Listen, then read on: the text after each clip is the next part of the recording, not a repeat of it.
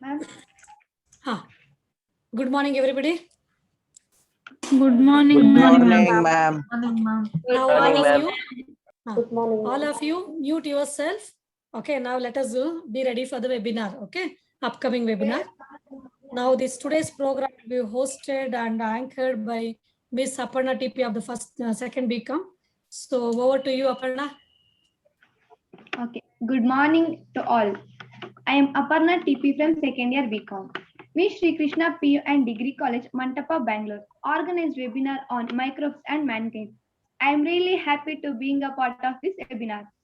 Our management supports us to develop a healthy society and also cares a lot. So today we organized webinar by very eminent Professor Satish Sir, Department of Microbiology from Mysore University. We all know that though we are from commerce background, we should have knowledge about microbes in our daily life. We heartily welcome our principal, Madam Yashoda Harikumar. Welcome you, Madam. Thank you. We welcome our Director, Dr. Harikumar Sir, to this beautiful moment. Welcome you, Sir. It is a great privilege to welcome our speaker, Dr. Satish Sir. Welcome you, Sir. Thank you. Welcoming our beloved lecturers and my dear lovely friends. It gives me great pleasure to welcome you all. In this wonderful occasion, I would like to invite my dear senior Miss Soumya to give introduction about our honorable speaker, Dr. Satish Sir. Over to you, Soumya. Good morning, everyone.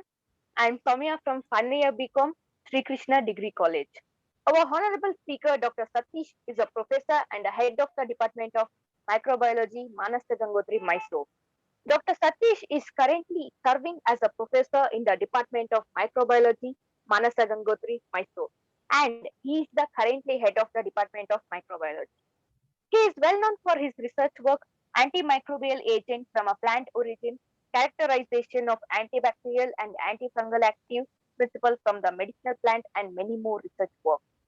Dr. Satish has been visited many places for presenting his research papers on antimicrobial research held at Spain, research paper on medicinal plant and herbal products at Sri Lanka, and also participated in workshops on sustainability, genetics, and future cultivators at USA.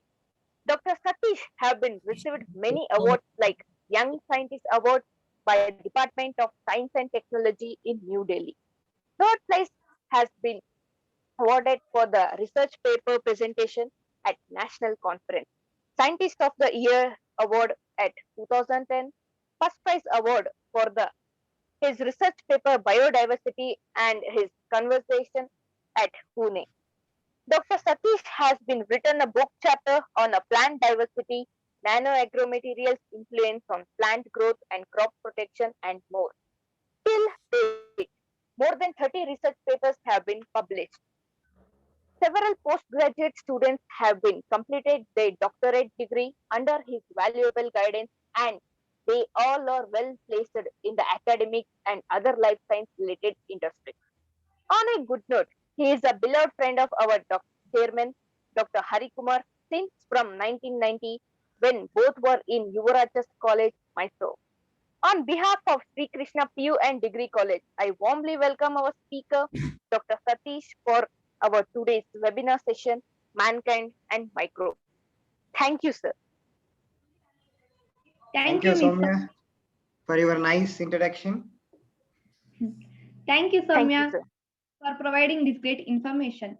I would like to invite Mrs. Yashoda Harikumar, Principal of Sri Krishna PU and Degree College, to speak few words about our honorable speaker, Dr. Satish. Ma'am, please. Good morning to one and all. Dr. Satish is what we can say that he'll be an inspired person for you people. He's a role model for you people because of two things. One, as a professor, he's different. As a parent, he is different because as a parent, I have seen him very well. Our Magalu, he has only one daughter. Our Magalu state topper in 10th standard. Okay. ಅವಳನ್ನು ನೋಡಿದ್ರೆ ಯಾರಿಗೂ ಅನ್ಸೋದಿಲ್ಲ ಇವಳು state topper ಅಂತ. So such a humble and very soft spoken student girl.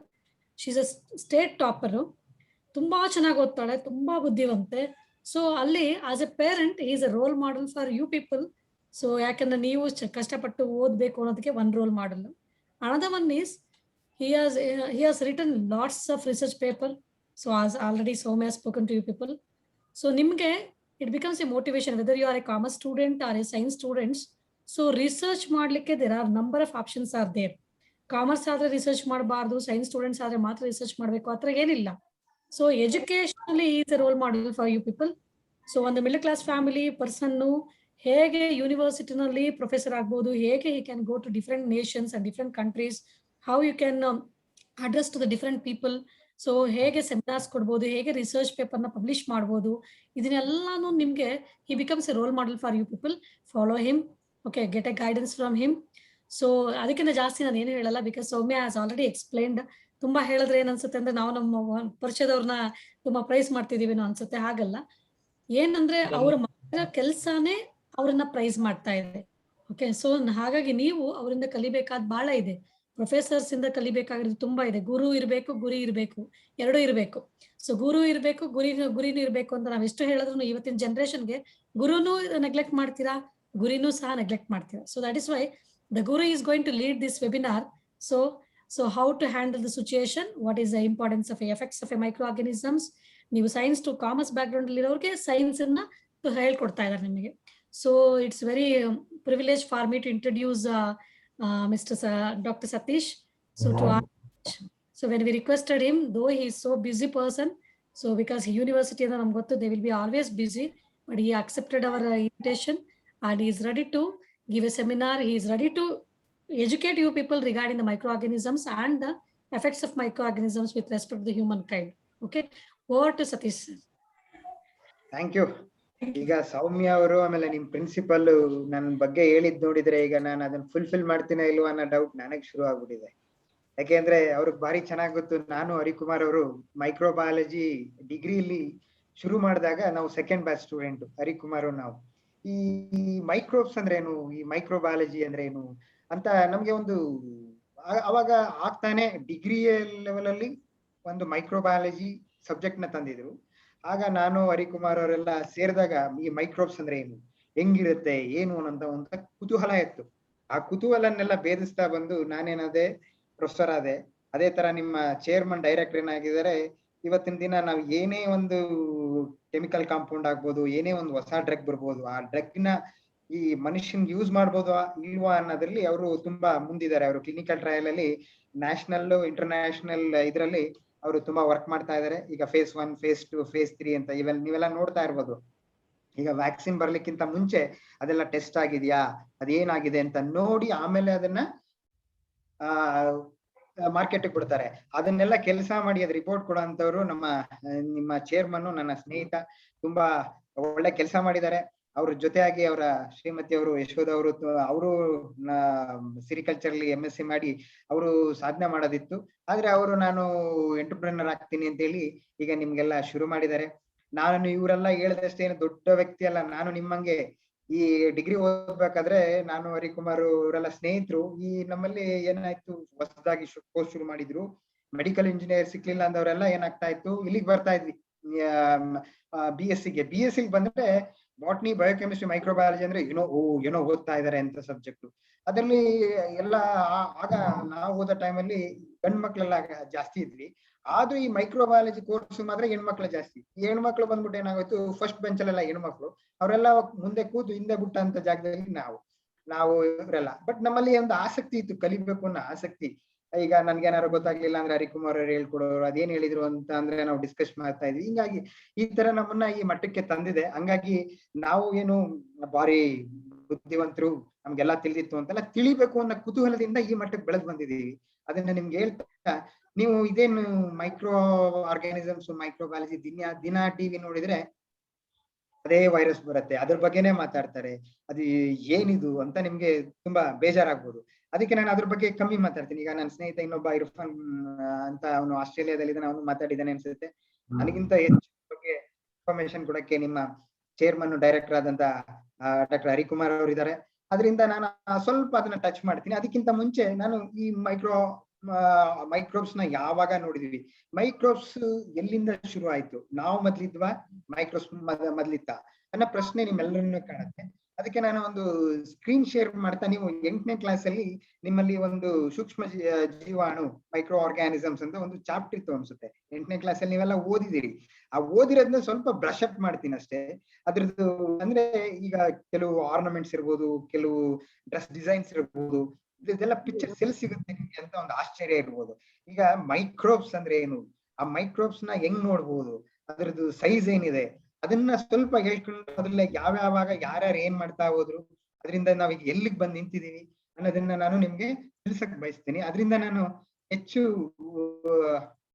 ಸಮಯ ತೊಳೆದೆ ನಾನು ಶುರು ಮಾಡ್ತೀನಿ. ಈ Mankind and microbes today's relevance, ಈ ಟಾಪಿಕ್ ಕೊಟ್ಟವರು ನಾನಲ್ಲ. ನಾನು ನಿಮ್ ಕಾಲೇಜ್ ನೋಡಿದ್ದೀನಿ, ಶ್ರೀಕೃಷ್ಣ ಕಾಲೇಜಿಗೆ ಭೇಟಿ ಮಾಡಿದ್ದೆ. ಭೇಟಿ ಮಾಡಿ ಅಲ್ಲೇ ಬಂದು ನಿಮ್ಮನ್ನೆಲ್ಲ ಮಾತಾಡಿಸ್ಬೇಕು ಅಂತ ನನಗೆ ತುಂಬಾ ಆಸಕ್ತಿ ಇತ್ತು. ಆದ್ರೆ ಈ COVID-19 ಬರಲಾಗಿ ನಾನು ನಿಮ್ಮ ಕಾಲೇಜಿಗೆ ಬರಕ್ ಆಗ್ಲಿಲ್ಲ 2-3 ವರ್ಷದಿಂದ. ಹಂಗಾಗಿ ಏನಾಯ್ತು, ನಾನು ಏನ್ ಮಾಡೋದು ಅಂತ ಕೇಳಿದೆ. ಅದಕ್ಕೆ Mankind and microbes today's relevance ಅಂತ ಕೊಡ್ತೀನಿ, ಏನ್ ಮಾತಾಡ್ತೀನಿ ನೋಡು ಅಂತ ಹೇಳಿ ನಿಮ್ಮ ಹರಿಕುಮಾರ್ ಅವ್ರು ಸಜೆಸ್ಟ್ ಮಾಡಿದ್ರೆ ಆಯ್ತು ಮಾತಾಡೋಣ ಬಿಡು ಅಂತ ಹೇಳಿ ಸುಮ್ಮನಾದೆ. ಮ್ಯಾನ್ಕೈಂಡ್ ಅಂಡ್ ಮೈಕ್ರೋಬ್ಸ್, ಮಾನವ ಮತ್ತು ಸೂಕ್ಷ್ಮ ಜೀವಿಗಳು ಇಂದಿನ ಪ್ರಸ್ತುತತೆ ಅಂದ್ರೆ ಏನು? ಈ ಸೂಕ್ಷ್ಮಾಣು ಅಂದ್ರೆ ಏನು? ಮನುಷ್ಯ. ಈಗ ಮನುಷ್ಯ ಮೊದ್ಲಿದ್ನ ಮೈಕ್ರೋಬ್ಸ್ ಮೊದ್ಲಿದ್ದ? ಇದಕ್ಕೊಂದು ಉತ್ತರ ಹೇಳ್ತೀನಿ. Billions of years ago first ಇದ್ದಿದ್ದೆ ಮೈಕ್ರೋಬ್ಸ್. ಆ ಮೈಕ್ರೋಬ್ಸ್ ಆದ್ಮೇಲೆ ಪ್ಲಾಂಟ್ಸ್, ಎನಿಮಲ್ಸ್, ಹ್ಯೂಮನ್ಸ್, ಈ ತರ ಎವಲ್ಯೂಷನ್ ಶುರು ಆಗಿದ್ದು. ಈಗ ಮೈಟೋಕಾಂಡ್ರಿಯಾದಲ್ಲೂ mitochondria it is comes from microbes only, ಅದರಿಂದ ಅದಕ್ಕೆ ನ್ಯೂಕ್ಲಿಯಸ್ ಇರುತ್ತೆ. ಅದೇ ತರ ಮೈಕ್ರೋಬ್ಸ್ ನಮ್ಗಿಂತ ತುಂಬಾ ಪ್ರಿಮಿಟಿವ್ ಆರ್ಗ್ಯಾನಿಸಮ್. ಆಮೇಲೆ ಮನುಷ್ಯ ಬಂದಿದ್ದು. ಮನುಷ್ಯ ಬಂದಾದ್ಮೇಲೆ ಮೈಕ್ರೋಬ್ಸ್ ನ ಈ ಮನುಷ್ಯ, ಈ ಪ್ರಪಂಚದಲ್ಲಿ ಅತಿ ಬುದ್ಧಿಜೀವಿ ಅಂದ್ರೆ ನಿಮ್ಮೆಲ್ಲರಿಗೂ ತಿಳಿದಿರತಕ್ಕಂತೆ ಮಾನವ. ಈ ಮಾನವ ಮೈಕ್ರೋಬ್ಸ್ ನ, ಈ ಸೂಕ್ಷ್ಮ ಜೀವಾಣುವನ್ನ ಯಾವಾಗ ಫಸ್ಟ್ ನೋಡ್ದ? ಆ ನೋಡಿದ ಮೇಲೆ ಏನಾಗ್ತಾ ಬರ್ತಾ ಇದೆ? ಅದರಿಂದ ಬರೀ ತೊಂದರೆಗಳೇ ಇದೆಯಾ, ಅದರಿಂದ ಲಾಭ ಇದೆಯಾ? ಇದ್ರ ಬಗ್ಗೆ ಹೋಗ್ತೀನಿ. ಈ ಲಾಭ ನಷ್ಟದ ಬಗ್ಗೆ ನೀವು ಅಕೌಂಟೆನ್ಸಿ ಇದೆಲ್ಲ ಕಾಮರ್ಸ್ ಅಲ್ಲಿ ತುಂಬಾ ಚೆನ್ನಾಗಿ ಓದ್ತೀರಿ.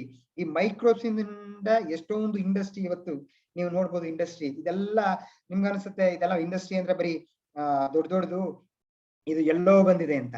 ಇಲ್ಲ, ಮೋಸ್ಟ್ ಆಫ್ ದ ಇಂಡಸ್ಟ್ರೀಸ್ಗೆ ಇವತ್ತು ನೀವು ಕೆಲವು ಜನ ಇಡ್ಲಿ ತಿಂದಿದ್ದೀರಿ, ದೋಸೆ ತಿಂದಿದ್ದೀರಿ, ಬ್ರೆಡ್ ತಿಂದಿದ್ದೀರಿ, ಪಿಕಲ್ಸ್ ತಿಂದಿದ್ದೀರಿ. ಇದೆಲ್ಲ ಎಲ್ಲಿಂದ ಬಂತು? ಇದೆಲ್ಲ ಮೈಕ್ರೋಬಿಯಲ್ ಪ್ರಾಡಕ್ಟ್ಸ್. ಆದ್ರೆ ನಿಮಗೆ ಗೊತ್ತಿಲ್ಲ ಇದೆಲ್ಲ ಮೈಕ್ರೋಬ್ಸ್ ಇಂದ ಆಗಿದೆ ಅಂತ. ಅಮ್ಮ ಕೊಡ್ತಾರೆ, ನೀವು ತಿಂತೀರಿ.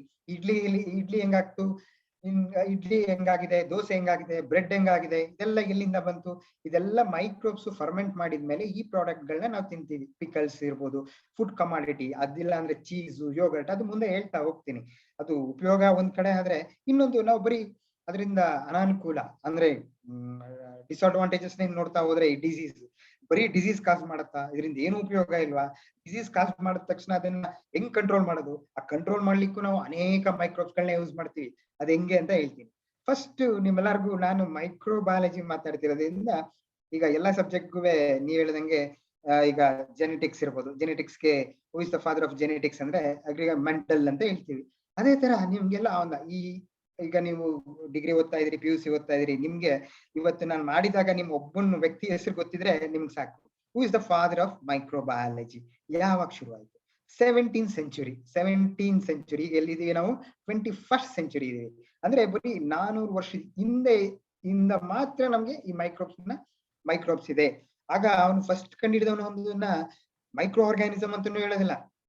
ಅದನ್ನ ಅವನು ಏನಂತ ಹೇಳ್ತಾನೆ? ಅನಿಮಾಲಿಕ್ಯೂಲ್ಸ್ ಅಂತ ಹೇಳ್ತಾನೆ. ಅವ್ನು ಯಾರು ಅಂದ್ರೆ ಫಸ್ಟ್ ನೇವನು ಆಂಟನಿ ವಾನ್ ಲಿವನ್ಕ್. ಈಗ ಒಂದೊಂದಾಗಿ ಚಿತ್ರ ತೋರಿಸ್ತಾ ಹೋಗ್ತೀನಿ.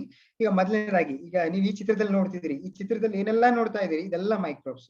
ಇದರಲ್ಲಿ ವೈರಸ್ ಇದೆ, ಫಂಗೈ ಇದೆ, ಬ್ಯಾಕ್ಟೀರಿಯಾ ಇದೆ, ಆಲ್ಗಾ ಇದೆ.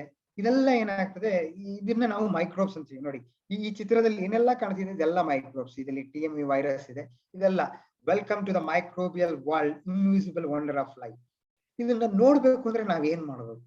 ಇದು ನಮ್ಗೊಂದು ಮೈಕ್ರೋಬ್ಸ್ ಅಂತ ಯಾಕೆ ಕರಿತೀವಿ? ಇದು ನಮ್ ಕಣ್ಣಿಗೆ ನೇಕೆಡ್ ಐ, ನಮ್ಗೆ ಒಂದು ಭಗವಂತ ಒಂದು ನೋಡ್ಲಿಕ್ಕೆ ಕಣ್ ಕೊಟ್ಟಿದ್ದಾನೆ. ಈ ಕಣ್ಣಲ್ಲಿ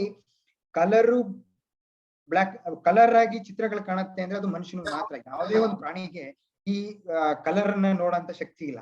ಎಲ್ಲ ಅದು ಬ್ಲಾಕ್ ಅಂಡ್ ವೈಟ್ ಅಲ್ಲಿ ನೋಡುತ್ತೆ. ಬಟ್ ನಮ್ ಭಗವಂತ ಮನುಷ್ಯನ್ಗೆ ಏನ್ ಕೊಟ್ಟಿದ್ದಾನೆ? ಅವ್ನಿಗೆ ಕಲರ್ ವಿಷನ್ ಕೊಟ್ಟಿದ್ದಾನೆ. ಅವನು ಕಲರ್ ಡಿಫ್ರೆಂಟ್ ಕಲರ್ಸ್ ಅಬ್ಸರ್ವ್ ಮಾಡಿ ನಮ್ಗೆ ಒಂದು ರೇಂಜ್ ಕೊಟ್ಟಿದ್ದಾನೆ. Visible range. ಆ ವಿಸಿಬಲ್ ರೇಂಜ್ ಅಲ್ಲಿ ನಾವು ಕೆಲವೇ ವಸ್ತುಗಳನ್ನ ನೋಡಕ್ಕಾಗೋದು, ಇನ್ನು ಅನೇಕ ವಸ್ತುಗಳು ನಮಗೆ ನೋಡಕ್ಕಾಗಿಲ್ಲ. ಅದೇ ಭಗವಂತ ನಮಗೆ ಕೊಟ್ಟರಂತ ಒಂದು ಶಕ್ತಿ. ಯಾಕೆಂದ್ರೆ ಇದನ್ನೆಲ್ಲ ನೋಡಿದ್ರೆ ನಾವು ಓಡಾಡಕ್ ಆಗ್ತಿರ್ಲಿಲ್ಲ, ಕೂರಕ್ ಆಗ್ತಿರ್ಲಿಲ್ಲ, ಊಟ ಮಾಡಕ್ ಆಗ್ತಿರಲಿಲ್ಲ, ಏನು ಕೆಲಸ ಮಾಡಕ್ ಆಗ್ತಿಲ್ಲ. ಯಾಕಂದ್ರೆ ಮೈಕ್ರೋಬ್ಸ್ ಅಂದ್ರೆ ಅದು ಇಲ್ಲಿ ಜಾಗನೇ ಇಲ್ಲ. ಈಗ ನಿಮ್ಗೆ ಅನಿಸ್ಬೋದು ಗಾಳಿಲಿ ಇದೆಯಾ, ಇದೆ. ನೀವೊಂದು ಹಿರಣ್ಯಕಶಿಪುದು ಒಂದು ಇದ್ ನೋಡಿರ್ಬೋದು. ಹಿರಣ್ಯಕಶಿಪುಗೆ ಅವ್ನ ಮಗ ಕೇಳ್ತಾನೆ, ಅವ್ನ ಅಪ್ಪ ಕೇಳ್ತಾನೆ, ಈಗ ಭಗವಂತ ಎಲ್ಲಿದ್ದಾನೆ ಅಂದ್ರೆ, ಎಲ್ಲಿದ್ದಾನೆ, ಅವ್ನು ಏನೆಲ್ಲ ತೋರಿಸಿದ್ರು ಎಲ್ಲಾ ಇದ್ದಾನೆ ಅಂತಾನೆ. ಅದೇ ತರ ಮೈಕ್ರೋಬ್ಸ್ ಇವತ್ತು ಸಮುದ್ರದಲ್ಲಿ ಬ್ಯಾರೋಫೈಲ್ಸ್, ಪ್ರೆಷರ್ ಇರ್ಬೋದು, ಥರ್ಮೋಫೈಲ್ಸ್ ಬಿಸಿಯಾದ ಬುಕ್ಕೆಗಳಲ್ಲಿರ್ಬೋದು, ಸೈಕ್ರೋಫೈಲ್ಸ್ ಕೋಲ್ಡ್ ಅಲ್ಲಿ ಇರ್ಬೋದು, ಸ್ಪೇಸ್ ಅಲ್ಲಿ ಇರ್ಬೋದು. ಆಮೇಲೆ ಅದು ಇಲ್ಲ ಅನ್ನೋ ಜಾಗನೇ ಇಲ್ಲ. ಈಗ ಸ್ಪೇಸ್ಗೆ ಸ್ಯಾಟಲೈಟ್ ಗಳನ್ನ ಬಿಡ್ತಾರೆ, ಸ್ಪೇಸ್ ಸ್ಟೇಷನ್ ಇದೆ, ಅಲ್ಲೂ ಮೈಕ್ರೋಬ್ಸ್ ನ ಐಸೋಲೇಟ್ ಮಾಡಿದ್ದಾರೆ. ಮೈಕ್ರೋಬ್ಸ್ ಅಂದ್ರೆ ಈಗ ಸರ್ ಎಲ್ಲಾ ಕಡೆ ಇದೆ ಹಂಗಿದ್ರೆ ನಮ್ಮಲ್ಲಿ ಇಲ್ವಾ? ನಮ್ಮಲ್ಲೂ ಇದೆ. ಈಗ ಇಂಟೆಸ್ಟೈನಲ್ ಮೈಕ್ರೋಫ್ಲೋರಾ ಅಂತ ಹೇಳ್ತೀವಿ. ಇಂಟೆಸ್ಟೈನಲ್ ಮೈಕ್ರೋಫ್ಲೋರಾ ವೇರಿ ಆದ್ರೆ ಹೊಟ್ಟೆಯಲ್ಲಿ ಕೆಲವೊಂದು ಮೈಕ್ರೋಬ್ಸ್ ಇರ್ಬೇಕು, ಅದು ನಮ್ಗೆ ಹೆಲ್ಪ್ಫುಲ್ ಇರುತ್ತೆ. ಆ ಮೈಕ್ರೋಬ್ಸ್ ಇದೇ ಇರುತ್ತೆ, ಬಟ್ ಅದು ಹಾರ್ಮ್ ಮಾಡೋದಿಲ್ಲ. ಅದೇ ತರ ನಮ್ಮ ಬಾಯಲ್ಲಿ ಅದನ್ನ ಆಂಟನಿ ಲಿವನ್ ಕೇಳ್ತಾನೆ ಒಂದ್ಸತಿ, ಅವನು ಟೀತ್ ಸ್ಕ್ರೈವಿಸ್ ನ ತೆಗೆದು ಮೈಕ್ರೋಸ್ಕೋಪ್ ಅಲ್ಲಿ ಇಟ್ಟು ಅಬ್ಸರ್ವ್ ಮಾಡಿದಾಗ ನನ್ನ ಹಾಲೆಂಡ್ ಜನತೆ ಎಷ್ಟು ಪಾಪ್ಯುಲೇಷನ್ ಇದೆ ಅದೆಲ್ಲ ಬರೀ ನಂದು ಒಂದು ಡ್ರಾಪ್ ಆಫ್ ಇದರಲ್ಲಿ ಇದೆ, ನನ್ನ ಮೌತ್ ಅಲ್ಲಿ ಇದೆ, ಅಷ್ಟು ಮೈಕ್ರೋಬ್ಸ್ ಇದೆ ಅಂತ ಹೇಳ್ತಾನೆ ಆಂಟನಿ ಲಿವನ್. ಆತರ ಇದ್ರದ್ದು ವಂಡರ್ಸ್ ನೋಡ್ಬೇಕು ಅಂದ್ರೆ ಇದ್ರಿಂದ ಒಳಗ್ ಹೋಗ್ಬೇಕು. ಒಳಗ್ ಹೋಗಿ ನೋಡೋದು ಹೆಂಗೆ, ಇದನ್ನ ನೋಡುವ ಅಭ್ಯಾಸ ಹೆಂಗೆ ಅಂದ್ರೆ ಒಂದು ಇನ್ಸ್ಟ್ರೂಮೆಂಟ್ ಬೇಕು, ಮೈಕ್ರೋಸ್ಕೋಪ್ ಅಂತ. ಸೈನ್ಸ್ ಸ್ಟೂಡೆಂಟ್ಸ್ ಎಲ್ಲ ನೋಡಿದಾರೆ ಅನ್ಸುತ್ತೆ, ನಿಮ್ಮ ಹೈಸ್ಕೂಲ್ ಅಲ್ಲಿ ನೀವು ನೋಡಿದ್ರೆ ಮೈಕ್ರೋಸ್ಕೋಪ್ ಅಲ್ಲಿ 300x ರೆಸೊಲ್ಯೂಷನ್ ನೋಡಿದ್ರೆ ನೀವು ಅನೇಕ ಮೈಕ್ರೋಬ್ಸ್ ಗಳನ್ನ ನೋಡ್ತೀರಿ. ಅದರಲ್ಲಿ ವಿಚಿತ್ರವಾದ ಇರ್ಬೋದು. ಸರ್ ಈಗ ನಾವು ಕಣ್ಣು ಕಾಣ ಅಂತ ಮೈಕ್ರೋಬ್ಸ್ ಇಲ್ವಾ? ಇದೆ. ಯಾವ್ದಿದೆ ಅಂದ್ರೆ, ಇವತ್ತು ಒಂದೆರಡು ದಿನ ನೀವು ಬ್ರೆಡ್ ಅನ್ನ ತಂದು ಮನೇಲಿ ಇಟ್ಟಿರ್ತೀನಿ, ಅದು ಕರೆಕ್ಟ್ ಆಗಿ ಪ್ರಿಸರ್ವ್ ಮಾಡಿ ಇಟ್ಟಿಲ್ಲ ಅಂದ್ರೆ ಸೈಡ್ ಅಲ್ಲಿ ಇಟ್ಟಿದ್ರೆ, ಇಲ್ಲಾಂದ್ರೆ ನಿಂಬೆಣ್ಣನ್ನೆಲ್ಲ ಇಟ್ಟಿದ್ರೆ ಅದ್ರ ಮೇಲೆ ಕಪ್ಗೆ ಗ್ರೀನ್ಗೆ ಏನೋ ಒಂದು ಫಾರ್ಮ್ ಆಗುತ್ತೆ. ಅದನ್ನ ಕರೆಕ್ಟ್ ಆಗಿ ಸ್ಕ್ರೇಪ್ ಮಾಡಿ ನೀವು ಮೈಕ್ರೋಸ್ಕೋಪ್ ಅಲ್ಲಿ ಇಟ್ಟು ನೋಡಿದ್ರೆ ಅದು ಯಾವ ತರ ಕಾಣುತ್ತೆ ಅಂತ ನೋಡ್ಬೋದು. ಅದು ಇಲ್ಲಿ ಒಂದ್ ಕಾಣ್ತಾ ಇದೆ ನೋಡಿ, ಈ ತರ ಕಾಣುತ್ತೆ. ಇದು ಅದು ಆಸ್ಪಜಿಲಸ್ ಇರ್ಬೋದು, ಮ್ಯೂಕರ್ ಇರ್ಬೋದು, ರೈಸೋಪಸ್ ಇರ್ಬೋದು. ಇದನ್ನೆಲ್ಲ ನೋಡುವಂತ ಭಾಗ್ಯ ಮೈಕ್ರೋಸ್ಕೋಪ್ ಅಲ್ಲಿ ನೋಡಿದಾಗ ಮಾತ್ರ ಗೊತ್ತಾಗ್ತದೆ. ಯಾಕೆಂದ್ರೆ ಭಗವಂತ ಒಂದು ವಿಸಿಬಲ್ ರೇಂಜ್ ಕೊಟ್ಟಿದ್ದಾನೆ.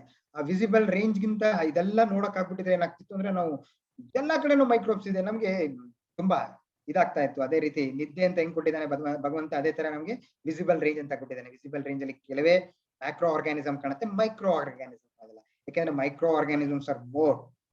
ಹಂಗಿದ್ರೆ ಮೈಕ್ರೋಬ್ಸ್ ನಾವ್ ಎಲ್ಲಾನು ನೋಡ್ಬಿಟ್ಟಿದೀವ? ಇಲ್ಲ. ಮುಂದೆ ನಾನು ಒಂದೊಂದಾಗಿ ಹೇಳ್ತಾ ಹೋಗ್ತೇನೆ. ಈಗ ಮೈಕ್ರೋಬಯಾಲಜಿ ಅಂದ್ರೆ ನಿಮ್ಮೆಲ್ಲರಿಗೂ ಗೊತ್ತಿದೆ. ಈಗ ವೈರಸ್ ಅಂತೂ ನೀವೆಲ್ಲರೂ ತುಂಬಾ ಚೆನ್ನಾಗಿ ಗೊತ್ತಾಗ್ಬಿಟ್ಟಿದೆ, ಯಾಕಂದ್ರೆ ಚಿತ್ರ ತೋರಿಸ್ತಾರೆ. ಅದೇನೋ ರೌಂಡ್ ಇರುತ್ತೆ, ಅದ್ರ ಮೇಲೆಲ್ಲ ಸ್ಪೈಕ್ ಇರುತ್ತೆ, ಅದೇನು ಏನು ಕರೋನಾ ಬಂತು, ನಿಮ್ ಮನೆಗೆ ಬಂತು, ಅಥವಾ ಎಲ್ಲ ತುಂಬಾ ಎದುರಿಸ್ತಾ ಇದ್ದಾರೆ. ವೈರಸ್ ಅದು ಸಿಂಗಲ್ ಸ್ಟ್ಯಾಂಡರ್ಡ್ RNA. ಅದು ವೈರಸ್, ಅದ್ರದ್ದು ಅದು ಕಿರೀಟ ತರ ಇರುತ್ತೆ. ಅದಕ್ಕೋಸ್ಕರ ಅದನ್ನ ಆ ಶೇಪ್ ಅಲ್ಲಿ ತೋರಿಸ್ತಾ ಇದ್ದಾರೆ ಅಷ್ಟೇ. ಅದು ಅದೇ ತರ ಇರ್ಬೇಕು ಅಂತಲ್ಲ, ಅದು ಸಿಂಗಲ್ ಸ್ಟ್ಯಾಂಡರ್ಡ್ RNA ಸೈಜ್ ಎಷ್ಟಿರುತ್ತೆ ಅಂತ ತೋರಿಸ್ತೀನಿ. ಇಲ್ಲಾಂದ್ರೆ ಬ್ಯಾಕ್ಟೀರಿಯಾ ಆಗ್ಬೋದು, ವೈರಸ್ ಆಗ್ಬೋದು, ಈ ಆಲ್ಗಾ ಆಗ್ಬೋದು, ಇದನ್ನೆಲ್ಲ ನಾವು ಮೈಕ್ರೋಬ್ಸ್ ಅಂತೀವಿ. ಈ ಮೈಕ್ರೋಬ್ಸ್ ಅಂದ್ರೆ ಅದ್ರದ್ದು ರೇಂಜ್ ಏನಿದೆ, ಅದು ಈಗ ಸೈಜ್ ಏನಿದೆ. ಸೈಜ್ ಅಂದ್ರೆ ಈಗ ನೀವೆಲ್ಲ ಕಾಮರ್ಸ್ ಇರೋದ್ರಿಂದ ಸೈಜ್ ನ ನೀವು ತುಂಬಾ ಚೆನ್ನಾಗಿ ಅರ್ಥ ಮಾಡ್ಕೊಂತೀರಿ. ಇದು ಅದು ವೈರಸ್ ಇರ್ಬೋದು, ಫಂಗೈ ಇರ್ಬೋದು, ಬ್ಯಾಕ್ಟೀರಿಯಾ ಇರ್ಬೋದು, ಅದು ಮೈಕ್ರೋಬ್ಸ್ ಇರ್ಬೋದು. ಇದನ್ನ ನಾವೇನ್ ಹೇಳ್ತೀವಿ? ಮೈಕ್ರೋಬ್ಸ್ ಅಂತೀವಿ. ಈಗ ನಮ್ಗೆ ಇಲ್ಲಿ ತನಕ ಗೊತ್ತಿರೋದು ಓನ್ಲಿ 3% ಆಫ್ ಮೈಕ್ರೋಬ್ಸ್. ಈ 400 ವರ್ಷದಿಂದ ನಾವು ಉಪಯೋಗಕ್ಕಿರೋಂತಹ ಮೈಕ್ರೋಬ್ಸ್ ಅಂದ್ರೆ ಈ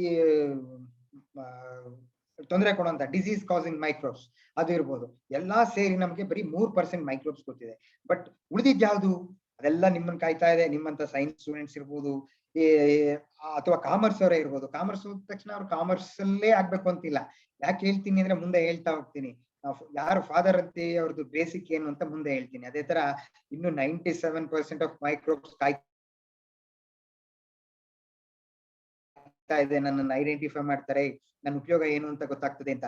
ಈಗ ಆ PCR ಗೆ ಒಂದು ಎನ್ಸೈಮ್ ಬೇಕು, ಥರ್ಮಸ್ ಅಕ್ವಾಟಿಕಸ್. ಅದೊಂದು ಥರ್ಮೋಫೈಲ್ಸ್. ಅದು ಆ ಬ್ಯಾಕ್ಟೀರಿಯಾದಿಂದ ಥರ್ಮಸ್ ಆ ಟೆಂಪರೇಚರ್ ನ ರೆಸಿಸ್ಟ್ ಆಗಂತ ಎನ್ಸೈಮ್ಸ್ ನ ಮಾಡಿರ್ತಾರೆ. ಅದು ರೆಪ್ಲಿಕೇಶನ್ ಆಫ್ RNA ಆದಾಗ, ಅದು ರೆಪ್ಲಿಕೇಶನ್ ಆದ್ಮೇಲೆ ನಾವು ಇದು ಡಿಸೀಸ್, ಇದು ಸೇಮ್ ವೈರಸ್ ಬ್ಯಾಕ್ಟೀರಿಯಾನ ಅದು ಸೀಕ್ವೆನ್ಸ್ ಮಾಡ್ಲಿಕ್ಕೆ ನಾವು ಅದನ್ನು ಉಪಯೋಗಿಸ್ತೀವಿ. ಅದು ಸಹ ಬಂದಿರೋದು ಒಂದು ಸೂಕ್ಷ್ಮ ಜೀವಿಯಿಂದಾನೆ. ನೆಕ್ಸ್ಟ್, ಈಗ ಸೈಜ್ ನಾನು ಹೇಳಿದೆ, ಏನ್ ಸೈಜ್ ಅಂದ್ರೆ ಇದು ನಾವು ಕಣ್ಣಲ್ಲಿ ನೋಡುವಂತದ್ದು. ಈಗ ಫ್ರಾಗ್ ಎಗ್ಸ್ ಇರ್ಬೋದು 1 ಮಿಲಿಮೀಟರ್ ಗಿಂತ ಜಾಸ್ತಿ ಇರುತ್ತೆ, ಇಲ್ಲ ಚಿಕನ್ ಎಗ್ ಇರ್ಬೋದು ಅದು 1 ಸೆಂಟಿಮೀಟರ್ ಗಿಂತ ಜಾಸ್ತಿ ಇರುತ್ತೆ. ಆಮೇಲೆ length of some no and muscle cells ಇರ್ಬೋದು, ಅದು 0.1 ಇಂದ 1 ಮೀಟರ್ ತನಕ ಇರುತ್ತೆ, ಅದು ನೋಡ್ಬೋದು. Human height up to 10 meters you can easily see in your naked eye. ಕೆಲವು ಅಂದ್ರೆ ಕೆಲವನ್ನ ನಾವು ಲೈಟ್ ಮೈಕ್ರೋಸ್ಕೋಪ್ ಅಲ್ಲಿ ನೋಡ್ತೀವಿ, ಕೆಲವನ್ನ ಎಲೆಕ್ಟ್ರಾನ್ ಮೈಕ್ರೋಸ್ಕೋಪ್ ಅಲ್ಲಿ ನೋಡ್ತೀವಿ. ಈಗ ಲೈಟ್ ಮೈಕ್ರೋಸ್ಕೋಪ್ ಅಲ್ಲಿ ನೋಡಿದ್ರೆ ಏನೆಲ್ಲ ಕಾಣುತ್ತೆ? ಯುಕ್ಯಾರಿಯೋಟಿಕ್ ಸೆಲ್ಸ್ ಅಂದ್ರೆ ಲಾರ್ಜರ್ ಫಂಗೈ ಇರ್ಬೋದು, ಯುಕ್ಯಾರಿಯೋಟಿಕ್ ಆರ್ಗಾನಿಸಮ್ಸ್ ಅಂದ್ರೆ ಆಲ್ಮೋಸ್ಟ್ ಆಲ್ ಸೆಲ್ಸ್. ಇದನ್ನೆಲ್ಲ ನಾವು ಲೈಟ್ ಮೈಕ್ರೋಸ್ಕೋಪ್ ಅಲ್ಲಿ ನೋಡಿದ್ರೆ ಮಾತ್ರ ಗೊತ್ತಾಗ್ತದೆ. Nucleus, most of the bacteria, mitochondria, ಇದನ್ನೆಲ್ಲ ನೀವು ಲೈಟ್ ಮೈಕ್ರೋಸ್ಕೋಪ್. ಇಲ್ಲಿ ಒಂದು ಮೈಕ್ರೋಸ್ಕೋಪ್ ಕಾಣ್ತಾ ಇದೆ, ಇದು first microscope invented by Antony van Leeuwenhoek. ಅವ್ನು ಯಾರು ಅಂತ ನೆಕ್ಸ್ಟ್ ತೋರಿಸ್ತೀನಿ. ಲೆವೆನ್ಯುಕ್ ಅದರಲ್ಲಿ ಅಪ್ ಟು 300 ಮ್ಯಾಗ್ನಿಫಿಕೇಶನ್ ಎಕ್ಸ್ ಅಲ್ಲಿ ನೋಡಿದ್ರೆ ನಾವು ಲೈಟ್ ಮೈಕ್ರೋಸ್ಕೋಪ್ ಅಲ್ಲಿ ಇದೆಲ್ಲ ಕಾಣುತ್ತೆ. ಎಲೆಕ್ಟ್ರಾನ್ ಮೈಕ್ರೋಸ್ಕೋಪ್ ಅಲ್ಲಿ ನಾವು 1000 ಟೈಮ್ಸ್ ಇನ್ಕ್ರೀಸ್ ಮಾಡಿ ರೆಸೊಲ್ಯೂಷನ್ ಅನ್ನು ನೋಡಿದಾಗ ನಾವು ಮೈಕೋಪ್ಲಾಸ್ಮಾ ನೋಡ್ಬೋದು, ವೈರಸ್ ನೋಡ್ಬೋದು, ರೈಬೋಸೋಮ್ಸ್ ನೋಡ್ಬೋದು, ಪ್ರೋಟೀನ್, ಲಿಪಿಡ್ಸ್ ನೋಡ್ಬೋದು, ಮಾಲಿಕ್ಯೂಲ್ಸ್, ಆಟಮ್. ಇದೆಲ್ಲ ಸೈಜ್ ಎಷ್ಟು? 0.1 nanometre to 10 nanometres. Atoms, protein, lipids ಇದೆಲ್ಲ ಏನಾಗ್ತದೆ? All living organisms is made up of this type of atoms. ಇದರಿಂದ ಆಗಿರುತ್ತೆ ಪ್ರೋಟೀನ್ಸ್, ಲಿಪಿಡ್ಸ್, ಕಾರ್ಬೋಹೈಡ್ರೇಟ್ಸ್, ಇದರಿಂದ ಎಲ್ಲ ಆಗಿರುತ್ತೆ. ಇದು cells 0.1 nanometre to 10 nanometre. 10 nanometre to 100 nanometre ಅಲ್ಲಿ ವೈರಸ್ ಅಂಡ್ ಟ್ರೈಬೋಸೋಮ್ಸ್ ಇರುತ್ತೆ. You think about the size. ನೀವು ಸೆಂಟಿಮೀಟರ್ ಸ್ಕೇಲ್ ನೋಡಿದಿರಿ, 1 ಸೆಂಟಿಮೀಟರ್ ಅಂದ್ರೆ 100 ಮಿಲಿಮೀಟರ್. ಆ 1 ಸೆಂಟಿಮೀಟರ್ 100 ಮಿಲಿಮೀಟರ್ ಮಾಡಿ. 100 ಮಿಲಿಮೀಟರ್ ಅಲ್ಲಿ ಪುನಃ ಒಂದು ಇರುತ್ತಲ್ಲ, ಆ ಒಂದನ್ನ again we divide into 100 micrometre. ಆ 100 micrometer again we divided that one, that it is equal to 100 nanometer. That is the size. We cannot imagine. We can see through only the microscope. ಅದನ್ನ ಈ organisms ಗಳನ್ನ ನಾವೇನ್ ಹೇಳ್ತೀವಿ? Micro organisms. ಇಲ್ಲಿ ತನಕ micro organisms ನಾವ್ ಯಾಕೆ ನೋಡಕ್ಕಾಗಲ್ಲ ಅಂದ್ರೆ ಅದ್ರದ್ದು ರೇಂಜ್ ಏನು ಅಂತ ಗೊತ್ತಾಯ್ತು. ಈಗ ನಿಮ್ಗೆಲ್ಲರಿಗೂ ಆಶ್ಚರ್ಯ ಇರ್ಬೋದು, ವೈರಸ್ ಸೈಜ್ ಏನು ಅಂತ. 10 ನ್ಯಾನೋಮೀಟರ್ ಟು 100 ನ್ಯಾನೋಮೀಟರ್ ಅಂದ್ರೆ ನಿಮ್ಗೆ ಟಿವಿಲಿ ತೋರಿಸ್ತಾರಂತ ಅಷ್ಟು ದೂರದಲ್ಲ. ಲೈಟ್ ಮೈಕ್ರೋಸ್ಕೋಪ್ ಅಲ್ಲಿ ನೋಡಿದ್ರು ಕಾಣೋದಿಲ್ಲ. ಅದಕ್ಕೆ ಎಲೆಕ್ಟ್ರಾನ್ ಮೈಕ್ರೋಸ್ಕೋಪ್ ಅಲ್ಲಿ ನೋಡಿದ್ರೆ ಮಾತ್ರ ನಿಮ್ಗೆ ಆ ಒಂದು ವೈರಸ್ ನ ನೋಡ್ಲಿಕ್ಕೆ ಸಾಧ್ಯ ಆಗ್ತದೆ. ಈ ವೈರಸ್ ನ ಯಾವಾಗ ಕಂಡುಹಿಡಿದ್ರು ಅಂತ ನಿಮ್ಗೆಲ್ಲ ಆಶ್ಚರ್ಯ ಆಗ್ಬೋದು. ಈ ವೈರಸ್ ಯಾವಾಗ ಬಂತು ಏನು ಅಂತೆಲ್ಲ. ವೈರಸ್ ನ ತುಂಬಾ ಹಿಂದೆ ಏನಲ್ಲ, ಈಗ 200 ಇಯರ್, ಬರೀ 125 ವರ್ಷ ಆಗಿದೆ ಅಷ್ಟೇ. ಅವಾಗ ವೈರಸ್ ಕಂಡುಹಿಡಿತಾರೆ. ಫಸ್ಟ್ ವೈರಸ್ ನ ಐಡೆಂಟಿಫೈ ಮಾಡೋದು ಟೊಬ್ಯಾಕೊ ಮೊಸಾಯಿಕ್ ವೈರಸ್ ಅಂತ ಪ್ಲಾಂಟ್. ನಿಮಗೆ ಗೊತ್ತಿದೆ ಟೊಬ್ಯಾಕೊ ಪ್ಲಾಂಟ್ ಅಲ್ಲಿ. ಆ ಪ್ಲಾಂಟ್ ಅಲ್ಲಿ ಮೊಸಾಯಿಕ್ ಪ್ಯಾಟರ್ನ್ ಇರುತ್ತೆ. ಆ ಮೊಸಾಯಿಕ್ ಪ್ಯಾಟರ್ನ್ ಬಂದಾಗ ಏನಾಗ್ತಾ ಇರುತ್ತೆ, ಈ ಹೋಲ್ ಫೀಲ್ಡ್ ಅಲ್ಲಿ ಏನೇನೆಲ್ಲ ಹಾಕಿರ್ತಾರೆ ಎಲ್ಲ ಹಾಳಾಗ್ಬಿಡುತ್ತೆ. ಅಂದ್ರೆ ಲೀಫ್ ಸೈಜ್ ಎಲ್ಲ ರಿಡ್ಯೂಸ್ ಆಗ್ಬಿಡುತ್ತೆ. ಅದ್ರ quality of the tobacco reduce ಆಗ್ತಾ ಇರುತ್ತೆ. ಅದನ್ನ ಯಾವುದೇ ಕಾರಣಕ್ಕೂ ಕಂಟ್ರೋಲ್ ಮಾಡಕ್ಕಾಗಲ್ಲ. ಇವತ್ತು ಒಂದು ಹೇಳ್ತಾ ಇದೀನಿ ಕೇಳಿ, ಇವತ್ತು ಅಷ್ಟೇ ಯಾವುದೇ ಒಂದು ವೈರಲ್ ಡಿಸೀಸ್ಗೆ ಕಂಟ್ರೋಲ್ ಇಲ್ಲ, ವೈರಸ್ ಡಿಸೀಸ್ಗೆ ಕಂಟ್ರೋಲ್ ಇಲ್ಲ. ಪ್ಲಾಂಟ್ ಡಿಸೀಸ್ ಅಲ್ಲಿ ವೈರಸ್ ಡಿಸೀಸ್ ಬಂದ ತಕ್ಷಣ ಏನ್ ಮಾಡ್ತಾರೆ, ಅದನ್ನ ಕಿತ್ತು ಹಳ್ಳ ಮಾಡಿ ಹಳ್ಳದಲ್ಲಿ ಹಾಕಿ ಬರ್ನ್ ಮಾಡ್ತಾರೆ. ಇವತ್ತು ಅದಕ್ಕೆ ಡಿಸೀಸ್ ಬಂದ್ಮೇಲೆ ಕಂಟ್ರೋಲ್ ಮಾಡುವಂತ ಯಾವುದೇ ಒಂದು ಕೆಮಿಕಲ್ಸ್ ಆಗ್ಬಹುದು, ಡ್ರಗ್ಸ್ ಆಗ್ಬಹುದು, ಇನ್ನೇನಾಗಿ ಬಂದಿಲ್ಲ. ಬಟ್ ಪ್ರಿಫಲಾಕ್ಸಿಸ್ ಅಂದ್ರೆ ಏನು? ಅದು ಕಾಸ್ ಆಗಿ ಸಿವಿಯರ್ ಆಗಕ್ಕಿಂತ ಮುಂಚೆ ನಾವ್ ಏನೆಲ್ಲ ಮೆಜರ್ಸ್ ತಗೊಂತೀವಿ ಅದನ್ನ ಪ್ರಿಫಲಾಕ್ಸಿಸ್ ಅಂತೀವಿ. ಅದು ವ್ಯಾಕ್ಸಿನ್ಸ್ ಇರ್ಬೋದು, ಅದು ಬರ್ಲಿಕ್ಕೆ ಸ್ಪ್ರೆಡ್ ಆಗಕ್ಕಿಂತ ಮುಂಚೆ ನಾವ್ ಏನೆಲ್ಲ ಮೆಜರ್ಸ್ ತಗೊಂತೀವಿ ಅದನ್ನ ಪ್ರಿಫಲಾಕ್ಸಿಸ್. ಕೆಲವು ರೋಗ ಬಂದ್ರೆ ಅದನ್ನ ಕಂಟ್ರೋಲ್ ಮಾಡಕ್ ಆಗೋದಿಲ್ಲ. ಅದು ಯಾವ್ಯಾವ್ದು ಅಂತ ಮುಂದೆ ಹೇಳ್ತಾ ಹೋಗ್ತೀನಿ. ಇದು ಸೈಜ್ ಹೆಂಗಿರುತ್ತೆ ಅಂತ ನೋಡಿ. ಇದು ಸ್ಟೆಪ್ಟೋಕಾಕಸ್ ಅಂತೇಳಿ, ಸ್ಟೆಪ್ಟೋಕಾಕಸ್ ಪಯೋಜೆನ್ಸ್ ಅಂತ. ಅದ್ರ ಸೈಜು 1 ಮೈಕ್ರೋಮೀಟರ್. ಇಲ್ಲಿ 10 ಮೈಕ್ರೋಮೀಟರ್ ಅಲ್ಲಿ ಯು ಕ್ಯಾನ್ ಸಿ ದ ಸೆಕರೋಮೈಸಿಸ್ ಸರ್ವಿಸೆ. ಇದೊಂದು ಸೆಕರೋಮೈಸಿಸ್ ಸರ್ವಿಸೆ. ಇದು ಈಸ್ಟ್ ಅಂತ ಹೇಳ್ತೀವಿ. ಈಗ ನಾನು ನಿಮ್ಗೆ ಇಡ್ಲಿ, ದೋಸೆ, ಆಮೇಲೆ ಬ್ರೆಡ್ ಅಂತ ಹೇಳಿದ್ನಲ್ಲ, ಅದರಲ್ಲಿ ಈಸ್ಟ್, ಈ ಸೈಜ್ ಆರ್ಗಾನಿಸಮ್ ಮಲ್ಟಿಪ್ಲೈ ಆಗಿ ನಿಮ್ಗೆ ಆ ಪ್ರಾಡಕ್ಟ್ ಕೊಡುತ್ತೆ. ಅದು ಸೆಕರೋಮೈಸಿಸ್ ಸರ್ವಿಸೆ ಈಸ್ಟ್. ಇದನ್ನ ನೋಡಿ, ಯಾಕೆಂದ್ರೆ ಇಲ್ಲಿಂದ ಶುರು ಆಗ್ತದೆ ನಮ್ಮ ಉಪಯೋಗಗಳು. ಏನಾಗ್ತಾ ಮೈಕ್ರೋಬ್ಸ್ ಇಂದ ಏನ್ ಉಪಯೋಗಗಳಾಗ್ತಾ ಇದೆ ಇಲ್ಲ ಅನ್ನೋದನ್ನ ಹೇಳ್ತಾ ಬರ್ತಾರೆ. ಅದು ಲೂಯಿಸ್ ಪಾಶ್ಚರ್ ಹೇಳ್ತಾರೆ, ಅದನ್ನ ನಾನು ಹೇಳ್ತಾ ಹೋಗ್ತೀನಿ. ಅದಕ್ಕಿಂತ ದೊಡ್ಡ ಆರ್ಗಾನಿಸಮ್ಸ್ ಗಳನ್ನ ಆಸ್ಟ್ರೇಲಿಯಾ ಸಿ ಅಲ್ಲಿ ಐಡೆಂಟಿಫೈ ಮಾಡಿದ್ದಾರೆ. ಅದು ಎಪಿಲಾಪ್ಸಿಕಮ್ ಫಿಷನ್ಸೋನಿ, ಥಯೋಮಾರ್ಗೆನ್ಶಿಯಾ ನೆಮಿಬಿಯನ್ಸಿಸ್ ದ ಸೈಜ್ 100 ಮೈಕ್ರೋಮೀಟರ್ ಅಂದ್ರೆ ನಮಗೆ ಅದು ಡಾಟ್ ಕಾಣ್ಬೋದು, ಅಷ್ಟು ಸೈಜ್ ಎಲ್ಲ ಆರ್ಗ್ಯಾನಿಸಮ್ ಐಡೆಂಟಿಫೈ ಮಾಡಿದ್ದಾರೆ. ಇವರೆಲ್ಲ ಗ್ರೇಟ್ ಲೆಜೆಂಡ್ಸ್ ಇನ್ ಮೈಕ್ರೋಬಯಾಲಜಿ. ಈ ಫಸ್ಟ್ ಕಾಣಿಸ್ತಾ ಇದೆಯಲ್ಲ, ಇವರ ಆಂಟನಿ ವನ್ ಲಿವನ್ಯುಕ್. ಇವರನ್ನ ನಾವು ಫಾದರ್ ಆಫ್ ಮೈಕ್ರೋಬಯಾಲಜಿ ಅಂತ ಮಾತಾಡ್ತೀವಿ. ಯಾಕೆ ಫಾದರ್ ಆಫ್ ಮೈಕ್ರೋಬಯಾಲಜಿ ಅಂತ ಮಾತಾಡ್ತೀವಿ ಅಂತಂದ್ರೆ ನೆಕ್ಸ್ಟ್ ಸ್ಲೈಡ್ ಅಲ್ಲಿ ಹೇಳ್ತೀನಿ. ಅದೇ ತರ ಇವರು ರಾಬರ್ಟ್ ಕಾಚ್ ಅಂತೇಳಿ, ಇವ್ರನ್ನ ನಾವು ಫಾದರ್ ಆಫ್ ಮೆಡಿಕಲ್ ಮೈಕ್ರೋಬಯಾಲಜಿ ಅಂತ ಕರಿತೀವಿ. ಅದೇ ತರ ಇವ್ರನ್ನ Louis Pasteur is widely regarded as father of microbiology. ಈಗ ಮೈಕ್ರೋಬ್ಸ್ ನ ಫಸ್ಟ್ ಮೈಕ್ರೋಸ್ಕೋಪ್ ಅಲ್ಲಿ ನೋಡಿದವರು ಇವರು ಆಂಟನಿ ವನ್ ಲಿವನ್. ಆದ್ರೂ Louis Pasteur is widely regarded as father of microbiology. ಕೆಲವರು ಏನಂತಾರೆ modern microbiology, father of modern microbiology ಅಂತ ಕರೀತಾರೆ. ಯಾಕೆಂದ್ರೆ Louis Pasteur contribution to the society is more when compared to any other research in the world. ಅವ್ರದ್ದು ಒಂದೊಂದಾಗಿ ಏನೇನ್ ಮಾಡಿದ್ರು ಅಂತ ಮುಂದೆ ಹೇಳ್ತೀನಿ. ಇವನು ಅಲೆಕ್ಸಾಂಡರ್ ಫ್ಲೆಮಿಂಗ್ ಅಂತ ಹೇಳಿ. ಅಲೆಕ್ಸಾಂಡರ್ ಫ್ಲೆಮಿಂಗ್ ಆಂಟಿಬಯೋಟಿಕ್ ಇವತ್ತು ನೀವೆಲ್ಲ ಏನೆಲ್ಲ ಆಂಟಿಬಯೋಟಿಕ್ ತಗೊಂತಾ ಇದ್ರಿ, ಅದ್ರದ್ದು ಹುಟ್ಟು 1928 ಅಲ್ಲಿ ಆಯ್ತು. 1928 ಅಂದ್ರೆ ಇನ್ನು 100 ವರ್ಷ ಆಗಿಲ್ಲ ಆಂಟಿಬಯೋಟಿಕ್ ಶುರುವಾಗಿ. ಅದನ್ನ ಕಂಡುಹಿಡಿದವನು ಅಲೆಕ್ಸಾಂಡರ್ ಫ್ಲೆಮಿಂಗ್. ಅದೇ ತರ ಇವನು ಪಾಲ್ ಎಲ್ರಿಚ್ ಇವರು ಫಾದರ್ ಆಫ್ ಕೀಮೋಥೆರಪಿ ಅಂತ ಹೇಳ್ತೀವಿ. ಕೀಮೋ, ಈ ಕೆಮಿಕಲ್ಸ್ ಗಳನ್ನ ಯೂಸ್ ಮಾಡಿ ಮೈಕ್ರೋಬ್ಸ್ ನ ಸಾಯ್ಬಹುದು ಅಂತ ಹೇಳಿದಂತವ್ರು Paul Ehrlich. Chemotherapy, father of chemotherapy. ಇದೇ ಲೈನ್ ಅಲ್ಲಿ ನಿಮ್ಮ ಚೇರ್ಮನ್ ಹರಿಕುಮಾರ್ ಅವರು ವರ್ಕ್ ಮಾಡ್ತಾ ಇರೋದು. ಎಷ್ಟೋ ನಮ್ಮ ಪ್ರಪಂಚದಲ್ಲಿ, ನಮ್ಮ ವರ್ಲ್ಡ್ ಅಲ್ಲಿ ವರ್ಷದಲ್ಲಿ ಒಂದು 5,000 ರಿಂದ 6,000 ನ್ಯೂ ಡ್ರಗ್ಸ್ ಬರುತ್ತೆ. ನ್ಯೂ ಕೆಮಿಕಲ್ ಎಂಟಿಟಿ ಎಂಟರ್ ಆಗುತ್ತೆ ಸಿಟಿ ಮಾರ್ಕೆಟ್ಗೆ ಎಂಟರ್ ಆದ್ರೆ ಹ್ಯೂಮನ್ ಕನ್ಸಂಪ್ಷನ್ಗೆ ಎಷ್ಟಾಗುತ್ತೆ ಅಂದ್ರೆ ಹಾರ್ಡ್ಲಿ 1-2 ಇದುವರೆಗೂ 1-2 ಮಾತ್ರ ಕೆಮಿಕಲ್ ಸಕ್ಸಸ್ ಆಗುತ್ತೆ. ಯಾಕಂದ್ರೆ ಅಲ್ಲಿ ತುಂಬಾ ಪ್ಯಾರಾಮೀಟರ್ಸ್ ಇದೆ. ನಮ್ಮ ಆ ಡ್ರಗ್ಸ್ ತಗೊಂಡ್ರೆ ಸೈಡ್ ಎಫೆಕ್ಟ್ ಏನಿದೆ, ಅದು ಅಬ್ಸಾರ್ಪ್ಷನ್ ಕೆಪಾಸಿಟಿ ಏನಿದೆ, ವೋಸ್ಟ್ ನ ಅದು ಇನಿಬಿಟ್ ಮಾಡ್ತಿದ್ಯಾ, ವೋಸ್ಟ್ ಗೆ ಡ್ಯಾಮೇಜ್ ಮಾಡ್ತಿದ್ಯಾ, ಓನ್ಲಿ ಪ್ಯಾಥೋಜನ್ ಗೆ ಟಾರ್ಗೆಟ್ ಮಾಡ್ತಿದ್ಯಾ, ಇದನ್ನೆಲ್ಲ ಪಾಲ್ ಎಲ್ರಿಚ್ ಫಸ್ಟ್ ಐಡೆಂಟಿಫೈ ಮಾಡ್ತಾರೆ. ಅದಕ್ಕೆ ಅವ್ರನ್ನ ಫಾದರ್ ಆಫ್ ಕೀಮೋಥೆರಪಿ. ನೀವು ಇವತ್ತು ಏನೆಲ್ಲ ಔಷಧಿ ರೋಗಕ್ಕೆ ತಗೊಂತಿದ್ದೀರಿ ಅದ್ರದ್ದು ಹುಟ್ಟ ಹಾಕಿದವನು ಇವನು ಪಾಲ್ ಎಲ್ರಿಚ್ ಅಂತೇಳಿ. ಈಗ ಒಂದೊಂದಾಗಿ ಹೋಗೋಣ. ಇನ್ನು ಸ್ವಲ್ಪ ಜಾಸ್ತಿ ಆಯ್ತಾ ಇಲ್ಲ ನಿಧಾನಕ್ಕೆ ಹೇಳ? Is it okay? ಓಕೆ. ಇವನು ಹೇಳಿದೆ Antony van Leeuwenhoek father of microbiology. ಇವನು ಹೆಂಗೆ ಇದನ್ನೆಲ್ಲ ಅಭ್ಯಾಸನ, ಅದು 17th ಸೆಂಚುರಿಯಲ್ಲಿ ಇವನು ಮೈಕ್ರೋಬಯಾಲಜಿಸ್ಟ್ ಆಗಿದ್ನ? ಈಗ ಎಲ್ಲಾರ್ಗು ಹೇಳಿದ, ಈಗ ಸೈನ್ಸ್ ಓದ್ದವ್ರು ಸೈನ್ಸೇ ಮಾಡ್ಬೇಕು, ಆರ್ಟ್ಸ್ ಓದ್ದವ್ರು ಆರ್ಟ್ಸೇ ಓದ್ಬೇಕು, ಕಾಮರ್ಸ್, ಅದು ಆ ಕಾಲ ಇಲ್ಲ. 17th ಸೆಂಚುರಿಯಲ್ಲಿ ಆಂಟನಿ ವನ್ ಲಿವನ್ಯುಕ್ ಅವನದು ಕೆಲಸ ಏನು ಅಂದ್ರೆ is basically A cloth Merchant. ಅವನು ಕ್ಲಾತ್ ಇರುತ್ತಲ್ಲ, ಕ್ಲಾತ್ ಮರ್ಚೆಂಟ್. ಆ ಕ್ಲಾತ್ ಥ್ರೆಡ್ಸ್ ಗಳು ಅಬ್ಸರ್ವ್ ಮಾಡ್ಲಿಕ್ಕೆ ಏನ್ ಮಾಡ್ತಾನೆ ಇವನು, ಹ್ಯಾಂಡ್ ಲೆನ್ಸ್ ನ ಯೂಸ್ ಮಾಡ್ತಾ ಇರ್ತಾನೆ. ಹ್ಯಾಂಡ್ ಲೆನ್ಸ್ ನ ಯೂಸ್ ಮಾಡಿ ಅದ್ರದ್ದು ಕ್ವಾಲಿಟಿ ಆಫ್ ದ ಥ್ರೆಡ್ಸ್ ನ ಚೆಕ್ ಮಾಡಿ ಆ ಕ್ಲಾತ್ ಬೆಲೆನ ಇವನು ಫಿಕ್ಸ್ ಮಾಡ್ತಾ ಇರ್ತಾನೆ. ಅದ್ರದ್ದು ಇವನಿಗೊಂದು ಹಾಬಿ, ಗ್ಲಾಸ್ ನ ಗ್ರೈಂಡ್ ಮಾಡಿ ಲೆನ್ಸ್ ಮಾಡಿ ಅದನ್ನ ಅಬ್ಸರ್ವ್ ಮಾಡ್ತಾ ಇರ್ತಾನೆ. ಅಬ್ಸರ್ವ್ ಮಾಡ್ಬೇಕಾದ್ರೆ ಒಂದ್ಸತಿ ಇವನು ಲೈಫ್ ಟೈಮ್ ಅಲ್ಲಿ 419 ಸ್ಲೈಡ್ಸ್ ಲೆನ್ಸಸ್ ನ ಗ್ರೈಂಡ್ ಮಾಡಿದ್ದಾನೆ. ಅದರಲ್ಲಿ 247 ಕಂಪ್ಲೀಟ್ ಮೈಕ್ರೋಸ್ಕೋಪ್ ಮಾಡಿದ್ದಾನೆ. ಈ ಮೈಕ್ರೋಸ್ಕೋಪ್ ಅಲ್ಲಿ ಏನಿಲ್ಲ, ಇಲ್ಲಿ ಒಂದು ಲೆನ್ಸ್ ಇದೆ, ಇಲ್ಲಿ ಸ್ಪೆಸಿಮೆನ್ ಹೋಲ್ಡರ್, ಈ ಟಿಪ್ ಅಲ್ಲಿ ಅಂದ್ರೆ ನಾನು ಹೇಳಿದ್ನಲ್ಲ, ಅದು ವಾಟರ್ ಡ್ರಾಪ್ಲೆಟ್, ಅದು ರೈನ್ ಡ್ರಾಪ್ಲೆಟ್ ಆಗಿರ್ಬೋದು, ಆಮೇಲೆ ಟೀತ್ ಸ್ಕ್ರೇವಿಸ್ ಇರ್ಬೋದು, ಅವ್ನಿಗೆ ಏನೇನ್ ಸಿಗುತ್ತೆ ಅದನ್ನೆಲ್ಲ ಏನ್ ಮಾಡ್ತಾನೆ, ಈ ಟಿಪ್ ಅಲ್ಲಿ ಇಟ್ಟು ಈ ಸ್ಕ್ರೂ, ಈ ಫೋಕಸ್ ಸ್ಕ್ರೂ, ಈ ಹ್ಯಾಂಡಲ್ ನ ಒಂದು ವುಡನ್ ಇದಕ್ಕೆ ಫಿಕ್ಸ್ ಮಾಡಿ ಇದರಿಂದ ಅಬ್ಸರ್ವ್ ಮಾಡ್ತಾ ಫೋಕಸ್ ಸ್ಕ್ರೂ ಇಂದ ನೋಡ್ತಾನೆ. ನೋಡಿದಾಗ ಅವ್ನಿಗೆ ವಂಡರ್ಸ್ ಕಾಣುತ್ತೆ. ಡಿಫ್ರೆಂಟ್ ಒಂದು ರೌಂಡ್ ಕಾಣಿಸಿದ್ರೆ ಇನ್ನೊಂದು ಉದ್ದ ಕಾಣುತ್ತೆ, ಇನ್ನೊಂದು ಸ್ಕ್ರೂ ಟೈಪ್ ಕಾಣುತ್ತೆ, ಸ್ಪೈರಲ್ ಶೇಪ್, ಇದೆಲ್ಲ ಕಾಣುತ್ತೆ. ಅವನಿಗೆ ವಂಡರ್ ಆಗ್ತದೆ ಇದೆಲ್ಲ ಏನು ಅಂತ.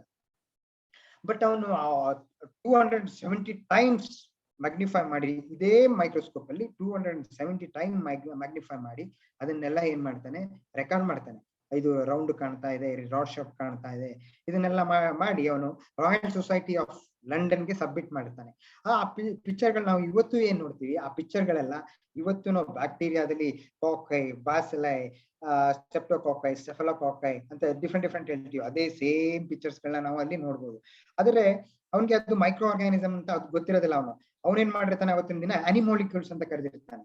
ಬಟ್ ಇವತ್ತು ನಮ್ಗೆ ಗೊತ್ತಾಗಿದೆ ಅದೆಲ್ಲ ಅನಿಮಾಲಿಕ್ಯೂಲ್ಸ್ ಅಲ್ಲ, ಮೈಕ್ರೋ ಆರ್ಗಾನಿಸಮ್ಸ್ ಅಂತ.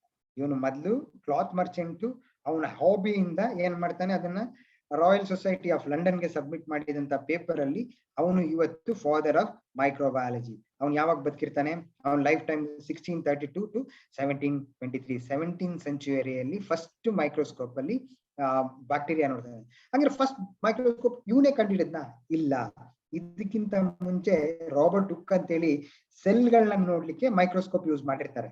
ಬಟ್ ಇಷ್ಟು ಮ್ಯಾಗ್ನಿಫಿಕೇಶನ್ಲಿ ಮೈಕ್ರೋಬ್ಸ್ ನ ನೋಡಿದ್ದು ಇವನೇ ಮೊದಲು. ಅದರಿಂದ ನಾವು ಇವನ್ನ ಫಾದರ್ ಆಫ್ ಮೈಕ್ರೋಬಯಾಲಜಿ ಅಂತ ಕರಿತೀವಿ. ಅದು 1674 ಅಲ್ಲಿ ಅವನು ಫಸ್ಟ್ ಅನಿಮಾಲಿಕ್ಯೂಲ್ಸ್ ಅಂತ ನೇಮ್ ಮಾಡ್ತಾನೆ. ಇದು ಅದನ್ನ ಸಬ್ಮಿಟ್ ಮಾಡೋದು ಎಲ್ಲಿಗೆ? Royal Society of London. ಇದಿಷ್ಟು ಇವನ್ contribution, Antony van Leeuwenhoek contribution.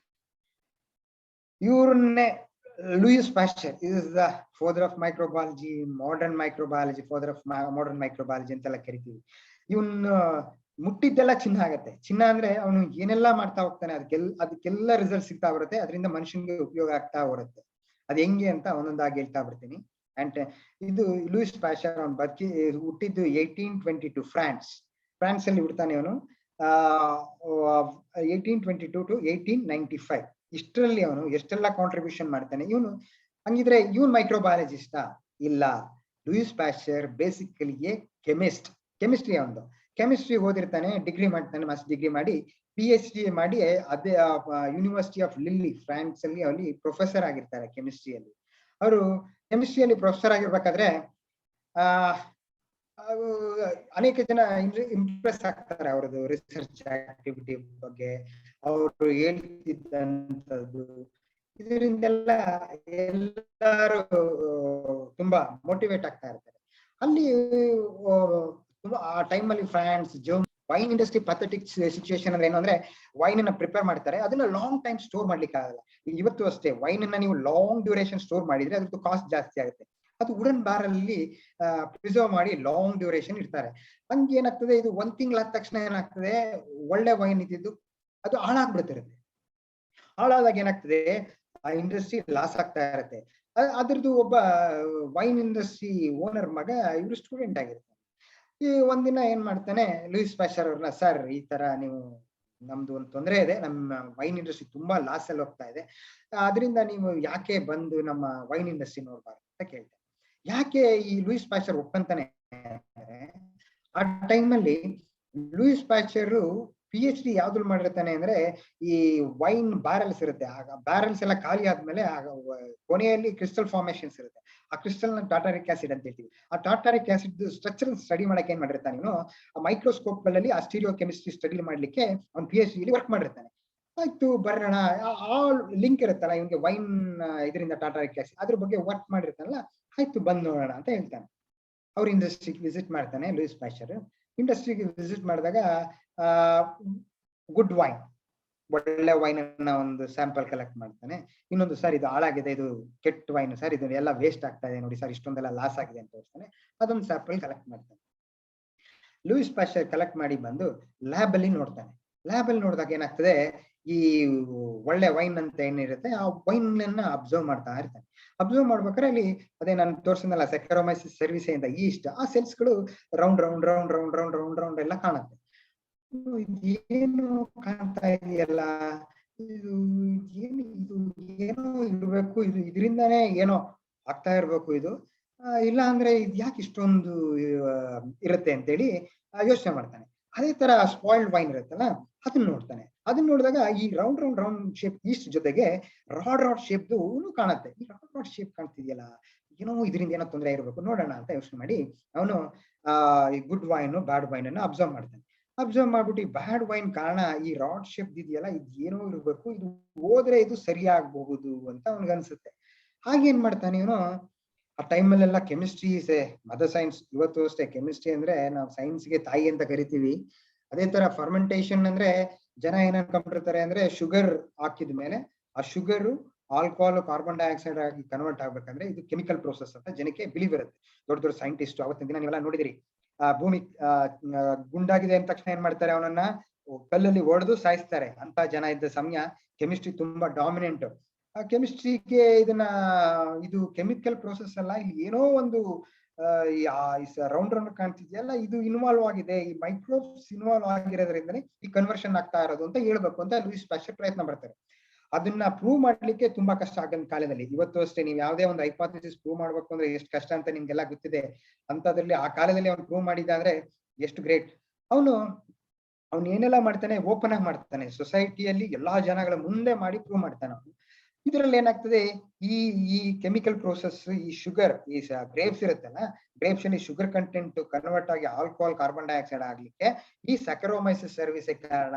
Microorganism is the one, it is responsible for conversion of sugar into alcohol plus carbon dioxide ಅಂತ ಹೇಳ್ತಾನೆ. ಆಗ ಎಲ್ಲರಿಗೂ ಆಶ್ಚರ್ಯ ಆಗುತ್ತೆ ಹೆಂಗೆ ಅಂತ. ಆಗ ಇದಿಲ್ಲ ಅಂದ್ರೆ ಪ್ರೋಸೆಸ್ ನಿಮ್ಗೆ ಆಲ್ಕೋಹಾಲ್, ಕಾರ್ಬನ್ ಡೈಆಕ್ಸೈಡ್ ಬರೋದೇ ಇಲ್ಲ ಅಂತೇಳಿ ಅವನು ಪ್ರೂವ್ ಮಾಡ್ತಾನೆ. ಆಗ ಎಲ್ಲ fermentation is first fermentation industry. ಅಂದ್ರೆ ಇವತ್ತು ವೈನ್, ಬಿಯರ್ ಇಂಡಸ್ಟ್ರಿ ಇವತ್ತೇನಾದ್ರು ಸರ್ವೆ ಆಗಿದೆ ಪ್ರಪಂಚದಲ್ಲಿ ಅಂದ್ರೆ ಬಿಕಾಸ್ ಆಫ್ ಫರ್ಮೆಂಟೇಷನ್. ಆ ಫರ್ಮೆಂಟೇಷನ್ ಪ್ರೋಸೆಸ್ ಅಲ್ಲಿ ಮಾಡ್ತಿರ್ತಾರೆ, ಬಟ್ ಅದು ಏನ್ ಪ್ರೋಸೆಸ್, ಯಾಕೆ ಹಂಗಾಗ್ತಿದೆ ಗೊತ್ತಿರೋದಿಲ್ಲ. ಅದನ್ನ ಫಸ್ಟ್ ತೋರಿಸಿದವನು ಲೂಯಿಸ್ ಪ್ಯಾಶ್ಚರ್. ಅದು ಫರ್ಮೆಂಟೇಷನ್ ಅಂತ ಪ್ರೂವ್ ಮಾಡ್ತಾನೆ. ಈ ಪ್ಯಾಶ್ಚರೈಸೇಷನ್ ಅಂದ್ರೆ ಏನು ಅಂದ್ರೆ, ಇವತ್ತು ನಿಮ್ ಮನೇಲಿ ಎಲ್ಲ ಮಾಡ್ತೀರಿ ಪ್ಯಾಶ್ಚರೈಸೇಷನ್. ಕೆಲವರು ಅದು ಏನ್ ಮಾಡ್ತಿದ್ರಿ ಅಂತ ಗೊತ್ತಿಲ್ಲ. For the honour of Louis Pasteur we coin the term pasteurisation. Pasteurisation any liquid. ನಿಮ್ ಮನೇಲಿ ಇವತ್ತು ಬೆಳಗ್ಗೆ ಹಾಲು ಬಂದ ತಕ್ಷಣ ಏನ್ ಮಾಡ್ತಾರೆ, ನಿಮ್ಮ ಅಮ್ಮ ಅವರೆಲ್ಲ ಅದನ್ನ ಕಾಯಿಸಿ ಅದನ್ನ ಇಡ್ತಾರೆ. ಕಾಯಿಸಿ ಇಡದೆ ಹೋದ್ರೆ ಏನಾಗ್ತದೆ, ಅದು ಹಾಳಾಗ್ಬಿಡುತ್ತೆ ತುಂಬಾ ಬೇಗ. ಆ ಪ್ರೋಸೆಸ್ಗೆ proper heat and time, that is what we call it as pasteurisation. Pasteurisation ಅಂತ for the honour of Louis ಪ್ಯಾಶ್ಚರ್ಗೆ ಪ್ಯಾಶ್ಚರೈಸೇಷನ್ ಅಂತ ಮಾಡ್ತಾರೆ. ಅದು ಪರ್ಟಿಕ್ಯುಲರ್ ಟೈಮ್ ಅಲ್ಲಿ ಫಿಲ್ ಮಾಡೋಂಥದ್ದು. ಈಗ ವೈನ್ ಏನ್ ಮಾಡ್ತಾರೆ, ಈ ಸ್ಪಾಯ್ಲ್ಡ್ ವೈನ್ ಆಗಕ್ಕಿಂತ ಮುಂಚೆ ಈ ಗುಡ್ ವೈನ್ ಅನ್ನ, ಈ ಪ್ಯಾಶ್ಚರೈಸೇಷನ್ ಅಂದ್ರೆ ರಿಮೂವಲ್ ಆಫ್ ಅನ್ವಾಂಟೆಡ್ ಮೈಕ್ರೋಬ್ಸ್. ಈಗ ನೀವು ವೈನ್ ಅನ್ನ ನೀವು 100 ಡಿಗ್ರಿ ಅಲ್ಲೆಲ್ಲ ಬಾಯ್ಲ್ ಮಾಡ್ಬಿಟ್ರೆ ಏನಾಗುತ್ತೆ, ಅದು ಟೇಸ್ಟ್, ಸ್ಮೆಲ್ಲು, ಇದೆ ಓಡರು ಎಲ್ಲ ಚೇಂಜ್ ಆಗ್ಬಿಡುತ್ತೆ. ಆಗೇನ್ ಮಾಡುತ್ತೆ, ಕಸ್ಟಮರ್ಸ್ ಅದನ್ನ ಯೂಸ್ ಮಾಡಕ್ಕೆ ಆಗೋದಿಲ್ಲ. ಇವನು ಒಂದು ಟೆಂಪರೇಚರ್ ಕೊಡ್ತಾನೆ 62.5 ಡಿಗ್ರಿ ಸೆಲ್ಸಿಯಸ್ ಫಾರ್ 30 ಮಿನಿಟ್ಸ್. ಅದನ್ನ ನಾವು ನಾರ್ಮಲ್ ಪ್ಯಾಶ್ಚರೈಸೇಷನ್ ಟೆಂಪರೇಚರ್ ಅಂತ ಹೇಳ್ತೀವಿ. ಈ ವೈನ್ ಇಂಡಸ್ಟ್ರಿಯಲ್ಲಿ ಆ ವೈನ್ ಆದ್ಮೇಲೆ ವೈನ್ ಹೆಂಗಾಗ್ತದೆ, ಫಸ್ಟ್ ಶುಗರ್ಗೆ ಈ ಸೆಕರೋಮೈಸಿಸ್ ಶುಗರ್ ಇರುತ್ತೆ ಗ್ರೇಪ್ ಅಲ್ಲಿ. ಆ ಗ್ರೇಪ್ ಅಲ್ಲಿ ಸೆಕರೋಮೈಸಿಸ್ ಸರ್ವಿಸ್, ಈ ಗ್ರೇಪ್ ಸರ್ಫೇಸ್ ಇರುತ್ತಲ್ಲ ಅದ್ರಲ್ಲೇ ಸೆಕರೋಮೈಸಿಸ್ ಸರ್ವಿಸ್ ಇರುತ್ತೆ. ಆ ಈಸ್ಟ್ ಸೆಲ್ಸ್ ಎಲ್ಲ ಏನ್ ಮಾಡುತ್ತೆ, ಇದನ್ನ ಫಸ್ಟ್ ಏನಾಗ್ತದೆ, ಈಸ್ಟ್ ಸೆಲ್ ಟು ಮಲ್ಟಿಪ್ಲಿಕೇಶನ್ ಆಗ್ತದೆ ಮೆಟಬಾಲಿಕ್. ಬಿಕಾಸ್ ಶುಗರ್ ಜಾಸ್ತಿ ಇರುತ್ತಲ್ಲ, ಆಗ 1 2 ಆಗುತ್ತೆ, 2 ಇದ್ದಿದ್ದು 4 ಇದ್ದಿದ್ವಿ 16, ಈ ತರ 32, 36 ಈ ತರ ಮಲ್ಟಿಪ್ಲೈ ಆಗ್ತಾ ಇರುತ್ತೆ. ಆಗ ಅದಕ್ಕೆ ಏರೋಬಿಕ್ ಟೆಂಪರೇಚರ್ ಬೇಕು. ಅದೇ ಸೆಕ್ರೋಮೈಸಿಸ್ ಸರ್ವಿಸ್ಗೆ ಅನರೋಬಿಕ್ ಅಂದ್ರೆ ಅದನ್ನ ಏರು ಎಂಟ್ರಾಗದಂಗೆ ಅದನ್ನ ಸೀಲ್ ಮಾಡಿದಾಗ ಎನರೋಬಿಕ್ ಕಂಡೀಷನ್ ಹೋದ ತಕ್ಷಣ ಏನಾಗ್ತದೆ, ಈ ಶುಗರ್ ಕಂಟೆಂಟ್ ಎಲ್ಲ ಆಲ್ಕೋಹಾಲ್ ಪ್ಲಸ್ ಕಾರ್ಬನ್ ಡೈಆಕ್ಸೈಡ್ ಆಗಿ ಕನ್ವರ್ಟ್ ಆಗುತ್ತೆ. ಆಗ ಅದು ವೈನ್ ಆಗಿ ಕನ್ವರ್ಟ್ ಆಗುತ್ತೆ. 1 ತಿಂಗಳ ಪ್ರೋಸೆಸ್ ಅಲ್ಲಿ ಅದು ವೈನ್ ಪ್ರಾಡಕ್ಟ್ ಆಗುತ್ತೆ. ಆ ವೈನ್ ಅನ್ನ ಪ್ಯಾಶ್ಚರೈಸ್ ಏನ್ ಮಾಡ್ತಾರೆ 62.5 ಡಿಗ್ರಿ ಸೆಲ್ಸಿಯಸ್ ಫಾರ್ 30 ಮಿನಿಟ್ಸ್ ಪ್ಯಾಶ್ಚರೈಸ್ ಮಾಡಿ ಕಾಯಿಸಿ ಅದನ್ನ ಏನ್ ಮಾಡ್ತಾರೆ, ಪ್ರಿಸರ್ವ್ ಮಾಡ್ತಾರೆ. ಆಗ ಅದು ಹಾಳಾಗೋದಿಲ್ಲ. ಆಗ ದ ಹೋಲ್ ವರ್ಲ್ಡ್ ಆಗೇನಾಗ್ತದೆ, ಫ್ರೆಂಚ್ ವೈನ್ ಇಂಡಸ್ಟ್ರಿ ಎಕಾನಮಿ ತುಂಬಾ ಜಾಸ್ತಿ ಆಗ್ಬಿಡುತ್ತೆ. ಯಾಕಂದ್ರೆ ಲಾಸ್ ಆಗ್ತಿದ್ದ ಒಂದು ಇಂಡಸ್ಟ್ರಿನ ನೀವು ಪ್ರಾಫಿಟ್ ತಂದಾಗ ಪ್ರಿಸರ್ವ್ ಮಾಡಿ ಅದನ್ನ ಲಾಂಗ್ ಟೈಮ್ ಅದನ್ನ ನೀವು ಎಕ್ಸ್ಪೋರ್ಟ್ ಮಾಡ್ಬೋದು ಅಂದಾಗ ಅದ್ರದ್ದು ಏನಾಗ್ತದೆ, ಅದ್ರದ್ದು ಕಾಸ್ಟ್ ವೇಸ್ಟ್ ಆಗ್ತಾ ಇದ್ದೆಲ್ಲ ಲಾಭಕ್ಕೆ ಬಂದ್ಬಿಡುತ್ತೆ. ಅದ್ರದ್ದು GDP ಎಲ್ಲ ತುಂಬಾ ಜಾಸ್ತಿ ಆಗುತ್ತೆ. ಆಗ ಫ್ರಾನ್ಸ್ ಅಂಡ್ ಜರ್ಮನ್, ಇವತ್ತು ಅಷ್ಟೇ France and German wine and beer are more precious than any other wine ಆತರ ಹೇಳ್ತಾರೆ. ಆಮೇಲೆ ಈ ಅವನ್ಗೆ ಗೊತ್ತಾಗ್ತದೆ ಇದು ಪ್ಯಾಶ್ಚರೈಸ್ ಮಾಡ್ಲಿಲ್ಲ ಅಂದ್ರೆ ಏನಾಗ್ತದೆ, ಈ ಈಸ್ಟ್ ಸೆಲ್ಸ್ ಜೊತೆಗೆ ರಾಡ್ ಶೇಪ್ ಸೆಲ್ಸ್ ಇರುತ್ತಲ್ಲ, ಈ rod shape cells responsible for this conversion. ಈ ವೈನ್ ಆತರ ರಾಡ್ ಶೇಪ್ ಸೆಲ್ಸ್ ಇಂದ ಕನ್ವರ್ಟ್ ಆಗ್ತಾ ಇದ್ದಿದ್ದು ನೀವೆಲ್ಲ ಇವತ್ತೆಲ್ಲ ತಿಂತೀರಿ. ಈಗ ಗೋಬಿ ಮಂಚೂರಿ ಅದೆಲ್ಲ ಹೋದಾಗ ನಿಮ್ಗೆ ವಿನೆಗರ್ ಅಂತ ಹಾಕ್ತಾರೆ. Vinegar is nothing but acetic acid. ಇದೆಲ್ಲಿಂದ ಬರುತ್ತೆ, conversion of this wine into vinegar. That conversion is responsible for Acetobacter ಅಂದ್ರೆ ಆ ರಾಡ್ ಶೇಪ್ ಕಾಣ್ತಿತ್ತಲ್ಲ, ಆ ಬ್ಯಾಕ್ಟೀರಿಯಾ ರೆಸ್ಪಾನ್ಸಿಬಲ್ ಅಂತ ಲೂಯಿಸ್ ಪ್ಯಾಶ್ಚರ್ ಹೇಳ್ತಾರೆ. ಅದೇ ತರ ಫರ್ಮೆಂಟೇಷನ್ ಇಂಡಸ್ಟ್ರಿ ಶುರು ಆಗ್ತದೆ. ಹಂಗ ಯಾಕೆ ಈ ಮೈಕ್ರೋಬ್ಸ್ ಬೇಕು, ಯಾಕೆ ಬೇರೆದೆಲ್ಲ ಬೇಡ? ಅವ್ರು ಬ್ಯೂಟರಿಕ್ ಆಸಿಡ್, ಲ್ಯಾಕ್ಟಿಕ್ ಆಸಿಡ್, ಆಂಟಿಬಯೋಟಿಕ್ಸ್, ಸುಮಾರು ಫರ್ಮೆಂಟೇಷನ್ ಇಂಡಸ್ಟ್ರಿಯಿಂದ ಇವತ್ತು ಪ್ರಪಂಚದಲ್ಲಿ GDP ತುಂಬಾ ಜಾಸ್ತಿ ಆಗ್ತಾ ಇದೆ. ಇದೆಲ್ಲ ಮೈಕ್ರೋಬಿಯಲ್ ಪ್ರೋಸೆಸ್ ಇಂದಾನೇ ಆಗಂತದ್ದು. ಈಗ ಆಂಟಿಬಯೋಟಿಕ್ ಪೆನ್ಸಿಲಿನ್ ಇರ್ಬೋದು, ಸ್ಟೆಪ್ಟೊಮೈಸಿನ್ ಇರ್ಬೋದು, ಇದೆಲ್ಲವೂ ಸಹ ಫರ್ಮೆಂಟೇಷನ್ ಇಂಡಸ್ಟ್ರಿಯಿಂದ ಬರೋಂಥದ್ದು. ಸಿಟ್ರಿಕ್ ಆಸಿಡ್ ನಿಮ್ಗೆಲ್ಲ ಒಂದು ಆಶ್ಚರ್ಯ ಇರ್ಬೋದು, ಸಿಟ್ರಿಕ್ ಆಸಿಡ್ ಈಗ ಒಂದು ನಿಂಬೆಹಣ್ಣನ್ನ ತಗೊಂಡು ಕುಯ್ದ್ರೆ ಸಿಟ್ರಿಕ್ ಆಸಿಡ್ ಸಿಗುತ್ತೆ, ಯಾಕೆ ನಾವು ಫರ್ಮೆಂಟೇಷನ್ ಮೈಕ್ರೋಬ್ಸ್ ಯೂಸ್ ಮಾಡಿ ನಮ್ ಸಿಟ್ರಿಕ್ ಆಸಿಡ್ ಬರ್ಬೇಕು ಅಂತ. ಅಲ್ಲೇ ಇರೋದು, ನೀವು ಒಂದು ಭೂಮಿಯಲ್ಲಿ ಒಂದು ಪ್ಲಾಂಟ್ ಬೆಳೆಸಿ ಆ ಪ್ಲಾಂಟ್ ಇಂದ ಫ್ರೂಟ್ ಬಂದು ಆ ಫ್ರೂಟ್ ಅನ್ನ ಕುಯ್ದಾಗ ನಿಮ್ಗೆ ಸಿಟ್ರಿಕ್ ಆಸಿಡ್ ಸಿಗ್ಬೇಕು ಅಂದ್ರೆ ನಿಮ್ಗೆ ಮ್ಯಾನ್ ಪವರ್, ಸ್ಪೇಸ್, ಅದಕ್ಕೆ ಯುಟಿಲೈಸ್ ಮಾಡಿರಂತಹ ನೀವು ಇನ್ವೆಸ್ಟ್ ಮಾಡಿರಂತ ಮನಿ, ಆಮೇಲೆ ಅದರಿಂದ ಬಂದಿದ್ದಲ್ಲಿ ನಿಮ್ಗೆ ಲಾಭ ಬರೋದು, ಇದನ್ನೆಲ್ಲ ಕ್ಯಾಲ್ಕುಲೇಟ್ ಮಾಡಿದಾಗ ಏನಾಗ್ತದೆ, ಸಿಟ್ರಿಕ್ ಆಸಿಡ್ ಕಾಸ್ಟ್ ಜಾಸ್ತಿ ಆಗ್ತದೆ. ಅದೇ ಆಸ್ಪರ್ಜಿಲ್ಲಸ್ ನೈಗರ್ ಅಂತ we are using that organism for the production citric acid use ಮಾಡ್ತೀವಿ. ಅದನ್ನ ಯೂಸ್ ಮಾಡಿದ್ರೆ ಏನಾಗುತ್ತೆ, ವೇಸ್ಟ್ ಮೆಟೀರಿಯಲ್, ಈಗ ನೀವು ಅಗ್ರಿಕಲ್ಚರ್ ವೇಸ್ಟ್, ಈಗ ಹುಲ್ಲಿನ ಮೆದೆ ಇರ್ಬೋದು, ವೀಟ್ದು ವೇಸ್ಟ್ ಪ್ರಾಡಕ್ಟ್ ಅನ್ನ ಯೂಸ್ ಮಾಡಿದಾಗ ಆ ವೇಸ್ಟ್ ಪ್ರಾಡಕ್ಟ್ ಅಲ್ಲಿ ಈ ಮೈಕ್ರೋಬ್ಸ್ ಬೆಳೆಯುತ್ತೆ. ಈ ಬೆಳೆದಿದ್ದನ್ನ ನಾವು ಹಾರ್ವೆಸ್ಟ್ ಮಾಡಿದಾಗ ಏನಾಗುತ್ತೆ, ನಮ್ಗೆ ಪ್ರಾಡಕ್ಟ್ ಸಿಗುತ್ತೆ. ಆಗೇನಾಗ್ತದೆ, ನಾವು ಇನ್ವೆಸ್ಟ್ಮೆಂಟ್ ಕಮ್ಮಿ ಇದೆ, ಪ್ರಾಡಕ್ಟ್ ಬರುತ್ತೆ, ಆಗ ನಮ್ಗೆ ಇನ್ಕಮ್ ಜಾಸ್ತಿ ಸಿಗುತ್ತೆ. ಅದಕ್ಕೋಸ್ಕರ V go for the fermentation process rather then ಈಗ ಲ್ಯಾಕ್ಟಿಕ್ ಆಸಿಡ್ ಇರ್ಬೋದು, ಬ್ಯುಟೆಲಿಕ್ ಆಸಿಡ್ ಇರ್ಬೋದು. ಅದೇ ತರ ಈಗ ಬ್ರೆಜಿಲ್ ಅಲ್ಲಿ ನೋಡಿ ಪೆಟ್ರೋಲ್ ಬೆಲೆ ಆಗ್ಲೇ 100 ಹತ್ರಕ್ಕೆ ಹೋಗ್ಬಿಟ್ಟಿದೆ. ಪೆಟ್ರೋಲ್ ನಮ್ಮೆಲ್ಲರಿಗೂ ಬ್ರೆಜಿಲ್ ಅಲ್ಲಿ 80 ವರ್ಷ ಹಿಂದೆನೆ ಅವ್ರು ಏನ್ ಮಾಡಿದ್ರು, ಈ ಪೆಟ್ರೋಲ್ ಜೊತೆಗೆ ಗ್ಯಾಸೋಲಿನ್ ಅಂದ್ರೆ ಪೆಟ್ರೋಲ್ ಜೊತೆಗೆ 70%, 50%, 30% ಆಲ್ಕೋಹಾಲ್ ಅನ್ನ ಮಿಕ್ಸ್ ಮಾಡಿ ಅದನ್ನ ವೆಹಿಕಲ್ ರನ್ ಮಾಡ್ತಾರೆ. ಅದು ಎಲ್ಲಿಂದ ಬರುತ್ತೆ, ಈ ಫರ್ಮೆಂಟೇಷನ್ ಪ್ರೋಸೆಸ್ ಇಂದಾನೆ ಬರುತ್ತೆ. ಈಗ ನಾನು ಹೇಳಿದ್ನಲ್ಲ, ವೇಸ್ಟ್ ಮೆಟೀರಿಯಲ್ ನ ಯೂಸ್ ಮಾಡಿ ಸೆಕ್ರಮೈಸಿಸ್ ಇಂದ ಹಾಕಿದ್ರಾಗ ಈಸ್ಟ್ ನ ಯೂಸ್ ಮಾಡಿ ಅದರಿಂದ ಬರುವಂತ ಆಲ್ಕೋಹಾಲ್ ಪ್ಲಸ್ ಕಾರ್ಬನ್ ಡೈಆಕ್ಸೈಡ್, ಇದನ್ನೆಲ್ಲ ನಾವ್ ಎಲ್ಲಿಗೆ ಯೂಸ್ ಮಾಡ್ಬೋದು,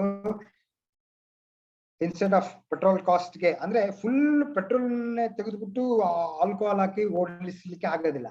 ಯಾಕೆಂದ್ರೆ ಅದು ಆಕ್ಟನ್ ಅಂತ ಹೇಳ್ತೀವಿ, ಅದದ್ದು ಮೆಕ್ಯಾನಿಕಲ್ ಟರ್ಮ್, ಫ್ರಿಕ್ಷನ್ ಗೆ ಅದು ವೆರಿ ಇಂಪಾರ್ಟೆಂಟ್. ಹಂಗಾಗಿ ಪರ್ಸೆಂಟೇಜ್ ಈಗ 30%, ಈಗ BMTC ಎಲ್ಲ 10% ಆಲ್ಕೋಹಾಲ್ ಯೂಸ್ ಮಾಡ್ತಾ ಇದೀವಿ ಅಂತ ಹೇಳ್ತಿದ್ದಾರೆ. ಇದೆಲ್ಲ ಎಲ್ಲಿ ಬಂದಿದ್ದು, ಫರ್ಮೆಂಟೇಷನ್. ಇದು ಯಾವಾಗ, 17th ಸೆಂಚುರಿಯಲ್ಲಿ ಇದನ್ನ ಹೇಳಿದವನು ಯಾರು, ಲೂಯಿಸ್ ಪ್ಯಾಶ್ಚರ್. ಇದು ಒಂದು 2ನೇ ಕಾಂಟ್ರಿಬ್ಯೂಷನ್. ಅದೇ ತರ ಇವನು ತುಂಬಾ ಚೆನ್ನಾಗಿ ಕೆಲಸ ಮಾಡ್ತಿರ್ತಾನೆ. ಇವನ ಲ್ಯಾಬ್ ಅಲ್ಲಿ ಸುಮಾರು ಹುಡುಗರು ವರ್ಕ್ ಮಾಡ್ತಾ ಇರ್ತಾರೆ. ಆಗ ಆಗ್ತಾನೆ ಇದನ್ನ ನಾವು ಗೋಲ್ಡನ್ ಎರಾ ಆಫ್ ಮೈಕ್ರೋಬಯಾಲಜಿ ಅಂತ ಹೇಳ್ತೀವಿ. ಲೂಯಿಸ್ ಪ್ಯಾಶ್ಚರ್ ಫ್ರಾನ್ಸ್ ಅಲ್ಲಿ ವರ್ಕ್ ಮಾಡ್ತಾನೆ ಇರ್ತಾನೆ. ರಾಬರ್ಟ್ ಕಾಚ್ ಏನ್ ಮಾಡ್ತಾನೆ, ಅವನು ಜರ್ಮನ್ ಅಲ್ಲಿ ವರ್ಕ್ ಮಾಡ್ತಾ ಇರ್ತಾನೆ. ಜರ್ಮನಿಯಲ್ಲಿ ವರ್ಕ್ ಮಾಡ್ಬೇಕಾದ್ರೆ ಇದೇ ತರ ನಿಮ್ಗೆಲ್ಲ ಆಶ್ಚರ್ಯ ಇರ್ಬೋದು, ಈ ರೋಗಗಳು ಆ ಕಾಲದಲ್ಲೂ ಇತ್ತು, ಸಾವಿರಾರು ವರ್ಷದ ಹಿಂದೆನೂ ಇತ್ತು. ಬಟ್ ಕಂಟ್ರೋಲ್ ಮಾಡಕ್ ಆಗ್ತಾ ಇರಲಿಲ್ಲ, ಕೆಲವ್ರು ಸಾಯ್ತಾ ಇದ್ರು, ರೆಸಿಸ್ಟ್ ಆಗಿ ಸರ್ವೇ ಆದವ್ರ ಆನ್ಸಿಸ್ಟರ್ಸ್ ಗಳಿಂದ ನಾವು ಇವತ್ತೆಲ್ಲ ಇದೀವಿ. ಇಲ್ಲ ಅಂದ್ರೆ ವ್ಯಾನಿಶ್ ಆಗ್ಬಿಡ್ತಾ ಇದೀವಿ. ಅದೇ ತರ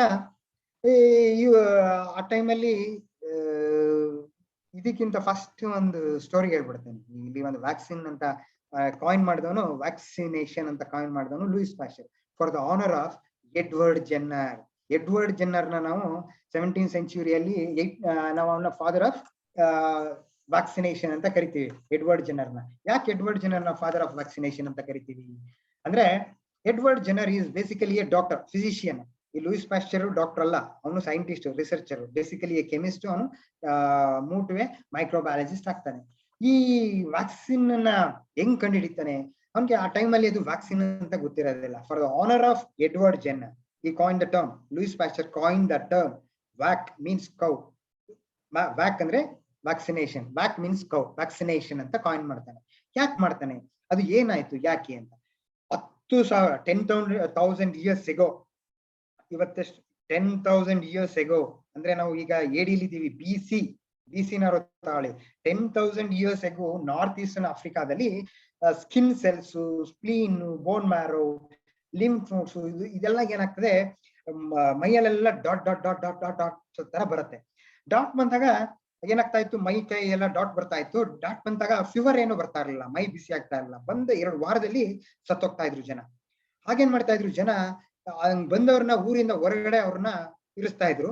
ಅವರು ಕೆಲವರು ಬದುಕ್ತಾ ಇದ್ರು, ಕೆಲವರು ಸತ್ತೋಗ್ತಾ ಇದ್ರು. ಅದರಲ್ಲಿ 30% of the people died, guarantee. 2 ವಾರದಲ್ಲಿ 30% ಪೀಪಲ್ ಸತ್ತೋಗ್ಬಿಡ್ತಾ ಇದ್ರು. ಬದುಕಿದವ್ರ ಮೈ ಮೇಲೆಲ್ಲ ಏನಾಗ್ತಾ ಇತ್ತು, ಸ್ಕಾರ್ಗಳು, ಅದ್ರ ಗುರುತುಗಳು ಇರ್ತಾ ಇತ್ತು, ಆ ಸ್ಕಾರ್ಗಳು ಇರ್ತಾ ಇತ್ತು. ಅದು 1300 BC ಅಲ್ಲೇ ಈಜಿಪ್ಷಿಯನ್ಸ್ ಪ್ರಿಸನರ್ ಇಂದ ಅದು ಕಿಂಗ್ ಬರುತ್ತೆ. ಅದೇ ತರ ಕಿಂಗ್ ಎಲ್ಲ ಬಂದ್ಮೇಲೆ ಆ ಕಂಟ್ರಿಗೆ ಸ್ಪ್ರೆಡ್ ಆಗುತ್ತೆ. ಸ್ಪ್ರೆಡ್ ಆದ್ಮೇಲೆ ಈ ಮರ್ಚೆಂಟ್ಸ್, ವ್ಯಾಪಾರಿಗಳು ಒಂದು ದೇಶದಿಂದ ಇನ್ನೊಂದು ದೇಶಕ್ಕೆ ಹೋಗ್ತಿರ್ತಾರಲ್ಲ, ಆ ವ್ಯಾಪಾರಿಗಳಿಂದ ಅದೇನಾಗ್ತದೆ, ಹೋಲ್ ವರ್ಲ್ಡ್ ಗೆ ಸ್ಪ್ರೆಡ್ ಆಗ್ತದೆ. ಯಾವುದು, ನಾನೀಗ ಸ್ಮಾಲ್ ಫಾಕ್ಸ್ ಮಾತಾಡ್ತಾ ಇದ್ದೀನಿ, ಇಲ್ಲಿಲ್ಲ. ಅದು ಸ್ಮಾಲ್ ಫಾಕ್ಸ್ ಡಿಸೀಸ್ ಎಲ್ಲಾ ಕಡೆ ಸ್ಪ್ರೆಡ್ ಆಗ್ತದೆ. ಅದು ಡಿಸೀಸ್ ಇಂದ 20th ಸೆಂಚುರಿ ಒಂದರಲ್ಲೇ, ಈಗ ನಾವು ಎಷ್ಟಿದ್ದೀವಿ 21st ಸೆಂಚುರಿಯಲ್ಲಿ, 20th ಸೆಂಚುರಿಯಲ್ಲೇ 300 to 500 billion people died because of this small pox. Small pox ಶುರುವಾಗಿದ್ದೆ ಅವಾಗ 10,000 years ago. BC-ಯಲ್ಲೂ ರೆಕಾರ್ಡ್ ಆಗಿದೆ. ಅದ್ರದ್ದು ಫೋಟೋಗಳೆಲ್ಲ ಈಜಿಪ್ಷಿಯನ್ ಅದೇ ಪಿರಮಿಡ್ ಎಲ್ಲ ಮಾಡಿ ಅವ್ರನ್ನೆಲ್ಲ ಇದ್ ಮಾಡಿದಾಗ ಅದರದೆಲ್ಲ ಡಾಟ್ಸ್ ಎಲ್ಲ ಕಾಣುತ್ತೆ. ಹಂಗಾಗಿ ಅದು ಗೊತ್ತಾಗಿದೆ 10,000 years ಹಿಂದೆಯಿಂದ ಇತ್ತು ಅಂತ.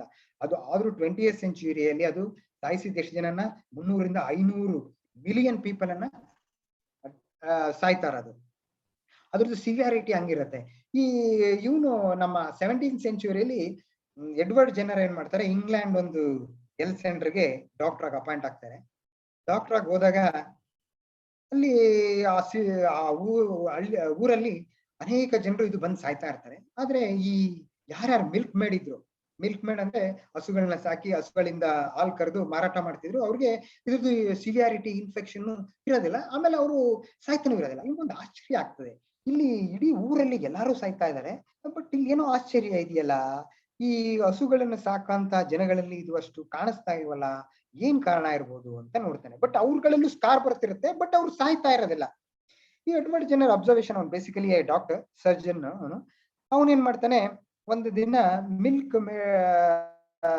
ಆಗ ಒಂದು ಕಂಟ್ರೋಲ್ ಮೆಷರ್ಸ್ ಏನಿರುತ್ತೆ ಅಂದ್ರೆ, ಕಂಟ್ರೋಲ್ ಮೆಷರ್ಸ್ ಅಲ್ಲ, ಅದನ್ನ ಏನ್ ಮಾಡ್ತಿರ್ತಾರೆ ಅಂದ್ರೆ, ಈ ತರ ಇಂಜೆಕ್ಷನ್ ಕಾನ್ಸೆಪ್ಟ್ ಇರೋದಿಲ್ಲ, ಇನಾಕ್ಯುಲೇಷನ್. ಈಗ ಈ ಪಸ್ ಅಂದ್ರೆ ಇನ್ಫೆಕ್ಟ್ ಆದ ಪರ್ಸನ್ ಗುಳ್ಳೆಗಳಿರುತ್ತಲ್ಲ, ಆ ಗುಳ್ಳೆಗಳಲ್ಲಿ ಪಸ್ ಸೆಲ್ಸ್ ಬರ್ತಿತ್ತು.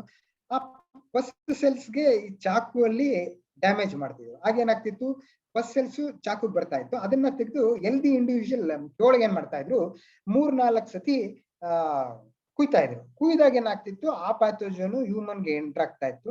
ಬ್ಯಾಕ್ಟೀರಿಯಾ ವೆರಿಯೋಲೆ ಅಂತ ಅದ್ರದ್ದು ವೈರಸ್, ಅದು ಎಂಟರ್ ಆಗ್ತಾ ಇತ್ತು. ಅವರು ಬಂದು ಸರ್ವೈವ್ ಆದ್ರೆ ಬದುಕ್ತಾ ಇದ್ರು.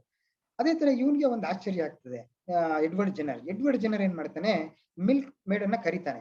ಮಿಲ್ಕ್ ಮೇಡ್ಗೆ ಕರೆದಾಗ ಅದಕ್ಕೆ ಕೌಗಳಿಗೂ ಅದು ಬರ್ತಾ ಇರತ್ತೆ, ಹಸುಗಳಿಗೂ ಬರ್ತಾ ಇರತ್ತೆ, ಕೌ ಫಾಕ್ಸ್ ಅಂತೇಳಿ. ಆ ಕೌ ಫಾಕ್ಸ್ ಬಂದಾಗ್ಲೂ ಅದಕ್ಕೂ ಡಾಟ್ ಎಲ್ಲ ಬರುತ್ತೆ. ಈ ಮಿಲ್ಕ್ ನ ಇದ್ ಮಾಡ್ಲಿಕ್ಕೆ ಯೂಸ್ ಮಾಡ್ತಿರ್ತಾರ. ಆ pus cells come in contact with the human, ಅಂದ್ರೆ ಮಿಲ್ಕ್ ಮೇಡ್ ಅದ ಹಾಲ್ ಕರಿತಾರಲ್ಲ, ಅವ್ರಿಗೆ ಬರುತ್ತೆ. ಆಗ ಬಂದಾಗ ಅದು mild, it is also a small pox symptom, but mild ಇರುತ್ತೆ. ಅವ್ರಿಗೆ ಸಿವಿಯಾರಿಟಿ ಏನಿರೋದಿಲ್ಲ. ಅವ್ರ ಕೈಗಳಲ್ಲಿ ಸ್ಕಾರ್ಗಳು, ಗುಳ್ಳೆಗಳು ಬರುತ್ತೆ, ಪಸ್ ಸೆಲ್ಸ್ ಫಾರ್ಮ್ ಆಗುತ್ತೆ. ಅದು ಕೆಲವು ದಿನ ಇರುತ್ತೆ, ಹೊಟ್ಟೋಗುತ್ತೆ. ಇದು ಎಡ್ವರ್ಡ್ ಜೆನ್ನರ್ಗೆ ಆಶ್ಚರ್ಯ. ಒಂದು ಕತೆ ಹೇಳ್ತಾ ಇದ್ದೀನಿ, ಎಲ್ಲಾರು ಬೇಜಾರಾದ್ರೆ ಹುಡುಗರು ಹೇಳ್ಬೇಕು, ನಾನು ಎಲ್ಲಿ ಹೇಳ್ತೀರಿ ಅಲ್ಲಿ ನಿಲ್ಲಿಸ್ಬಿಡ್ತೀನಿ ನಾನು. ಏನಾಗ್ತದೆ, ಅವನು ಒಂದು ಆಶ್ಚರ್ಯ ಆಗ್ತದೆ. ಅವನೇನ್ ಮಾಡ್ತಾನೆ, ಆ ಸೇಮ್ ಚಾಕು ತರ ನೀಡಲಲ್ಲಿ ಅದನ್ನ ಇನಾಕ್ಯುಲೇಷನ್ ಅಂತೀವಿ ನಾವು, ಮೈಕ್ರೋವೇವ್ ಟರ್ಮ್ ಅಲ್ಲಿ ಇನಾಕ್ಯುಲೇಷನ್ ಅಂತ ಹೇಳ್ತೀವಿ. ಅದನ್ನ ಪಸ್ ಸೆಲ್ಸ್ ನ ತಗೊಂತಾನೆ.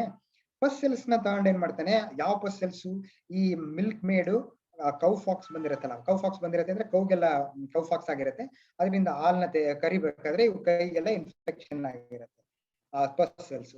ಆ ಪಸ್ ಸೆಲ್ಸ್ ನ ತೆಗೆದ್ಬಿಟ್ಟು ಏನ್ ಮಾಡ್ತಾನೆ, ಎಡ್ವರ್ಡ್ ಜೆನ್ನರ್ 8 ವರ್ಷದ ಒಬ್ಬ ಹುಡುಗ ಜೇಮ್ಸ್ ಪಿಪ್ಸ್ ಅಂತ ಹೇಳಿ, ಆ ಹುಡುಗನ್ಗೆ ಇದನ್ನ ಏನ್ ಮಾಡ್ತಾನೆ, ಇನಾಕ್ಯುಲೇಟ್ ಮಾಡ್ತಾನೆ. ಇನಾಕ್ಯುಲೇಟ್ ಮಾಡಿದಾಗ ಆ ಚಿಕ್ಕ ಹುಡುಗನ್ಗೆ ಏನಾಗ್ತದೆ, 8 ದಿನ 1 ವಾರ ಅವನಿಗೆ ಜ್ವರ ಬರುತ್ತೆ, ಅವನಿಗೆ ಒಂಥರ ಅನ್ಕಂಫರ್ಟ್ ಆಗುತ್ತೆ, ತುಂಬಾ ಈ ಫೀಲ್ಸ್ ಅನ್ಕಂಫರ್ಟ್ ಒಂಥರ ಆಗ್ತದೆ. ಅವ್ರ ತಾಯಿ ಎಲ್ಲ ಹೆಂಗೆ ಇವನು ಸತ್ತೋಗ್ಬಿಡ್ತಾನೆ ಹುಡುಗ ಅನ್ಕೊಂಡ್ರೆ. ಫಾರ್ಚುನೇಟ್ಲಿ ಏನಾಗುತ್ತೆ, ಹಂಗಾಗಿ 1 ವಾರ ಆದ್ಮೇಲೆ ಆ ಹುಡುಗ ತುಂಬಾ ರಿಕವರ್ ಆಗ್ಬಿಡ್ತಾನೆ, ಏನೂ ಇಲ್ಲ ಆಗ್ಬಿಡುತ್ತೆ. ಏನೂ ಇಲ್ಲ ಆದ್ಮೇಲೆ ಅಗೈನ್ ನೆಕ್ಸ್ಟ್ ಮಂತ್ ಏನ್ ಮಾಡ್ತಾನೆ, ಅದೇ ತರ ಇನಾಕ್ಯುಲೇಟ್ ಮಾಡ್ತಾನೆ. ಅದನ್ನೇ ನಾವು ಬೂಸ್ಟರ್ ಡೋಸ್ ಅಂತ ಹೇಳ್ತೀವಿ. ಅದೇ ತರ 3-4 ಸತಿ ಮಾಡ್ತಾನೆ ಅವನು. ಹಾಗೇನ ಮಾಡ್ತಾನೆ, ಫಾರ್ಚುನೇಟ್ಲಿ ಜೇಮ್ಸ್ ಏನಾಗಿರ್ತಾನೆ, ಸರ್ವೈವ್ ಆಗ್ಬಿಡ್ತಾನೆ. ಸರ್ವೈವ್ ಆದಾಗ ಆ ಟೆಕ್ನಾಲಜಿ ಏನಾಗ್ತದೆ, ಹೋಲ್ ವರ್ಲ್ಡ್ ಗೆ ಸ್ಪ್ರೆಡ್ ಆಗ್ತದೆ. ಅದು ಮಾಡೋರು ಯಾರು, Edward Jenner. Is a father of vaccination ಗೆ ಫಾದರ್ ಯಾರು, ಎಡ್ವರ್ಡ್ ಜೆನ್ನರ್. ಅವನು ಯಾವಾಗ ಇಂಟ್ರೊಡ್ಯೂಸ್ ಮಾಡ್ತಾನೆ ಅಂದ್ರೆ May 1796 AD ಯಲ್ಲಿ ಇಂಟ್ರೊಡ್ಯೂಸ್ ಮಾಡ್ತಾನೆ. ಅದನ್ನ ಏನ್ ಮಾಡ್ತಾರೆ, ಎಲ್ಲಾ ಪ್ರಾಕ್ಟೀಸ್, ಈ ಸ್ಮಾಲ್ ಪಾಕ್ಸ್, ಕೌ ಪಾಕ್ಸ್ ಅನ್ನ ಏನ್ ಮಾಡ್ತಾರೆ, ಆ ಪಸ್ ಸೆಲ್ಸ್ ನ ತೆಗೆದು ಅದನ್ನ ಹೆಲ್ದಿ ಇಂಡಿವಿಜುವಲ್ ಗೆ ಇನಾಕ್ಯುಲೇಟ್ ಮಾಡ್ತಾರೆ. ಹೆಲ್ದಿ ಇಂಡಿವಿಜುವಲ್ ಇನಾಕ್ಯುಲೇಟ್ ಮಾಡಿದಾಗ ಜ್ವರ ಬರುತ್ತೆ, ಡಿಸ್ಕಂಫರ್ಟ್ ಆಗುತ್ತೆ, ಆಮೇಲೆ ಸ್ವಲ್ಪ ದಿನ ಆದ್ಮೇಲೆ ಅವ್ರು ಸರಿ ಆಗ್ತಾ ಹೋಗ್ತಾರೆ. ಹೋಲ್ ವರ್ಲ್ಡ್ ಅದನ್ನ ಫಾಲೋ ಮಾಡ್ತಾರೆ. ಆ ವ್ಯಾಕ್ಸಿನ್ ನಮ್ಮ ಇಂಡಿಯಾಗೆ ಬರ್ಲಿರ್ಬೇಕಾದ್ರೆ ಎಷ್ಟು ದಿನ ಆಯ್ತು ಅಂದ್ರೆ, ಒಂದು 6 ವರ್ಷ ಹಿಡಿಯುತ್ತೆ. ಅಂದ್ರೆ ನಮ್ಗೆ 6 ವರ್ಷ ಎಷ್ಟೋ ಹಿಡಿಯುತ್ತೆ ನಮ್ಮ ಇಂಡಿಯಾಗೆ ಅದು ಬರ್ಲಿಕ್ಕೆ, ಅಷ್ಟು ಟೈಮ್ ಹಿಡಿಯುತ್ತೆ ಆ ಕಾಲದಲ್ಲಿ. ಇವತ್ತು ಆ ತರ ಇಲ್ಲ, ಪ್ರಪಂಚದಲ್ಲಿ ಯಾವುದೇ ವ್ಯಾಕ್ಸಿನ್ ಮಾಡಿದ್ರು ಅದನ್ನು ನಾವು ಮಾಡ್ತೀವಿ ಅನ್ನೋ ಮಟ್ಟದಲ್ಲಿ ಇವತ್ತು ನಾವಿದೀವಿ. ಅವತ್ತಿನ ದಿನ ಹೆಂಗಿತ್ತು ಅಂದ್ರೆ ಇಂಗ್ಲೆಂಡ್ ಇಂದ ನಮ್ಮ ಇಲ್ಲಿಗೆ ಬರ್ಬೇಕು ಅಂದ್ರೆ ಅಷ್ಟು ದಿನ ಹಿಡಿತು. ಅದು ಟೆಕ್ನಾಲಜಿ. ಅದನ್ನ ಅವನು ಏನ್ ಹೇಳ್ತಾನೆ, ವಿರಿಯೋಲೆ ಅಂತ ಪ್ಯಾಥೋಜನ್ ಕಾಸ್ ಮಾಡಿರುತ್ತೆ, ಅದಕ್ಕೆ ವಿರಿಯೋಲೇಷನ್ ಅಂತ ಹೆಸರಿಟ್ಟಿರ್ತಾನೆ. ಯಾರು? Edward Jenner. ಬಟ್ ನಮ್ಮ Louis Pasteur, for the honour of Edward Jenner, now we call the term vaccination. Vac means cow. Small pox ಇಂದ ಅದನ್ನ ಇದು ಕೌ ಪಾಕ್ಸ್ ಇಂದ ಸ್ಮಾಲ್ ಫಾಕ್ಸ್ ನ ಕಂಟ್ರೋಲ್ ಮಾಡಿದೆ ಅಂತ ಒಂದು ಉದಾಹರಣೆ 1796 ಅಲ್ಲಿ ಇರುತ್ತೆ. ಬಟ್ ಅದೇ ಟೈಮ್ ಅಲ್ಲಿ ಈ ನಮ್ಮ ರಾಬರ್ಟ್ ಕಾಚ್ ಆಂಥ್ರಾಕ್ಸ್ ವರ್ಕ್ ಮಾಡ್ತಾ ಇರ್ತಾರೆ. ಆ ಕಾಲರಾ ಬಗ್ಗೆ ನಮ್ಮ ಲೂಯಿಸ್ ಪ್ಯಾಶ್ಚರ್ ವರ್ಕ್ ಮಾಡ್ತಾ ಇರ್ತಾರೆ. ಇಲ್ಲಿ ಇನ್ನೊಂದು ಸ್ಟೋರಿ ಇದೆ, ವ್ಯಾಕ್ಸಿನ್ ಸ್ಟೋರಿ. ಫ್ಲೋ ಕಾಲರಾ, ಈ ಚಿಕನ್ ಕಾಲರಾ ಅಂತ. ಅವರು ಒಂದು ಸ್ಟೂಡೆಂಟ್ಗೆ ಒಂದು ಅಸೈನ್ಮೆಂಟ್ ಕೊಟ್ಟಿರ್ತಾರೆ. ಏನ್ ಅಸೈನ್ಮೆಂಟ್? ಈ ಕಾಲರಾ ಬಂದಂತಹ ಕೋಳಿಗಳಲ್ಲಿ ಆ ಆರ್ಗ್ಯಾನಿಸಮ್ ಐಸೋಲೇಟ್ ಮಾಡಿ ಅದನ್ನ ಲ್ಯಾಬಲ್ ಕಲ್ಚರ್ ಮಾಡ್ತಾ ಇರ್ಬೇಕು ಅಂತ. ಈ ಕಲ್ಚರ್ ಮಾಡ್ಬೇಕು ಅಂತ ಅವ್ರಿಗೆ ಅಸೈನ್ಮೆಂಟ್ ಇರುತ್ತೆ. ಅವರು ರಿಸರ್ಚ್ ಸ್ಟೂಡೆಂಟ್ ವರ್ಕ್ ಮಾಡ್ತಾ ಇರ್ತಾರೆ. ಒಂದಿನ ಏನಾಗ್ತದೆ, ಹಂಗ ವರ್ಕ್ ಮಾಡ್ಬೇಕಾದ್ರೆ ವೆಕೇಶನ್ ಬರುತ್ತೆ. ನಮ್ಗೆ ವೆಕೇಶನ್ ಬರುತ್ತಲ್ಲ, ಅದೇ ತರ ಅವ್ರಿಗೆ ಕ್ರಿಸ್ಮಸ್ ವೆಕೇಶನ್ ಏನೋ ಬರುತ್ತೆ. ವೆಕೇಶನ್ ಬಂದಾಗ ಆ ಕಲ್ಚರ್ನ ಅವನು ಅಲ್ಲಿಟ್ಬಿಟ್ಟು ತನ್ನ ಊರಿಗೆ ಹೋಗಿರ್ತಾನೆ. ಊರಿಂದ ಬಂದು ಆ ಕಲ್ಚರ್ ಏನಿರುತ್ತೆ ಪುನಃ ಎಲ್ತಿ ಇಂಡಿವಿಜುವಲ್ ಅಂದ್ರೆ ಎಲ್ತಿ ಕೋಳಿಗೆ ಅದನ್ನ ಇನಾಕ್ಯುಲೇಟ್ ಮಾಡ್ತಾನೆ. ಇನಾಕ್ಯುಲೇಟ್ ಮಾಡಿದ್ರೆ ಕಾಲರಾ ಬರೋದಿಲ್ಲ. ಅವನು ಇದೇನಪ್ಪ, ನಾನು ಇದೆಲ್ಲ ಎಕ್ಸ್ಪೆರಿಮೆಂಟ್ ಹಾಳಾಗೋಯ್ತು, ಸರ್ಗೆ ಹೇಳಿದ್ರೆ ಬೈತಾರೆ, ಏನ್ ಮಾಡೋದು ಅಂತ. ಹೇಳ್ದೆ ಹೋದ್ರು ತಪ್ಪಾಗ್ತದೆ, ಈಗ ನನ್ನ ಇದನ್ನ ಮೇಂಟೈನ್ ಮಾಡಕ್ ಹೇಳಿದ್ರು, ಇದು ಮಾಡಕ್ ಆಗ್ತಾ ಇಲ್ಲ, ಏನ್ ಮಾಡೋದು ಅಂತ ಯೋಚನೆ ಮಾಡ್ತಾನೆ. ಯೋಚನೆ ಮಾಡ್ಬಿಟ್ಟು ಅವನು ಸರ್ ಹತ್ರ ಹೋಗಿ ಹೇಳ್ತಾನೆ, ಲೂಯಿಸ್ ಪ್ಯಾಶ್ಚರ್ ಹತ್ರ, ಸರ್ ಹಿಂಗಾಯ್ತು. ಲೂಯಿಸ್ ಪ್ಯಾಶ್ಚರ್ ಒಂದು ಆಶ್ಚರ್ಯ ಆಗ್ತದೆ. ಈಗ ನೀ ಎಷ್ಟೋ ದಿನ ಇಟ್ಟಿದಂತಹ ಸೇಮ್ ಅದೇ ಡಿಸೀಸ್ ಕಾಸ್ ಮಾಡೋ ಅಂತ ಫ್ಲೋ ಕಾಲರಾ ಕಾಸ್ ಮಾಡೋ ಅಂತ ಆರ್ಗ್ಯಾನಿಸಮ್ ಇನಾಕ್ಯುಲೇಟ್ ಮಾಡಿದ್ರೆ ಆಗ್ತಾ ಇಲ್ಲ ಕೆಲವು ದಿನ ಆದ್ಮೇಲೆ, ಇಲ್ಲಿ ಏನೋ ಇರಬೇಕು ಅಂತ. This is the first lab culture of vaccine. Lab culture, lab ಅಲ್ಲಿ ಬೆಳೆಸಿ ಕಲ್ಚರ್ ವ್ಯಾಕ್ಸಿನ್ ಆದಂತ ಉದಾಹರಣೆ ಫಸ್ಟ್ ಲೂಯಿಸ್ ಪ್ಯಾಶ್ಚರ್ ಲ್ಯಾಬ್ ಅಲ್ಲಿ 1877 ಅಲ್ಲಿ ನಡೆಯುತ್ತೆ. ಅಂದ್ರೆ ಆ ಕೋಳಿಯಿಂದ ಡಿಸೀಸ್ ಅಂತ ಆರ್ಗ್ಯಾನಿಸಮ್ಸ್ ನ ಲ್ಯಾಬ್ ಅಲ್ಲಿ ಐಸೋಲೇಟ್ ಮಾಡ್ತಾ ಇರ್ತಾರೆ. ಆ ಲ್ಯಾಬ್ ಅಲ್ಲಿ ಐಸೋಲೇಟ್ ಮಾಡಿ ಪುನಃ ಎಲ್ದಿ ಇಂಡಿವಿಜುವಲ್ ಇನಾಕ್ಯುಲೇಟ್ ಮಾಡಿದ್ರೆ ಅದು ಬರ್ತಿರುತ್ತೆ. ಇದೇನಾಗ್ತದೆ, ಸ್ವಲ್ಪ ದಿನ ಬಿಟ್ಟಾದ್ಮೇಲೆ ಅದು ತನ್ನ ಪ್ರಾಪರ್ಟಿ ಕಳ್ಕೊಂಡಿರುತ್ತೆ. ಅದನ್ನ ಆ ಚುಚ್ಚಿದಾಗ ಏನಾಗ್ತದೆ, ಅದನ್ನ ಇನಾಕ್ಯುಲೇಟ್ ಮಾಡಿದಾಗ ಏನಾಗ್ತದೆ, ಅದು ಎಕ್ಸ್ಪ್ರೆಸ್ ಆಗೋದಿಲ್ಲ. ಅದನ್ನ ಅದು Louis Pasteur first vaccine against cholera in 1877. ಅದು ಒಂದು first vaccine. Second vaccine anthrax. Anthrax ನಿಮ್ಗೆಲ್ಲ ಗೊತ್ತಿರ್ಬೋದು, ಇವತ್ತು ಅದು ನ್ಯೂಸ್ ಅಲ್ಲಿ ಇತ್ತು, ಹೋದ ಒಂದು 10 ವರ್ಷದಿಂದ ಆಂಥ್ರಾಕ್ಸ್ ಅದ್ರದ್ದು ಎಷ್ಟು ಸಿವಿಯಾರಿಟಿ ಅಂತ. ಅದಕ್ಕೆ ವ್ಯಾಕ್ಸಿನ್ ಕಂಡುಹಿಡಿಯಲಿಕ್ಕೆ 1881 ನಲ್ಲಿ ಆಂಥ್ರಾಕ್ಸ್, ಅದು ಬ್ಯಾಸಿಲಸ್ ಆಂಥ್ರಾಕ್ಸ್ ಅಂತ ಆರ್ಗ್ಯಾನಿಸಮ್, ಅದಕ್ಕೂ ವ್ಯಾಕ್ಸಿನ್ ಕಂಡುಹಿಡಿತಾರೆ. ವ್ಯಾಕ್ಸಿನ್ ಹೆಂಗ್ ಕಂಡುಹಿಡಿತಾರೆ ಅಂದ್ರೆ, ಒಂದು ಲೈವ್ ಅಟಿನ್ಯೂಯೇಟೆಡ್ ಅಂದ್ರೆ ಲೈವ್ ಬ್ಯಾಕ್ಟೀರಿಯಾ ಇರ್ಬೋದು, ವೈರಸ್ ಇರ್ಬೋದು, ಅದು ಸ್ವಲ್ಪ ಸಮಯ ಆದ್ಮೇಲೆ ಅದ್ರದ್ದು ಆಕ್ಟಿವಿಟಿನ ಕಳ್ಕೊಂಡಾದ್ಮೇಲೆ ಅದನ್ನ ಇನಾಕ್ಯುಲೇಟ್ ಮಾಡಿದಾಗ ಅದರಿಂದ ಎಫೆಕ್ಟ್ ಬರೋದಿಲ್ಲ ಅಂತ. ಅದು ಒಂದು ಟೈಪ್ ಆಫ್ ವ್ಯಾಕ್ಸಿನ್. ಇನ್ನೊಂದು ಅಟಿನ್ಯೂಯೇಟೆಡ್ ವ್ಯಾಕ್ಸಿನ್ ಅಂದ್ರೆ ಅದ್ರದ್ದು ವಿರುಲೆನ್ಸ್, ಅದನ್ನ ಕೆಮಿಕಲ್ ಟ್ರೀಟ್ಮೆಂಟ್ ಇರ್ಬೋದು, ಇನ್ಯಾವುದೋ ಟ್ರೀಟ್ಮೆಂಟ್ ಅಲ್ಲಿ ಅದ್ರದ್ದು ಡಿಸೀಸ್ ಕಾಸ್ ಮಾಡೋ ಅಂತಹ ಒಂದು ಪ್ರಾಪರ್ಟಿನ ಕಳೀಲಿಕ್ಕೆ ಹೀಟ್ ಮಾಡ್ಬೋದು, ಕೆಮಿಕಲ್ ಯೂಸ್ ಮಾಡಿ ಅದನ್ನ ಪ್ರಾಪರ್ಟಿನ ಕಮ್ಮಿ ಮಾಡೋ ಅಂತದನ್ನ ನಾವು ಅಟಿನ್ಯೂಯೇಟೆಡ್ ವ್ಯಾಕ್ಸಿನ್ ಅಂತ ಹೇಳ್ತೀವಿ. ಅದು ಆಂಥ್ರಾಕ್ಸ್, ಬ್ಯಾಸಿಲಸ್ ಆಂಥ್ರಾಕ್ಸ್ಗೆ ಲೂಯಿಸ್ ಪ್ಯಾಶ್ಚರ್ ಕಂಡುಹಿಡಿತಾನೆ. ಬಟ್ ರೇಬಿಸ್ಗೆ, ರೇಬಿಸ್ ಅವತ್ತಿನ ದಿನದಲ್ಲಿ ಇವತ್ತು ಅಷ್ಟೇ ರೇಬಿಸ್ ಡಿಸೀಸ್ ಇದೆಯಲ್ಲ, ರೇಬಿಸ್ ಡಿಸೀಸ್ ಬಂದ್ರೆ ಇವತ್ತು ಅಷ್ಟೇ ಯಾವುದು ಮೆಡಿಸಿನ್ ಇಲ್ಲ. ಡಿಸೀಸ್ ಅಪಿಯರ್ ಆದ್ರೆ ಅದನ್ನ ಕಂಟ್ರೋಲ್ ಮಾಡ್ಲಿಕ್ಕೆ ಯಾರ ಕಡೆಯಿಂದನೂ ಸಾಧ್ಯ ಇಲ್ಲ. ಪ್ರಿಫಲಾಕ್ಸಿಸ್ ಅಂದ್ರೆ ಡಿಸೀಸ್ ಅಪಿಯರ್ ಆಗೋಕ್ಕಿಂತ ಮುಂಚೆ ನಾವೇನ್ ಮಾಡ್ತೀವಿ, ರೇಬಿಸ್ ಆದ ತಕ್ಷಣ, ಈಗ ಉಚ್ಚನಾಯಿ ಕಚ್ಚಿದೆ, ಅದಕ್ಕೆ ರೇಬಿಸ್ ಏನೋ ಇತ್ತು ಅಂತ ಗೊತ್ತಾದ ತಕ್ಷಣ ಫಸ್ಟ್ ನಾವು ಹೋಗಿ ವ್ಯಾಕ್ಸಿನ್ ತಗೊಂಡ್ಬಿಡ್ತೀವಿ. ಅದನ್ನ ಕಂಡುಹಿಡಿದವನು ಯಾರು? Louis Pasteur. ಹೆಂಗ್ ಕಂಡುಹಿಡಿದಿದ್ದ? ಅದು ಇವತ್ತು ನಮಗ್ ಗೊತ್ತಿದೆ, ರೇಬಿಸ್ ಕಾಸ್ ಮಾಡೋ ಅಂತ ಆರ್ಗ್ಯಾನಿಸಮ್ ರ್ಯಾಬ್ಡೋ ವೈರಸ್ ಅಂತ. ಬಟ್ ಆಗ ಈ ಕಲ್ಚರ್ ಎಲ್ಲ ಮಾಡ್ಬೋದು ಅನ್ನೋ ಟೆಕ್ನಿಕ್ ನ ರಾಬರ್ಟ್ ಕಾಚ್ ಕಂಡುಹಿಡಿದಿರ್ತಾನೆ ಅಂದ್ರೆ ಕಲ್ಚರ್ ಮಾಡೋ ಅಂತಂದ್ರೆ ಪ್ಯೂರ್ ಕಲ್ಚರ್ ಲ್ಯಾಬ್ ಅಲ್ಲಿ ಯಾವ್ಯಾವ್ದು ಡಿಸೀಸ್ಗೆ 3 ಫ್ಯಾಕ್ಟರ್ಸ್ ವೆರಿ ಇಂಪಾರ್ಟೆಂಟ್. ಒಂದು ಹೋಸ್ಟ್, ಇನ್ನೊಂದು ಪ್ಯಾಥೋಜನ್, ಇನ್ನೊಂದು ಎನ್ವೈರನ್ಮೆಂಟ್. ಈ 3 ಕೋಇನ್ಸೈಡ್ ಆದ್ರೆ ಮಾತ್ರ ನಿಮ್ಗೆ ಡಿಸೀಸ್ ಬರೋದು. ಬರೀ ಈ 3 ಇದ್ರೆ ಸಾಕ? ಇಲ್ಲ. ಒಂದು ವಿರುಲೆಂಟ್ ಪ್ಯಾಥೋಜನ್ ಆಗ್ಬೇಕು, ಇನ್ನೊಂದು ಸಸೆಪ್ಟಬಲ್ ಹೋಸ್ಟ್ ಆಗ್ಬೇಕು. ರೆಸಿಸ್ಟೆನ್ಸ್ ಹೋಸ್ಟ್ ಆದ್ರೆ ಬರೋದಿಲ್ಲ. ರೆಸಿಸ್ಟೆನ್ಸ್ ಅಂದ್ರೆ ಅದಕ್ಕೆ ಹೇಳೋದು, ವ್ಯಾಕ್ಸಿನ್ ತಗೊಳ್ಳಿ ನೀವೆಲ್ಲ ರೆಸಿಸ್ಟ್ ಆಗ್ತೀರಿ, ಪುನಃ ಬರೋದಿಲ್ಲ ಡಿಸೀಸ್ ಅಂತ ಯಾಕೆ ಹೇಳ್ತಾರೆ? ರೆಸಿಸ್ಟ್ ಆದ್ರೆ ಬರೋದಿಲ್ಲ, ಸಸೆಪ್ಟಬಲ್ ಹೋಸ್ಟ್ ಆಗ್ಬೇಕು. And environment, environment also favour ಮಾಡ್ಬೇಕು. ಹಂಗಾದ್ರೆ ಈ 3 ಫ್ಯಾಕ್ಟರ್ಸ್ ಕೋಯಿನ್ಸೈಡ್ ಆದ್ರೆ ಮಾತ್ರ ನಾವು ಡಿಸೀಸ್ ಅಂತ ಕರಿತೀವಿ. ಇದನ್ನ ಡಿಸೀಸ್ ಟ್ರಯಾಂಗಲ್ ಅಂತ ಕರಿತೀವಿ ನಾವು. ಈ ಡಿಸೀಸ್ ಬರ್ಬೇಕು ಅಂದ್ರೆ these 3 factors are very important. ಅದೇ ತರ ರೇಬಿಸ್ ಆ ಕಾಲದಲ್ಲಿ ಹುಚ್ಚುನಾಯಿ ಕಚ್ಚಿದ್ರೆ ರೇಬಿಸ್ ಬಂದ್ರೆ ಅದು ಸಾವು ಗ್ಯಾರಂಟಿ ಅಂತ. ಇವತ್ತು ಅಷ್ಟೇ ರೇಬಿಸ್ ಬಂದ್ರೆ ಸಾವು ಗ್ಯಾರಂಟಿ. ಅದನ್ನ ಐಡೋಫೋಬಿಯಾ ಅಂತ ಕರಿತೀವಿ.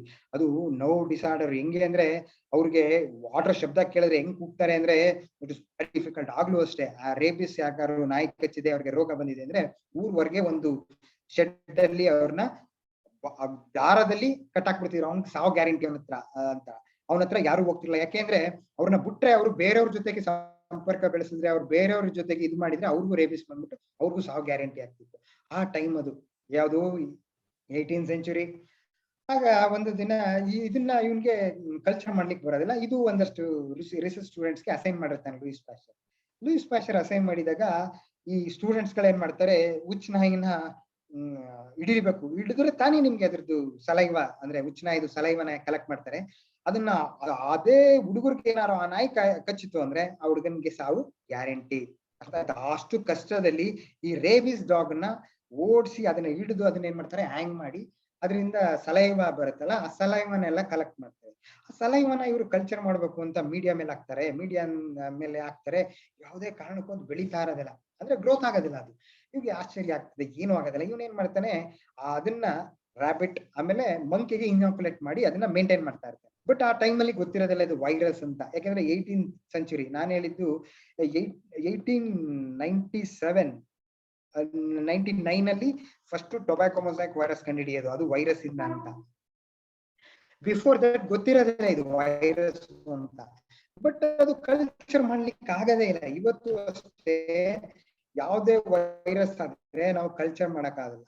ಬಟ್ ಈಗ ಟೆಕ್ನಾಲಜಿ ಡೆವಲಪ್ ಆಗಿರೋದ್ರಿಂದ stem cell culture, egg embryo, egg in obligate parasite ಅಂತ ಕರಿತೀವಿ. ಆಬ್ಲಿಗೇಟ್ ಪ್ಯಾರಾಸೈಟ್ ಅಂದ್ರೆ ಇದು ಡೆಡ್ ಮೆಟೀರಿಯಲ್ ಬೆಳೆಯೋದಿಲ್ಲ. ಈಗ ಬ್ಯಾಕ್ಟೀರಿಯಾ, ಫಂಗಸ್ ಇದೆಲ್ಲ ಆದ್ರೆ ಏನಾಗ್ತದೆ, ಅಂದ್ರೆ ವೇಸ್ಟ್ ಡೆಡ್ ಮೆಟೀರಿಯಲ್ ನ ಯೂಸ್ ಮಾಡಿ ಅದು ಮೆಟಬಾಲಿಕ್ ಆಕ್ಟಿವಿಟಿ ಇನ್ಕ್ರೀಸ್ ಆಗುತ್ತೆ. ಬಟ್ ವೈರಸ್ ಗಂಗಾಗಲ್ಲ, ಅದಕ್ಕೆ ಲಿವಿಂಗ್ ಹೋಸ್ಟೇ ಬೇಕು.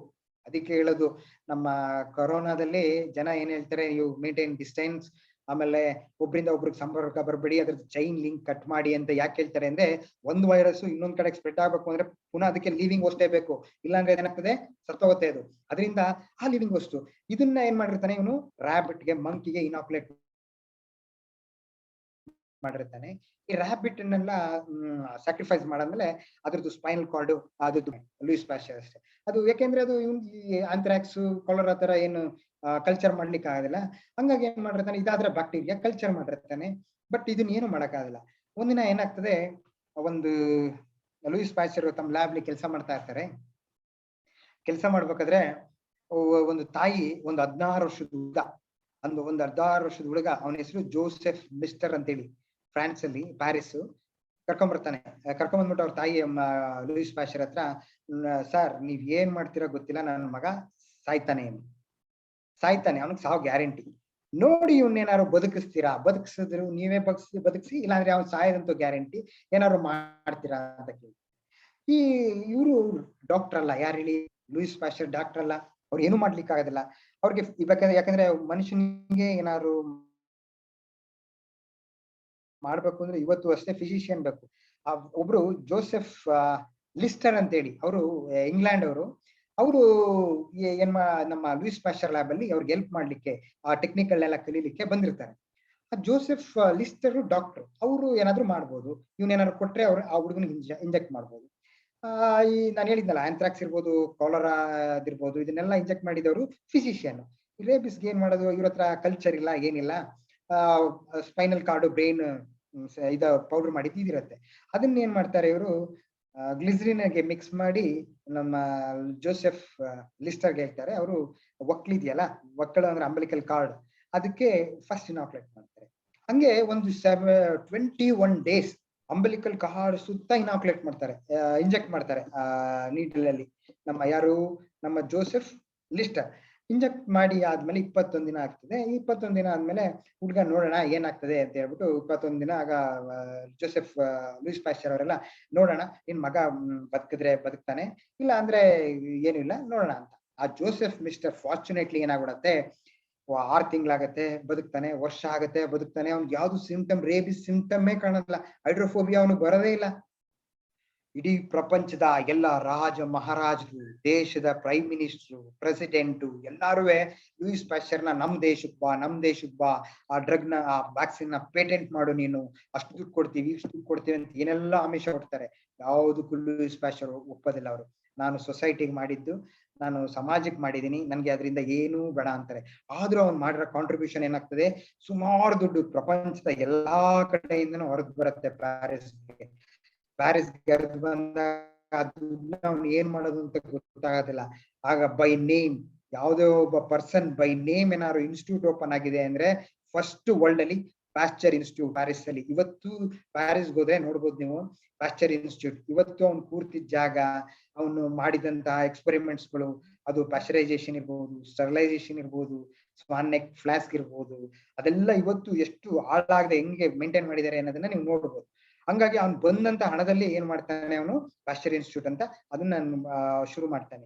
ಈ ಜೋಸೆಫ್ ಮಿಸ್ಟರ್ ಅಂತ ಹೇಳಿದ್ನಲ್ಲ, ಈ 16 year old ಬಾಯ್, ಅವನು ಸರ್ವೆ ಆಗ್ತಾನೆ. ಆಮೇಲೆ ಈ ನಮ್ಮ ಲೂಯಿಸ್ ಪ್ಯಾಶ್ಚರ್ 1895 ಅಲ್ಲಿ ಸತ್ತೋಗ್ತಾರೆ. ಸತ್ತೋದ್ಮೇಲೆ ನಿಮ್ಗೆಲ್ಲ ಗೊತ್ತು, ಫಸ್ಟ್ ವರ್ಲ್ಡ್ ವಾರ್ ಎಲ್ಲ ಶುರು ಆಗ್ತದೆ, ನಾಜಿ ಇದೆಲ್ಲ ಗಲಾಟೆ ಆಗ್ಬೇಕಾದ್ರೆ ಈ ಲೂಯಿಸ್ ಪ್ಯಾಶ್ಚರ್ ಡೆಡ್ ಬಾಡಿಯನ್ನ ಪ್ಯಾಶ್ಚರ್ ಇನ್ಸ್ಟಿಟ್ಯೂಟ್ ಅಲ್ಲಿ ಬರಿ ಮಾಡಿರ್ತಾರೆ. ಅದೊಂದು ಸಮಾಧಿ ಮಾಡಿರ್ತಾರೆ. ಸಮಾಧಿ ಮಾಡಿರ್ಬೇಕಾದ್ರೆ ಇವರೆಲ್ಲ ನಾಜಿಸ್ ಎಲ್ಲ ಬಂದು ಕೇಳ್ತಾರೆ, ಈ ಎಲ್ಲಾ ಕಡೆ ಇವನು ಬರೀ ಪ್ಲೇಸ್ ಎಲ್ಲಿದೆ ಅಂತ. ಯಾಕೆ ಹೇಳ್ತಿದೀನಿ ಅಂದ್ರೆ, ಒಬ್ಬ ಸೈಂಟಿಸ್ಟ್ ಯಾವ ಮಟ್ಟಕ್ಕೆ ಬೆಳಿತಾನೆ, ಅವ್ನಿಗೆ ಎಲ್ಲಾ ಆನರ್, ಫ್ರಾನ್ಸ್ ವರ್ಲ್ಡ್ ಅಲ್ಲಿ ಏನೇನ್ ದೊಡ್ಡ ದೊಡ್ಡ ಇದಿರುತ್ತೆ, ಅವಾರ್ಡ್ ಎಲ್ಲ ಸಿಕ್ಕಿರುತ್ತೆ. ಬಟ್ ಅವನು ಸತ್ತಿದ ಜಾಗದಲ್ಲಿ, ಬರಿ ಮಾಡಿದ ಜಾಗನ ತೆಗೆದು ಅವನ್ನ ಹಾಳು ಮಾಡ್ಬೇಕು ಅಂತ ನಾಜಿಸ್ ಹುಡ್ಕೊಂಡ್ ಬರ್ತಾರೆ. ಹುಡ್ಕೊಂಡ್ ಬಂದಾಗ ಏನಾಗ್ತದೆ, ಅದು ಎಲ್ಲಿ ಬರಿ ಮಾಡಿರೋದಾರೆ ಅಂತ ಜಾಗ ಗೊತ್ತಿರೋದು ಜೋಸೆಫ್ ಮಿಸ್ಟರ್ ಮಾತ್ರ. ಈ ಜೋಸೆಫ್ ಮಿಸ್ಟರ್ ಯಾರು, ಈ 16 year old ಬಾಯ್ ಇಂದ ಇನಾಕ್ಯುಲೇಟ್ ಮಾಡಿರ್ತಾನಲ್ಲ ರೇಬಿಸ್, ಆ ಹುಡುಗ, ಅವನು ಅದನ್ನ ಕಾಯ್ತಿರ್ತಾನೆ.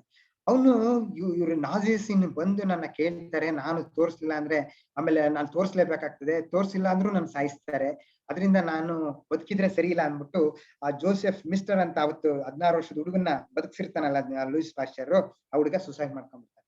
ಆಗ ಅವ್ನಿಗೆ ಏಜ್ ಆಗಿರುತ್ತೆ. ಅವನ ಆ ಏಜ್ ಅಲ್ಲಿ ಜೋಸೆಫ್ ಮಿಸ್ಟರ್ ಸುಸೈಡ್ ಮಾಡ್ಕೊಂಡ್ಬಿಡ್ತಾನೆ. ನನ್ನ ಗುರುಗೆ, ನನ್ಗೆ ಪ್ರಾಣ ಕೊಟ್ಟಂತ ನನ್ನ ದೇವ್ರಿಗೆ ಅವ್ರಿಗೆ ತೊಂದರೆ ಮಾಡಬಾರ್ದು ಅಂತ ಅವನು ಏನ್ ಮಾಡ್ತಾನೆ, ಅವನು ಅವತ್ತು ಸುಸೈಡ್ ಮಾಡ್ಕೊಂಡ್ಬಿಡ್ತಾನೆ. ಹಂಗಾಗಿ ಅದು ಇವತ್ತು ಸೇಫ್ ಆಗಿ ಪ್ಯಾರಿಸ್ ಅಲ್ಲಿ ಪ್ಯಾಶ್ಚರ್ ಇನ್ಸ್ಟಿಟ್ಯೂಟ್ ಅಲ್ಲಿ ಇದೆ. ಇದು ಲೂಯಿಸ್ ಪ್ಯಾಶ್ಚರ್. ಅಯ್ಯೋ, ಇನ್ನು ವ್ಯಾಕ್ಸಿನ್ ಎಲ್ಲ ಇದೆ, ಒಂದು ಕಾಂಟ್ರಿಬ್ಯೂಷನ್, ಫರ್ಮೆಂಟೇಶನ್ ಹೇಳಿದೆ, ಪ್ಯಾಶ್ಚರೈಸೇಷನ್, ವ್ಯಾಕ್ಸಿನ್ಸ್. ಅದೇ ತರ ಒಂದು ಇನ್ನೊಂದು ಕೆಲವು ಜನ ಈ ಪೊಲ್ಯೂಟೆಡ್ ಏರ್ ಇಂದ ಸ್ಪಾಂಟೇನಿಯಸ್ ಜನರೇಷನ್ ಥಿಯರಿ ಅಂತೀವಿ, ಬಯೋಜೆನಿಸಿಸ್ ಅಂತ ಹೇಳ್ತೀವಿ. ಡೆಡ್ ಇಂದ ಆರ್ಗಾನಿಸಮ್ಸ್ ಗಳು ಎವಾಲ್ವ್ ಆಗುತ್ತೆ ಅನ್ನೋ ಒಂದು ಕಾನ್ಸೆಪ್ಟ್ ಇರುತ್ತೆ. ಅದನ್ನ ಡಿಸ್ಪ್ರೂವ್ ಮಾಡಿದವನು, based on their ancestor only they can come out. Pasteur discover the existence of life. ಅಂದ್ರೆ ಎಕ್ಸಿಸ್ಟೆನ್ಸ್ ಆಫ್ ಲೈಫ್ ಬರ್ಬೇಕು ಅಂದ್ರೆ ಅದ್ರ ಆನ್ಸೆಸ್ಟರ್ ಇರಲೇಬೇಕು ಅಂತ ಪ್ರೂವ್ ಮಾಡಿದ್ದು ನಮ್ಮ Louis Pasteur. Swan neck flask experiment, ಅದನ್ನ ನಾನು ಹೆಚ್ಚಿಗೆ ಹೇಳಕ್ ಹೋದಲ್ಲ. ಅದು ಆಮೇಲೆ ಅವನೇ ಫಸ್ಟ್ ತೋರ್ಸೋದು, ಏರೋಬಿಕ್ ಇದ್ರೆ, ಆಕ್ಸಿಜನ್ ಇದ್ರೆ ಮಾತ್ರ ಜೀವಿಗಳು ಬದುಕತ್ತೆ ಅಂತ ಒಂದು ಕಾನ್ಸೆಪ್ಟ್ ಇರುತ್ತೆ. ಇಲ್ಲ, ಅನರೋಬಿಕ್ ಕಂಡೀಷನ್ಲು ಈ ಮೈಕ್ರೋಬ್ಸ್, ಸೂಕ್ಷ್ಮಾಣು ಜೀವಿಗಳು ಬೆಳೆಯುತ್ತೆ ಅಂತ ಫಸ್ಟ್ ತೋರಿಸಿದವನು ನಮ್ಮ ಲೂಯಿಸ್ ಪ್ಯಾಶ್ಚರ್. ಇನ್ನು ಪ್ಯಾಶ್ಚರ್ಲೇ ಇದೀನಿ, ಇನ್ನು ತುಂಬಾ ಹೇಳ್ಬೇಕು, ಬೇಡ, ಬರೀ ಈ ವ್ಯಾಕ್ಸಿನ್ ಇದ್ರ ಬಗ್ಗೆನೇ ಹೇಳಿದೆ, ಮುಂದೆ ಸ್ಕಿಪ್ ಮಾಡ್ಬೇಡ ಅನ್ಸುತ್ತೆ. ಈ ರಾಬರ್ಟ್ ಕಾಚ್, ಇದು ಒಂದು ಎಕ್ಸ್ಪೆರಿಮೆಂಟ್ ಹೇಳ್ತೀನಿ. ಇವತ್ತು ಒಂದು ಯಾವುದೇ ಒಂದು ಡಿಸೀಸ್ ನ ನಾವು ಈ ಆರ್ಗಾನಿಸಮ್ ಇಂದ ಈ ಡಿಸೀಸ್ ಬರ್ತಿದೆ ಅಂತ ಕನ್ಫರ್ಮ್ ಮಾಡಕ್ಕೆ ನಾವು ಕಾಶ್ ಪಾಸ್ಟುಲೇಟ್ ಎಕ್ಸ್ಪೆರಿಮೆಂಟ್ ಮಾಡ್ತೀವಿ. ಯಾವ್ದು ಅಂದ್ರೆ ಅದು ಗಿಡಗಳೇ ಇರ್ಬೋದು, ಪ್ರಾಣಿಗಳೇ ಇರ್ಬೋದು, ಮನುಷ್ಯ ಇರ್ಬೋದು. ಅವ್ನಿಗೆ ಏನಾದ್ರು ಡಿಸೀಸ್ ಬಂದಾಗ ಆ ಡಿಸೀಸ್ ಕಾಸಲ್ ಆರ್ಗಾನಿಸಮ್ ನ ಐಸೋಲೇಟ್ ಮಾಡ್ಬೇಕು ನಾವು. ಎಲ್ಲಿಂದ? ಆ ಪಾರ್ಟ್ ಇಂದ. Organisms are isolated from dead animals or healthy ಅಂದ್ರೆ ಡಿಸೀಸ್ ಪರ್ಸನ್ ಇಂದ ಇರ್ಬೋದು, ಎನಿ ಇನ್ಫೆಕ್ಟೆಡ್ ಪ್ಲಾಂಟ್ ಪಾಟ್ ಇರ್ಬೋದು. ಅದನ್ನ ಏನ್ ಮಾಡ್ಬೇಕು, ಫಸ್ಟ್ ಐಸೋಲೇಟ್ ಮಾಡ್ಬೇಕು. ಈ ಕಲ್ಚರ್ ಅಲ್ಲಿ ಈ ಐಸೋಲೇಟ್ ಮಾಡಿ ಅದ್ ಯಾವ್ದು ಅಂತ ಐಡೆಂಟಿಫೈ ಮಾಡ್ತೀವಿ. ಐಸೋಲೇಟ್ ಮಾಡಿ ಐಡೆಂಟಿಫೈ ಮಾಡ್ಬೇಕು. ಐಡೆಂಟಿಫೈ ಮಾಡಾದ್ಮೇಲೆ ಸೇಮ್, ಈಗ ನೀವು ಇಲಿ ತಗೊಂಡಿದ್ದೀರಿ, ಸೇಮ್ ಇಲಿಗೆ ಹೆಲ್ದಿ ಇಂಡಿವಿಜುವಲ್ಗೆ ಇದು ಏನಾಗಿದೆ, ಡಿಸೀಸು ಸತ್ತಿದೆ, ಇಲ್ಲ ಡಿಸೀಸ್ ಇನ್ಫೆಕ್ಟ್ ಆಗಿರೋಂಥ ಎಲಿಮಲ್ ಇಂದ ಕಲ್ಚರ್ ಬೆಳೆಸಿ ಐಡೆಂಟಿಫೈ ಮಾಡಿದಿರಿ. ಪ್ಯೂರ್ ಕಲ್ಚರ್ ಲ್ಯಾಬ್ ಅಲ್ಲಿ ಇದೆ ನಿಮ್ಮ ಹತ್ರ. ಅದನ್ನ ಹೆಲ್ದಿ ಇಂಡಿವಿಜುವಲ್ ಅಂದ್ರೆ ಏನೂ ಆಗಿರೋದಂತಹ ಹೆಲ್ದಿ ಇಂಡಿವಿಜುವಲ್ಗೆ ಅದನ್ನ ಇಂಜೆಕ್ಟ್ ಮಾಡ್ಬೇಕು. ಇಂಜೆಕ್ಟ್ ಮಾಡಿದಾಗ ಏನಾಗ್ತದೆ, ನೀವು ಇಲ್ಲಿ ಏನ್ ಸಿಂಪ್ಟಮ್ ನೋಡಿದ್ರಿ ಅದೇ ಸಿಂಪ್ಟಮ್ ಇಲ್ಲಿ ಅಪಿಯರ್ ಆಗ್ಬೇಕು. ಅಪಿಯರ್ ಆದಾಗ ಅದು ಸೇಮ್, ಈಗ ಪ್ಯಾಚ್ ತರ ಏನೋ ಡಿಸೀಸ್ ಬಂದಿರುತ್ತೆ, ಇಲ್ಲ ಫೀವರ್ ಇರ್ಬೋದು. ಈಗ ಪ್ಲಾಂಟ್ ಅಲ್ಲಿ ನಾವು ಸ್ಪಾಟ್ ಡಿಸೀಸು, ಬ್ಲೈಟ್ ಡಿಸೀಸು ಆತರ ಎಲ್ಲ ನೋಡ್ತೀವಿ. ಅದೇ ತರ ಸಿಂಪ್ಟಮ್ ಇಲ್ಲಿ ಅಪಿಯರ್ ಆಗ್ಬೇಕು ಹೆಲ್ದಿ ಇಂಡಿವಿಜುವಲ್ ಅಲ್ಲಿ. ಆ ಹೆಲ್ದಿ ಇಂಡಿವಿಜುವಲ್ ಅಪಿಯರ್ ಆದ್ಮೇಲೆ ಅದರಿಂದನೂ ನೀವು ಆ ಇನ್ಫೆಕ್ಟೆಡ್ ಪಾರ್ಟ್ ಇಂದ ಆರ್ಗ್ಯಾನಿಸಮ್ ಐಸೋಲೇಟ್ ಮಾಡಿ ಪುನಃ ಐಡೆಂಟಿಫೈ ಮಾಡಿದಾಗ, ಈಗ ಐಡೆಂಟಿಫೈ ಮಾಡಿದ್ದು ನೀವು ಮೊದಲು ಐಡೆಂಟಿಫೈ ಮಾಡಿದ್ದು ಎರಡೂ ಒಂದೇ ಆದಾಗ, ಓ ಇದೇ ಆರ್ಗ್ಯಾನಿಸಮ್ ಈ ರೋಗನ ಕಾಸ್ ಮಾಡ್ತಾ ಇದೆ ಅಂತ ನಮಗೆ ಗೊತ್ತಾಗುತ್ತೆ. ಇದನ್ನ ನಾವು ಕಾಸ್ ಪಾಸ್ಟುಲೇಟ್ ಅಂತೀವಿ. ಇವತ್ತು ಅಷ್ಟೇ ನಾವು ಎನಿ ನ್ಯೂ ಡಿಸೀಸ್, ಅದು ಪ್ಲಾಂಟ್ ಬರ್ಬೋದು, ಎನಿಮಲ್ ಬರ್ಬೋದು, ಮನುಷ್ಯನ್ ಬರ್ಬೋದು, ಅದನ್ನ ಐಡೆಂಟಿಫೈ ಮಾಡ್ಲಿಕ್ಕೆ we follow the thing Koch's postulate. Koch's postulate follow ಮಾಡಿದ್ರೆ ಮಾತ್ರ ನಮ್ಗೆ ಗೊತ್ತಾಗುತ್ತೆ. That is the big contribution to the world. Koch's postulate ಇವತ್ತು ಮಾಡ್ತೀವಿ. ಆ ಕಾಚ್, ರಾಬರ್ಟ್ ಕಾಚ್ ನಮ್ ಇಂಡಿಯಾಗೆ ಕೋಲ್ಕತ್ತಾಗ ಬರ್ತಾನೆ. ಯಾಕೆ ಅಂದ್ರೆ ಕಾಲರಾ ಅಷ್ಟು ಸಿವಿಯರ್ ಆಗಿರುತ್ತೆ. ಆ ಕಾಲರಾ ಕಾಸಲ್ ಆರ್ಗ್ಯಾನಿಸಮ್ ಐಡೆಂಟಿಫೈ ಮಾಡ್ಲಿಕ್ಕೆ ಬಂದು ಇಲ್ಲಿ 1.5 ವರ್ಷ ಇಂಡಿಯಾದಲ್ಲಿ ಇರ್ತಾರೆ. ಆ ಇದ್ದ ಟೈಮ್ ಅಲ್ಲಿ ಅವರು ಅದೇ 1819 ಸೆಂಚುರಿ ಪೀರಿಯಡ್, ಅಂದ್ರೆ 1896 ಆತರ ಎಲ್ಲ ಬಂದಿರ್ತಾರೆ. ಆ ಟೈಮ್ ಅಲ್ಲಿ ಅವರು ಐಡೆಂಟಿಫೈ ಮಾಡ್ತಾರೆ ಕಾಲರಾ ಕಾಸಲ್ ಮಾಡೋಂತ ಆರ್ಗ್ಯಾನಿಸಮ್ ವಿಬ್ರಿಯೋ ಕಾಲರೆ ಅಂತ. ಇವತ್ತು ಅದನ್ನ ಐಡೆಂಟಿಫೈ ಮಾಡ್ತಾರೆ. ಅದ್ರ ಜೊತೆಗೆ ಆಂಥ್ರಾಕ್ಸ್, ಬ್ಯಾಸಿಲಸ್ ಆಂಥ್ರಾಕ್ಸ್ ಅಂತ ಇನ್ನೊಂದು, ಆಮೇಲೆ ಮೈಕೋಬ್ಯಾಕ್ಟೀರಿಯಂ ಟ್ಯೂಬರ್ಕ್ಯುಲೋಸಿಸ್. ಇವತ್ತು ನೋಡಿರ್ಬೋದು TB ಡಿಸೀಸ್ ನ ಇವತ್ತು ಕಂಟ್ರೋಲ್ ಮಾಡಕ್ ಆಗ್ತಾ ಇಲ್ಲ, because it develops very resistance very quickly. ಆ 3 ಆರ್ಗ್ಯಾನಿಸಮ್ ಐಡೆಂಟಿಫೈ ಮಾಡಿದವರು ರಾಬರ್ಟ್ ಕಾಚ್. ಅವರು we consider him as A father of medical microbiology ಅಂತ ಕರಿತೀವಿ. ಅವರು ಸ್ಲೈಡ್ ಮಾಡೋದ್ ಹೆಂಗೆ ಅಂತ ಹೇಳ್ಕೊಟ್ರು, ಕಲ್ಚರ್ ಮೀಡಿಯಾ ಮಾಡೋದ್ ಹೇಳ್ಕೊಟ್ರು, ತುಂಬಾ ಅವ್ರದ್ದು ಕಾಂಟ್ರಿಬ್ಯೂಷನ್ಸ್ ಇದೆ. ಆತರ ಇದು ಪಾಲ್ ಎಲ್ರಿಚ್ ಸಿಫಿಲಿಸ್ಗೆ ಒಂದು ಕಾಂಪೌಂಡ್ ನಂಬರ್ 606 ಅದೇ ಹೇಳಿದ್ನಲ್ಲ, ಕೆಮಿಕಲ್ ಕಾಂಪೌಂಡ್ ಅದು ಆಕ್ಟ್ ಮಾಡುತ್ತೆ. ಅದಕ್ಕೆ ಅವನು ಮ್ಯಾಜಿಕ್ ಬುಲೆಟ್ ಅಂತ ಕರೀತಾನೆ. Why call that term magic bullet? ಅದು ಮ್ಯಾಜಿಕ್ ಬುಲೆಟ್ ಅಂದ್ರೆ therapeutic index is more. Therapeutics index is more ಅಂದ್ರೆ ಏನು ಅಂದ್ರೆ, ನೀವು ಒಂದು ಡ್ರಗ್ ತಗೊಂಡ್ರೆ ಅದು ನಿಮ್ದು ಎಲ್ಲಿ ಟಾರ್ಗೆಟ್ ಮಾಡ್ಬೇಕು ಆ ಪ್ಯಾಥೋಜೆನಿಕ್ ಆರ್ಗ್ಯಾನಿಸಮ್ ಮಾತ್ರ ಸಾಯಿಸ್ಬೇಕು. ನಮಗೆ ಅದು ಸೈಡ್ ಎಫೆಕ್ಟ್ ಮಾಡಬಾರ್ದು. ಅದನ್ನ ಥೆರಪ್ಯೂಟಿಕ್ ಇಂಡೆಕ್ಸ್ ಅಂತ ಹೇಳ್ತೀವಿ. ಅದು ಎಷ್ಟು ಅಕ್ಯುರೇಟ್ ಆಗಿತ್ತು ಅಂದ್ರೆ compound 606 it kills only syphilis, ಇದನ್ನ ಮಾತ್ರ ರಿಡ್ಯೂಸ್ ಮಾಡುತ್ತೆ. ಈಗ ನಾವು ಸಾಲ್ವರ್ಸನ್ ಅಂತ ಹೇಳಿ ಅದನ್ನ ಯೂಸ್ ಮಾಡ್ತೀವಿ ಡೇ ಟು ಡೇ. ಅದಕ್ಕೋಸ್ಕರ ಅದನ್ನ ನಾವು ಈ consider him as A father of chemotherapy. Alexander Fleming, ನಿಮ್ಮ ಇಂಟ್ರೊಡಕ್ಷನ್ ಹೇಳ್ಬೇಕಾದ್ರೆ ಸೌಮ್ಯ ಅವ್ರು ಹೇಳಿದ್ರು ಆಂಟಿಬಯೋಟಿಕ್ ಫಸ್ಟ್ ಹೆಂಗ್ ಬಂತು ಅಂತ. ಇದು ಒಂದು ಆಕ್ಸಿಡೆಂಟಲ್ ಸ್ಟೋರಿನೇ. ನಿಲ್ಲಿಸ್ಬಿಡ್ಲಾ ಪ್ರಿನ್ಸಿಪಲ್ ಯಶೋಧ ಅವ್ರೆ? ಮೇಡಮ್ ಸರ್ ಕಂಟಿನ್ಯೂ ಮಾಡಿ. ಇಲ್ಲ ಮಾಡಿ ಸರ್. ಎಲ್ಲ ಬೇಜಾರಾಗ್ತಿದೆ, ಹುಡುಗರು ಗೊತ್ತಾಗ್ತಾ ಇಲ್ಲ ನನ್ಗೆ. ಇಲ್ಲ ಸರ್, ಅವ್ರಿಗೆ ಆಕ್ಸೆಸ್ ಕೊಟ್ಟಿಲ್ಲ. ಹಲೋ, ಓಕೆ ಇರ್ಲಿ ಸರ್. ಓಕೆ, ಈ ಆಂಟಿಬಯೋಟಿಕ್ ಹೆಂಗಾಯ್ತು ಅಂದ್ರೆ, ಈ ಅಲೆಕ್ಸಾಂಡರ್ ಫ್ಲೆಮಿಂಗ್ ಇವನು ರಿಸರ್ಚರ್, ಇವನು ಲ್ಯಾಬ್ ಅಲ್ಲಿ ಸರ್ ಹೇಳಿ ಸರ್, ಏನೋ ಹೇಳ್ತಾ ಇದ್ರಿ? ಏನಿಲ್ಲ ಸರ್, ಅದು ಬ್ರೇಕ್ ಆಯ್ತು ಅಷ್ಟೇ. Okay madam Alexander Fleming. Okay, Alexander Fleming ಇವನು ಫಸ್ಟ್ ಆಂಟಿಬಯೋಟಿಕ್ ಇನ್ವೆಂಟ್ ಆಗಿ ಇನ್ನೂ 100 ವರ್ಷ ಆಗಿಲ್ಲ ಅಂತ ಹೇಳಿದ್ದೀನಿ. ಆದ್ರೂ ನಮ್ಗೆ ಯಾವ್ದಾದ್ರು ಒಂದು ಜ್ವರ ಬಂದ್ರೆ ಇನ್ನೇನು ಆದ್ರೆ ಫಸ್ಟ್ ಹೋಗಿ ಆಂಟಿಬಯೋಟಿಕ್ ಕೊಡಿ ಅಂತ. ಇದು ನಾವ್ ಇಂಡಿಯಾದಲ್ಲಿ ಮಾತ್ರ ಸದ್ಯ. ಹೊರಗಡೆ ಯಾರು ನಿಮ್ಗೆ ಜ್ವರ ಬಂತು ಅಂದ್ರೆ ಆಂಟಿಬಯೋಟಿಕ್ ಕೊಡೋದೇ ಇಲ್ಲ. ಆಂಟಿಬಯೋಟಿಕ್ ಯಾವಾಗ ಕೊಡ್ತಾರೆ? ಅದು ಸಸೆಪ್ಟಬಲ್ ರೆಸಿಸ್ಟೆನ್ಸ್ ಯಾವ್ದಕ್ಕೆ ಆಕ್ಟ್ ಮಾಡ್ತಾ ಇದೆ ಅಂತ ಟೆಸ್ಟ್ ಮಾಡಿ, ಸಸೆಪ್ಟಬಿಲಿಟಿ ಟೆಸ್ಟ್ ಮಾಡಿ 48 ಅವರ್ಸ್ ಮಾತ್ರ ಈ ಆಂಟಿಬಯೋಟಿಕ್ ಅಂತ ಪ್ರಿಸ್ಕ್ರೈಬ್ ಮಾಡ್ತಾರೆ. ನಮ್ಮಲ್ಲಿ ಹಂಗಿಲ್ಲ. ಜ್ವರ ಬಂದ ತಕ್ಷಣ ಹೋಗಿ ಪ್ಯಾರಾಸಿಟಮಾಲ್ ಜೊತೆಗೆ ಒಂದು ಆಂಟಿಬಯೋಟಿಕ್ ಕೊಡ್ತಾರೆ. ಈ ಆಂಟಿಬಯೋಟಿಕ್ ಇದು ಒಂದು ಸ್ಟೋರಿ ಹೇಳ್ಬಿಡ್ತೀನಿ, ಆಂಟಿಬಯೋಟಿಕ್ ಹೆಂಗ್ ಬಂತು ಅಂತ. ಅಲೆಕ್ಸಾಂಡರ್ ಫ್ಲೆಮಿಂಗ್ ಏನ್ ಮಾಡ್ತಾನೆ, ಅವನ ಲ್ಯಾಬ್ ಅಲ್ಲಿ ಸ್ಟೆಪ್ಟೋಕಾಕಸ್ ಕಲ್ಚರ್ ಅನ್ನ ಬೆಳೆಸಿರ್ತಾನೆ. ಅದು ಬ್ಯಾಕ್ಟೀರಿಯಾ. ಅದು ಬೆಳೆಸಿ ಅವನಿಗೆ ವೆಕೇಶನ್ ಬರುತ್ತೆ.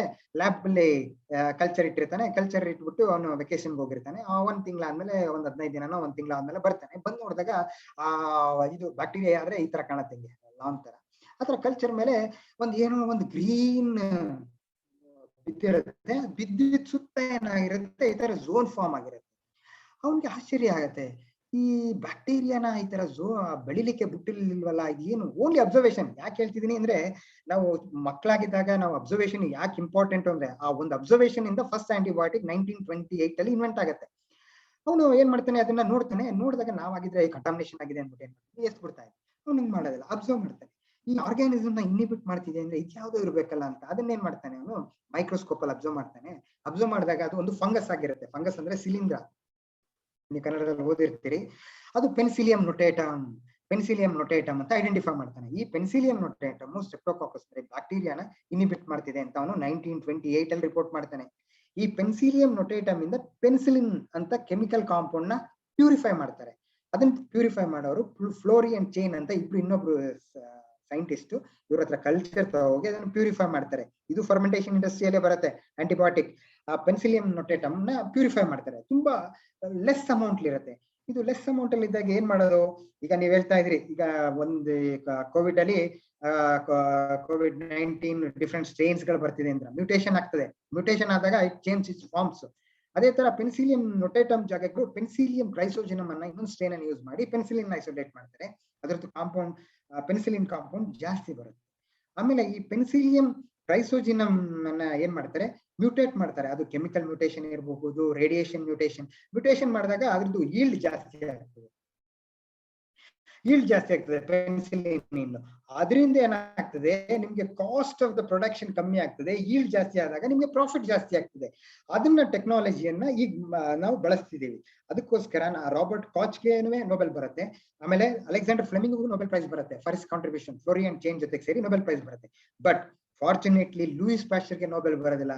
ಯಾಕೆ? ಅವನ ಕಾಂಟ್ರಿಬ್ಯೂಷನ್ ಅಷ್ಟಿದ್ರು ಲೂಯಿಸ್ ಪ್ಯಾಸ್ಚರ್ಗೆ ನೊಬೆಲ್ ಬರಲ್ಲ. ಯಾಕೆ ಅಂದ್ರೆ ಅವನು 1895 ಸತ್ತೋಗ್ಬಿಡ್ತಾನೆ ಲೂಯಿಸ್ ಪ್ಯಾಸ್ಚರ್.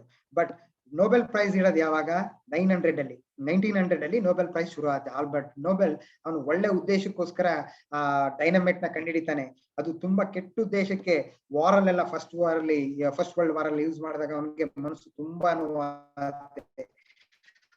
ಅದರಿಂದ ಏನೆಲ್ಲ ಬಂದಿರುತ್ತೆ ಅದನ್ನೆಲ್ಲ ಅವನು ನೊಬೆಲ್ ಫಂಡ್ ಇಡ್ತಾನೆ. ಇದು ಜನರಲ್ ನಾಲೆಡ್ಜ್ ಅಷ್ಟೇ. ಅದೇ ತರ ನೊಬೆಲ್ ಪ್ರೈಸ್ ಬರುತ್ತೆ. ಇದು ನನಗೆ ಇಲ್ಲಿ ತನಕ ಏನ್ ಹೇಳಿದೆ ಇದೆಲ್ಲ ಹಿಸ್ಟ್ರಿ ಆಫ್ ಮೈಕ್ರೋಬಯಾಲಜಿ. ಈ ಮೈಕ್ರೋಬ್ಸ್ ಇಂದ ಏನೇನು ಉಪಯೋಗ ಅನ್ನೋದನ್ನ ಒಂದು ಎಂದಲ್ಲಿ ಹೇಳ್ಬಿಡ್ತೀನಿ. ಈಗ ನಿಮ್ಮಲ್ಲಿ ಈಗ ಇಂಡಸ್ಟ್ರಿಯಲ್ ಅಲ್ಲಿ ಏನೇನಕ್ಕೆ ಯೂಸ್ ಮಾಡ್ತಾರೆ ದಿಸ್ ಮೈಕ್ರೋಬ್ಸ್?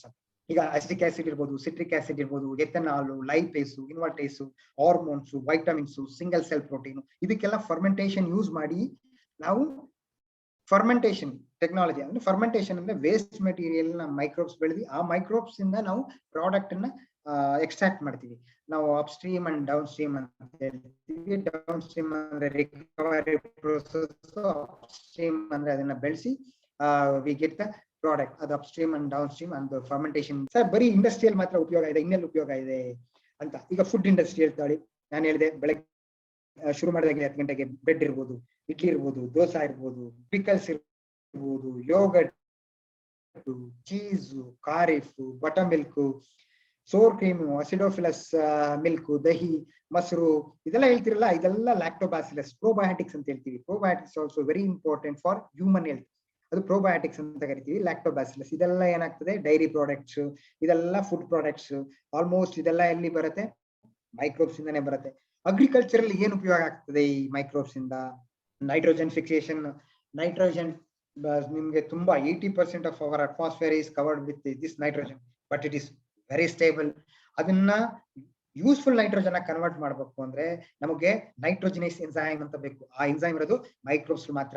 ನಮಗೆ 75% of the nitrogen is comes from the biological nitrogen fixation. ಇದರಿಂದ ನೈಟ್ರೋಜನೈಸ್ ಎನ್ಸೈಮ್ ಇಂದ ಮೈಕ್ರೋಬ್ಸ್ ಸ್ಟೇಬಲ್ ನೈಟ್ರೋಜನ್ ಅನ್ನ ಯೂಸ್ಫುಲ್ ನೈಟ್ರೋಜನ್ ಕನ್ವರ್ಟ್ ಮಾಡುತ್ತೆ. ನೈಟ್ರೋಜನ್ ಯಾಕೆ ಬೇಕು sir? Nitrogen is very important component for DNA. DNA ಆದ್ರೆ ಮಾತ್ರ ನಮ್ಗೆ ಅದು ರೆಪ್ಲಿಕೇಶನ್ ಇದೆಲ್ಲ ಆಗ್ತದೆ. ಅದಕ್ಕೋಸ್ಕರ ಫರ್ಟಿಲೈಸರ್ ಆಗಿ ಯೂಸ್ ಮಾಡ್ತೀವಿ. ಯಾವುದು? ಅಸಿಟೋಬ್ಯಾಕ್ಟರ್ ಇರ್ಬೋದು, ಅಜೋಸ್ಪಿರಿಲಮ್ ಇರ್ಬೋದು, ರೈಸೋಬಿಯಮ್, ಸುಡೋಮೊನಾಸ್, ಇದು ಫರ್ಟಿಲೈಸರ್ಸ್ ಆಗಿ ಯೂಸ್ ಮಾಡ್ತೀವಿ. ಇನ್ ದ ಮೀನ್ ಟೈಮ್ ಈ ಪ್ಯಾಥೋಜನ್ ಪೆಸ್ಟಿಸೈಡ್ಸ್ ನೆಲ್ಲ ಕಂಟ್ರೋಲ್ ಮಾಡ್ಲಿಕ್ಕೆ ನಾವು ಬಯೋಪೆಸ್ಟಿಸೈಡ್ಸ್ ಅಂತ ಯೂಸ್ ಮಾಡ್ತೀವಿ. ನೀವು ಎಲ್ಲ ಗೊತ್ತಿರ್ಬೋದು, ಬ್ಯಾಸಿಲಸ್ ತುರಂಜೆನೆಸಿಸ್ ಅಂತ. ಬ್ಯಾಸಿಲಸ್ ತುರಂಜೆನೆಸಿಸ್ ಇಂದ ಕಾಫಿ ಬೆರಿ ಬೋರರ್, ಆಮೇಲೆ ಕಾಟನ್ ಪೀಸು, ಇದನ್ನೆಲ್ಲ ಕಂಟ್ರೋಲ್ ಮಾಡ್ಬೋದು. ಅದಕ್ಕೆ ಏನ್ ಹೇಳ್ತಾ ಸೂಡೋಮೊನಾಸ್, ಇದನ್ನೆಲ್ಲ ಕೆಲವನ್ನ ನಾವು ಬಯೋಪೆಸ್ಟಿಸೈಡ್ಸ್ ಆಗಿಯೂ ಸಹ ಯೂಸ್ ಮಾಡ್ತೀವಿ. ಅದೇ ತರ ನಮ್ಮ ಎನ್ವೈರನ್ಮೆಂಟ್, ಈಗ ಎನ್ವೈರನ್ಮೆಂಟ್ ಕ್ಲೀನ್ ಮಾಡೋದು ಯಾವ್ದು?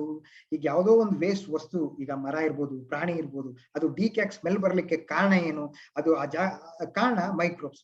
ಮೈಕ್ರೋಬ್ಸ್ ಏನ್ ಮಾಡುತ್ತೆ, ಅದನ್ನೆಲ್ಲ ಡಿಗ್ರೇಡ್ ಮಾಡುತ್ತೆ. ಅಂದ್ರೆ ಅದು use as a food for its metabolic activity and it degrades the thing. ಅದರಿಂದ ನಮ್ಮ ಇವತ್ತು ಪ್ರಪಂಚದಲ್ಲಿ ನಾವು ಇಷ್ಟು ಆರಾಮಾಗಿ ಓಡಾಡ್ಕೊಂಡಿರೋ ಕಾರಣ ಈ ಮೈಕ್ರೋಬ್ಸ್. ಇದು directly indirectly it cleans our environment. ಇದನ್ನ ಮಾಡ್ತಾ ಇರೋದೇನು, ನಮ್ಮ ಎನ್ವೈರನ್ಮೆಂಟ್ ನ ಕ್ಲೀನ್ ಆಗಿ ಮಾಡ್ತಾ ಇರೋದು ಯಾವುದು? ಮೈಕ್ರೋಬ್ಸ್. ಇದು ಮೈಕ್ರೋಬ್ಸ್ ನಮ್ ಕಣ್ಣಿಗೆ ಕಾಣೋದಿಲ್ಲ. ಈಗ ನೀವೇ ಗೊತ್ತಿರ್ಬೋದು, ಕೆಲವು ಪ್ಲಾಂಟ್ ಬಿದ್ದಿದ್ರೆ ಅದು ಡಿಕೆ ಆಗ್ಬಿಡತ್ತೆ. ಪ್ಲಾಂಟ್ ಇರ್ಬೋದು, ಎನಿಮಲ್ ಇರ್ಬೋದು, ಅದೆಲ್ಲ ಸ್ಮೆಲ್ ಬಂದು ಇದೆಲ್ಲ ಯಾಕೆ ಬರುತ್ತೆ ಅಂದ್ರೆ because of microbes activity. Microbes ಏನ್ ಮಾಡತ್ತೆ, ಆ ವೇಸ್ಟ್ ನ ಫುಡ್ ಆಗಿ ಯೂಸ್ ಮಾಡುತ್ತೆ, ಅದು ಕನ್ವರ್ಟೆಡ್ ಇಂಟು ಪ್ರಾಡಕ್ಟ್. ಹಂಗಾಗಿ ಅದನ್ನೆಲ್ಲ ಎನ್ವೈರನ್ಮೆಂಟ್ ಕ್ಲೀನ್ ಮಾಡೋ ಒಂದು ಮೆಥಡ್ ಇದೆ. ಮೆಡಿಸಿನ್ ಅಲ್ಲಿ ಹೆಂಗ್ ಯೂಸ್ ಆಗ್ತದೆ ಅಂತ, ಮೆಡಿಸಿನ್ ಅಲ್ಲಿ ಆಂಟಿಬಯೋಟಿಕ್ ಇರ್ಬೋದು, ಆಮೇಲೆ ಕೆಲವು ಕೆಮಿಕಲ್ ಕಾಂಪೌಂಡ್ಸ್ ಇರ್ಬೋದು, ಇದನ್ನೆಲ್ಲ ಮೈಕ್ರೋಬ್ಸ್ ಅನ್ನ ನಾವು ಐಸೋಲೇಟ್ ಮಾಡಿ ಇನ್ಹಿಬಿಟ್ ಮಾಡ್ತಾ ಇದೆ, ಇನ್ನೊಂದು ಮೈಕ್ರೋಬ್ಸ್ ನ ಸಾಯ್ತಾ ಇದೆ, ಪ್ಯಾಥೋಜೆನಿಕ್ ಮೈಕ್ರೋ ಆರ್ಗಾನಿಸಮ್ ನ ಸಾಯಿಸ್ತಾ ಇದೆ. ಅಂದ್ರೆ ಆ ಮೈಕ್ರೋಬ್ಸ್ ಅಲ್ಲಿ ಯಾವ ಕೆಮಿಕಲ್ ಕಾಂಪೌಂಡ್ ಇದೆ ಅಂತೇಳಿ ಅದನ್ನ ಐಡೆಂಟಿಫೈ ಮಾಡಿ ಅದನ್ನ use as a chemical or fertilisers ಇದು ಆರ್ ಆಂಟಿಬಯೋಟಿಕ್ ಯೂಸ್ ಮಾಡಿ decrease the disease, control the disease, ಅದೆಲ್ಲ ಮಾಡ್ತಿದೀವಿ. ಅದೇ ತರ ವ್ಯಾಕ್ಸಿನ್ ಹೆಂಗ್ ಮಾಡ್ತಾರೆ ಅಂತ ವ್ಯಾಕ್ಸಿನ್ ಮಾಡ್ತಾ ಹೇಳಿದೆ.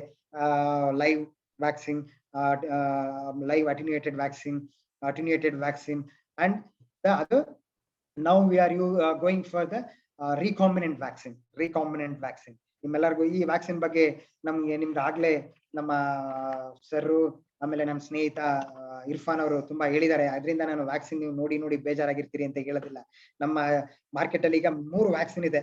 ಒಂದು ಕೋವ್ಯಾಕ್ಸಿನ್ ಏನು ಅಟೆನ್ಯೂಯೇಟೆಡ್, ಅಂದ್ರೆ ವ್ಯಾಕ್ಸಿನ್ ವಿರುಲೆನ್ಸ್ ನ ಕಮ್ಮಿ ಮಾಡಿ ನೇರ ಹ್ಯೂಮನ್ ಕೊಡೋ ಅಂತದ್ದು ಕೋವ್ಯಾಕ್ಸಿನ್. ಈ ಕೋವಿಶೀಲ್ಡ್ ಅಂದ್ರೆ ನೀವು ಆ ಚಿತ್ರದಲ್ಲಿ ಫೋಟೋದಲ್ಲೆಲ್ಲ ನೋಡಿದ್ರಿ, ಸ್ಪೈಕ್ ಪ್ರೋಟೀನ್. ಆ ಸ್ಪೈಕ್ ಪ್ರೋಟೀನ್ ಅನ್ನ ಚಿಂಪಾಂಜಿ ಅಡಿನೋ ವೈರಸ್ ಇಂಜೆಕ್ಟ್ ಮಾಡಿ ಆ ಅಡಿನೋ ವೈರಸ್ ಅನ್ನ ಮನುಷ್ಯನಿಗೆ ಇಂಜೆಕ್ಟ್ ಮಾಡ್ತಾರೆ. ಅದನ್ನ ಕೋವಿಶೀಲ್ಡ್ ಅಲ್ಲಿ ಯೂಸ್ ಮಾಡ್ತಾರೆ. ಅದೇ ಸ್ಪುಟ್ನಿಕ್ ವಿ ಅಲ್ಲಿ same spike protein mRNA spike protein produce ಮಾಡಂತ ಜೀನ್ ಅನ್ನ ತೆಗೆದು ಹ್ಯೂಮನ್ ಅಡಿನೋ ವೈರಸ್ಗೆ ಇಂಜೆಕ್ಟ್ ಮಾಡಿ ಆದ್ರಿಂದ ಮಾಡಂತ ವ್ಯಾಕ್ಸಿನ್ ಸ್ಪುಟ್ನಿಕ್ ವಿ ಅಂತ 3 ಟೈಪ್ಸ್ ಆಫ್ ಡಿಫರೆಂಟ್ ವ್ಯಾಕ್ಸಿನ್ಸ್ ಇದೆ. ನಾನು ಯಾಕೆ ಈ ವ್ಯಾಕ್ಸಿನ್ಸ್ ಹೇಳಿದೆ ಅಂದ್ರೆ these vaccines are very important. ಅದು ಈ ಕಾಲದಲ್ಲಿ ನಾನು ಹೇಳಿದೆ ಒಂದು ಉದಾಹರಣೆ ಯಾವುದು, ಸ್ಮಾಲ್ ಪಾಕ್ಸ್ ಇರಾಡಿಕೇಶನ್ ಯಾವಾಗಾಯ್ತು? ಈಗ ರೀಸೆಂಟ್ ಆಗಿ 76 ಅಲ್ಲಿ ಡಿಕ್ಲೇರ್ ಮಾಡುತ್ತೆ world health organisation, we are remove the small pox. ಅದೇ ತರ ಪೋಲಿಯೋ ಇರಾಡಿಕೇಶನ್ ಅಲ್ಲೂ ವ್ಯಾಕ್ಸಿನ್, ಅಲ್ಲಿ ಏನಾಗ್ತದೆ ಓರಲ್ ವ್ಯಾಕ್ಸಿನ್ ಬರುತ್ತೆ. ಆ ಓರಲ್ ವ್ಯಾಕ್ಸಿನ್ ಇಂದ ಅದು ಅಷ್ಟೇ big contribution to the society polio vaccine. ಆ ಪೋಲಿಯೋ ವ್ಯಾಕ್ಸಿನ್ ಇಂದ ನಾವು almost most of the develop countries ಅಲ್ಲಿ ಅದು ಇಲ್ಲ ಪೋಲಿಯೋ. ಆದ್ರೂ ಇಂಡಿಯಾದಲ್ಲಿ ಈಗ ಮೊನ್ನೆ ನಾವು ಪೋಲಿಯೋ ಇಂದ ಮುಕ್ತ ಆಗಿದ್ದೀವಿ ಅಂತೇಳಿ WHO ಡಿಕ್ಲೇರ್ ಮಾಡಿದೆ. ಅದೇ ತರ ಈ ಒಂದು ನಾವು COVID-19 ಇಂದ ನಾವು ಹೊರಗೆ ಬರ್ಬೇಕು ಅಂದ್ರೆ ನಾವ್ ಎಲ್ಲಾರು ಇಮ್ಯುನೈಸ್ ಆಗಬೇಕು. ಇಮ್ಯುನೈಸ್ ಅಂದ್ರೆ ಅದ್ರಿಂದ ಹೋರಾಟ ಪಡೆಯುವಂತ ಆಂಟಿಬಾಡೀಸ್ ಶಕ್ತಿಯನ್ನ ನಾವು ವ್ಯಾಕ್ಸಿನ್ ಇಂದ ಪಡಿತೀವಿ. ಪಡಿಬೇಕಾದ್ರೆ ಈಗಾಗ್ಲೇ 16 to above ಫಸ್ಟ್ ಫೇಸ್ ಆಯ್ತು, ಆಮೇಲೆ 45 above ಆಯ್ತು, 85 and above ಅಂತ ಇದೆ. ನೀವೆಲ್ಲ ಸುಮಾರು ಮಕ್ಕಳು 18 and above ಇದೀರಿ, ಸರ್ ನಮ್ಗೆ ವ್ಯಾಕ್ಸಿನ್ ಸಿಗ್ತಾ ಇಲ್ಲ, ನಾವ್ ಹೆಂಗ್ ಮಾಡ್ಬೇಕು, ಏನು ಇಲ್ಲ. ಈಗ 21 ಇಂದ ಗವರ್ನಮೆಂಟ್ ಎಲ್ಲಾರ್ಗು ಫ್ರೀ ಆಗಿ ವ್ಯಾಕ್ಸಿನ್ ಕೊಡ್ಬೇಕು ಅಂತ ಹೇಳಿದ್ದಾರೆ. ಹಂಗಾಗಿ ಎಲ್ಲಾರು ವ್ಯಾಕ್ಸಿನ್ ತಗೊಂಡ್ರೆ ಇದು ಕಂಟ್ರೋಲ್ ಆಗ್ತದೆ. Small pox disease 100,000 years ago ಈಸಿಯಿಂದ ಇದ್ದಿದ್ದ ಡಿಸೀಸ್ ನ ಕಂಟ್ರೋಲ್ ಮಾಡಿದ್ದೆ ಯಾವಾಗ? ಈಗ 19th centuryಯಲ್ಲಿ. ನಾನು ಯಾಕೆ ಹೇಳ್ತಿದ್ದೀನಿ ಅಂದ್ರೆ ಈ ಮೈಕ್ರೋಬಯಾಲಜಿ ನಮಗ್ ಗೊತ್ತಾಗಿದ್ದೆ 400 ವರ್ಷದ ಹಿಂದೆ. 400 ವರ್ಷದ ಹಿಂದೆಯಿಂದ ಗೊತ್ತಾದ್ಮೇಲೆ ಇಷ್ಟೆಲ್ಲ ಸಾಧನೆ ಮಾಡಿದೀವಿ.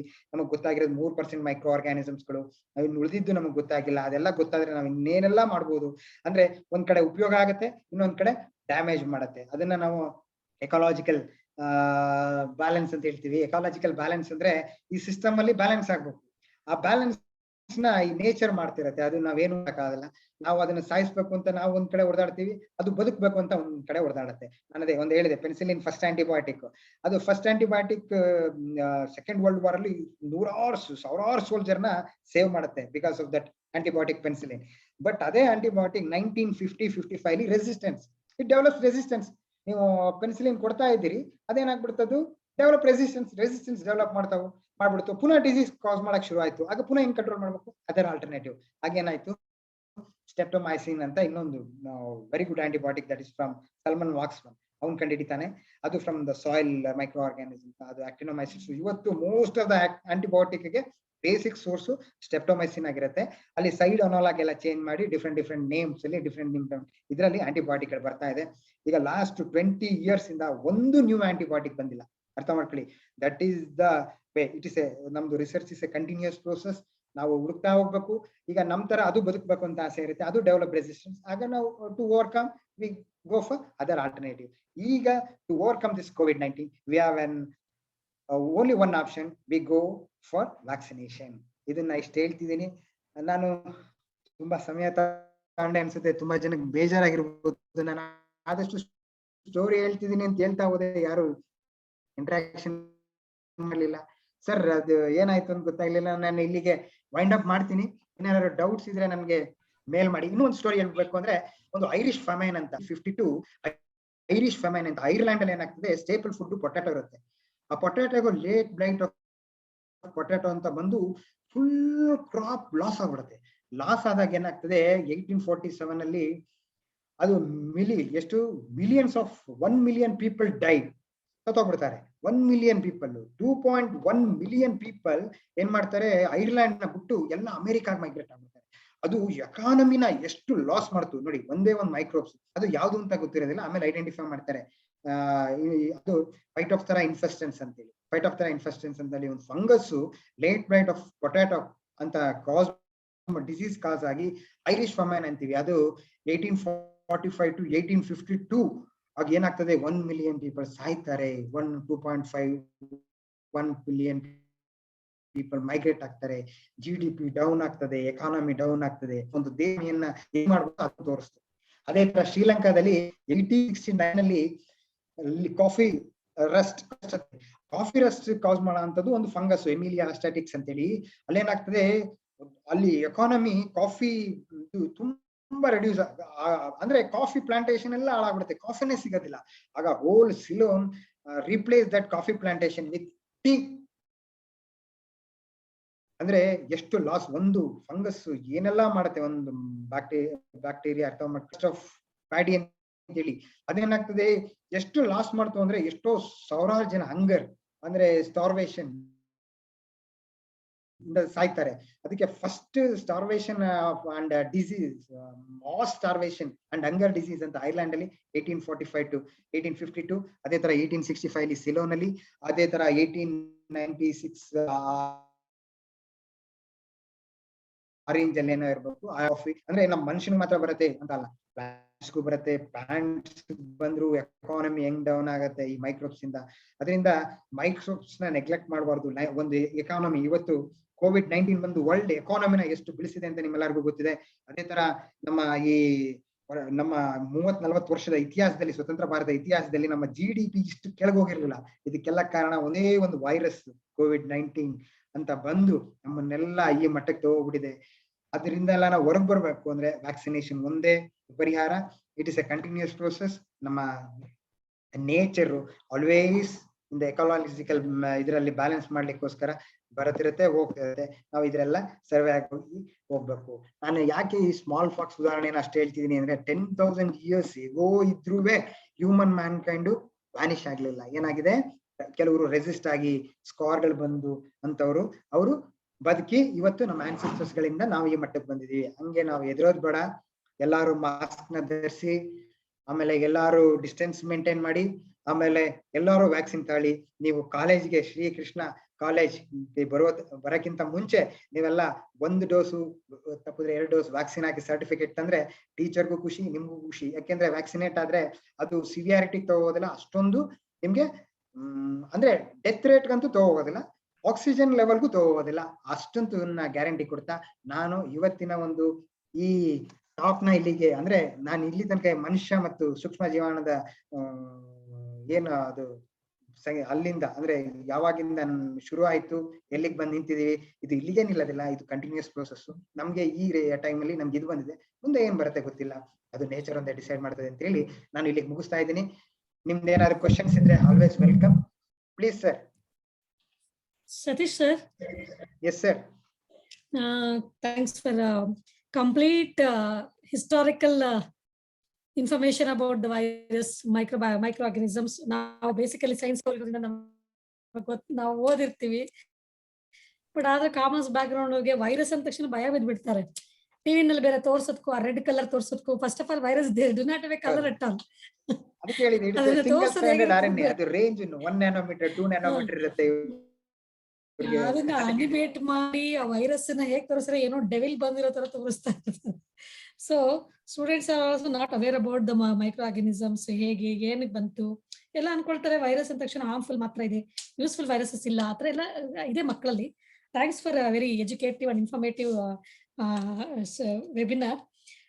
ಮಕ್ಕಳಿಗೆ ಯಾರಿಗಾದ್ರೂ ಕ್ವಶನ್ಸ್ ಇದ್ರೆ, if anybody questions, will give 5 more minutes time for you to raise the questions in a chat box, or you can raise your hand. ಮಕ್ಕಳು ಏನು ಮಾತಾಡಿಲ್ಲ ಅಂದ್ರೆ, ಈಗ ನಾನು ಬರೀ ಹಿಂದಿನ ಬೆಂಚ್ ಮಾತಾಡ್ದೆ ಅಂದ್ರೆ, ಹೌದು ಯಾಕೆ If anybody wants to raise the questions, you can raise the questions. You are allowed to speak. Chat box ಅಲ್ಲಿ ಹಾಕಿದ್ರೆ ಹೇಳ್ತಾರೆ ಮೇಡಮ್ ಅವರು ಸರ್ ಯಾರು ಕ್ವಶನ್ ಕೇಳ್ತಾರೆ. Even you can raise the questions. ನೀವು ನಿಮ್ಮಲ್ಲೇ ಹಾಗೆ ಅನ್ಮ್ಯೂಟ್ ಮಾಡ್ಕೊಳ್ಳೋಕೆ ಲಿಫ್ಟ್ ಮಾಡಿ hand. Will allow you people to ask the questions.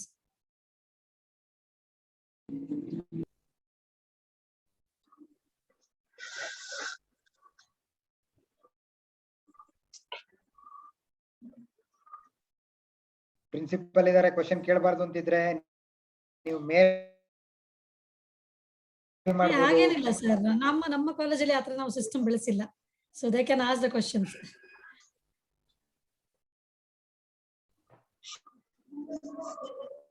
ಅಲ್ಲ ಹಂಗಿದ್ರೆ ನಾನು ಬರೀ ಕತೆ ಹೇಳಿದೀನಿ, ನೀವು ಕತೆ ಕೇಳಿಸ್ತಾ ಮಲ್ಕೊಂಬಿಟ್ಟಿದ್ರ ಅಂತ ನನಗೆ ಶುರುವಾಗಿದ್ದೆ. ಈಗ ನಾನು ಸುಮಾರು ಕತೆಗಳೇ ಹೇಳಿದ್ದು ನಿಮ್ಗೆ, ಅದಕ್ಕೆ ಪಾಠದ್ದೇ ಆಗ್ಲಿ ಏನಾಗ್ಲಿ ನಿಮ್ ಮೇಡಮ್ ಅರ್ಥ ಆಗಿದೆ. ಯಾಕಂದ್ರೆ ಅವರು ಸೈನ್ಸ್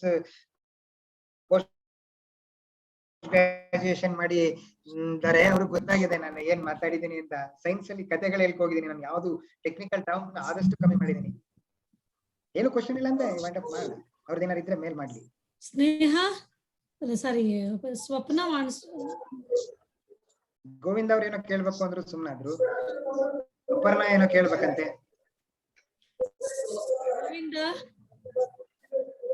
ಅಪರ್ಣ ಏನೋ ಕೇಳ್ಬೇಕು ಅಂತಿದ್ದಾರೆ. Aparna, Yeah, ma'am. yeah, you wanted to ask any questions? ನಮ್ ಡೈಲಿ ಲೈಫ್ ಮೈಕ್ರೋಬ್ಸ್ ಇಲ್ಲ ಅಂದ್ರೆ we cannot survive.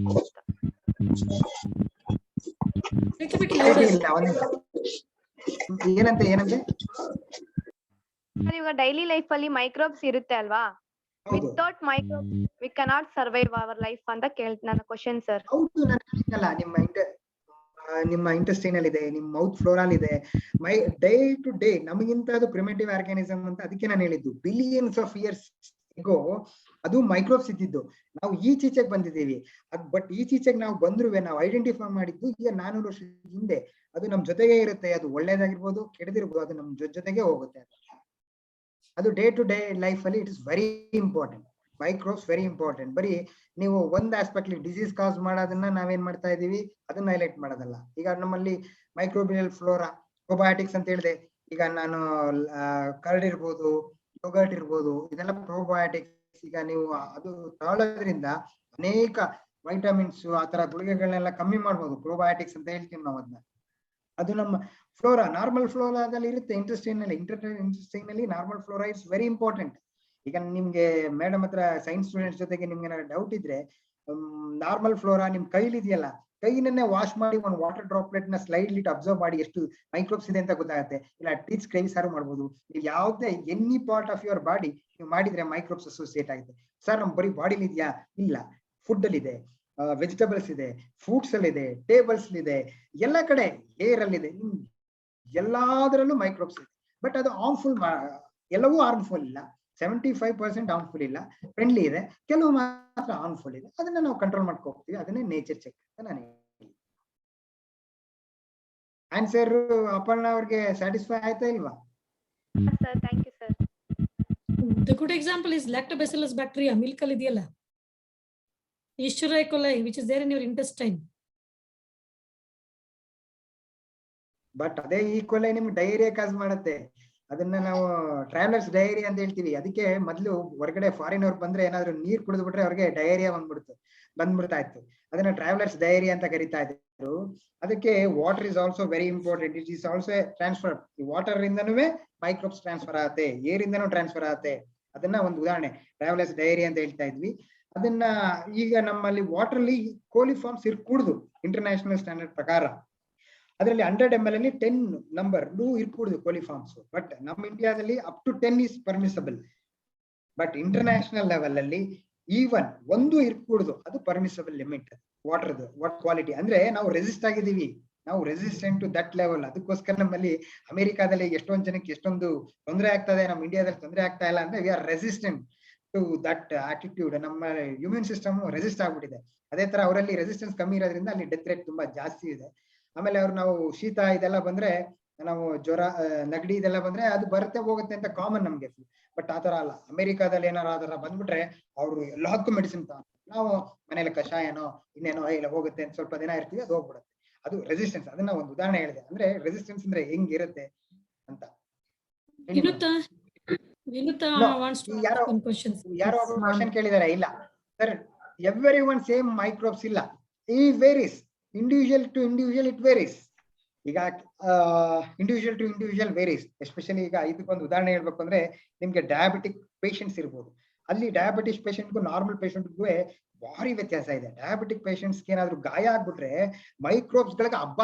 ಅವ್ರಿಗೆ ಊಟ ಕೊಟ್ಟಂಗೆ ನೀವು. ಹಂಗಾಗಿ ಏನಾಗ್ತದೆ, ಡಯಾಬಿಟಿಕ್ ಫೂಟ್ ಆಗ್ತದೆ, ಗ್ಯಾಂಗ್ರೀನ್. ಇದೆಲ್ಲ ಯಾಕಾಗುತ್ತೆ ಅಂದ್ರೆ ಎಂತ ಸ್ವತ್ತಾದ ಊಟ ಕೊಡುತ್ತೆ ಮೈಕ್ರೋಬ್ಸ್ಗೆ ಅಂದ್ರೆ, ನಮ್ಮ ಡಯಾಬಿಟಿಕ್ ಪೇಷಂಟ್ಸ್ ಇಂದ ಅವರು diabetic it is not A disease, it is A disorder.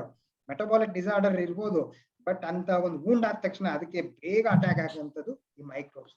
ಅದನ್ನ ಕ್ಯೂರ್ ಮಾಡ್ಲಿಕ್ಕೂ ನಾವು ಆಂಟಿಬಯೋಟಿಕ್ ಯೂಸ್ ಮಾಡ್ತೀವಿ. ಅದರಲ್ಲಿ ಡಿಫ್ರೆಂಟ್ ಟೈಪ್ಸ್ ಆಫ್ ಆಂಟಿಬಯೋಟಿಕ್, ಅದಕ್ಕೆ ಸಸೆಪ್ಟಿಬಿಲಿಟಿ ಟೆಸ್ಟ್ ಇದನ್ನೆಲ್ಲ ಮಾಡಿ ನಾವು ಅದಕ್ಕೆ ಆಂಟಿಬಯೋಟಿಕ್ ಕೊಡ್ಬೇಕಾ, which drug we can use for that, ಅದೆಲ್ಲ ಬೇರೆ ಆಗುತ್ತೆ. Person to person the flora is varies, not the same one. ಈಗ ಒಂದ್ ಕಡೆ ಮಣ್ಣು ತಗೊಂಡು ನೀವು ಮೈಕ್ರೋಬಿಯಲ್ ಫ್ಲೋರಾ ನೋಡಿ, ಇನ್ನೊಂದ್ ಕಡೆ ಮಣ್ಣು ತಗೊಂಡು ಮೈಕ್ರೋಬಿಯಲ್ ಫ್ಲೋರಾ ನೋಡಿದ್ರೆ ಎಂಟೈರ್ಲಿ ಡಿಫ್ರೆಂಟ್ ಇರುತ್ತೆ. ಒಂದ್ ಕಡೆ ಏರ್ನ ಟ್ರ್ಯಾಪ್ ಮಾಡಿ ನೀವು ಮೈಕ್ರೋಬಿಯಲ್ ಫ್ಲೋರಾ ನೋಡಿ, ಇನ್ನೊಂದ್ ಕಡೆ ಏರ್ ಅಂದ್ರೆ ನಿಮ್ಮ ಕ್ಲಾಸ್ ರೂಮ್ ಅಲ್ಲಿ ಹೊರಗಡೆ ಎಲ್ಲಾ ಕಡೆನೂ ಬೇರೆ ಬೇರೆ ಫ್ಲೋರಾ ಇರುತ್ತೆ, ಸೇಮ್ ಇರೋದಿಲ್ಲ. ನೆಕ್ಸ್ಟ್ ಯಾರಾದ್ರೂ ಕ್ವಶನ್ ಇದೆಯಾ ಸರ್? Good morning, sir.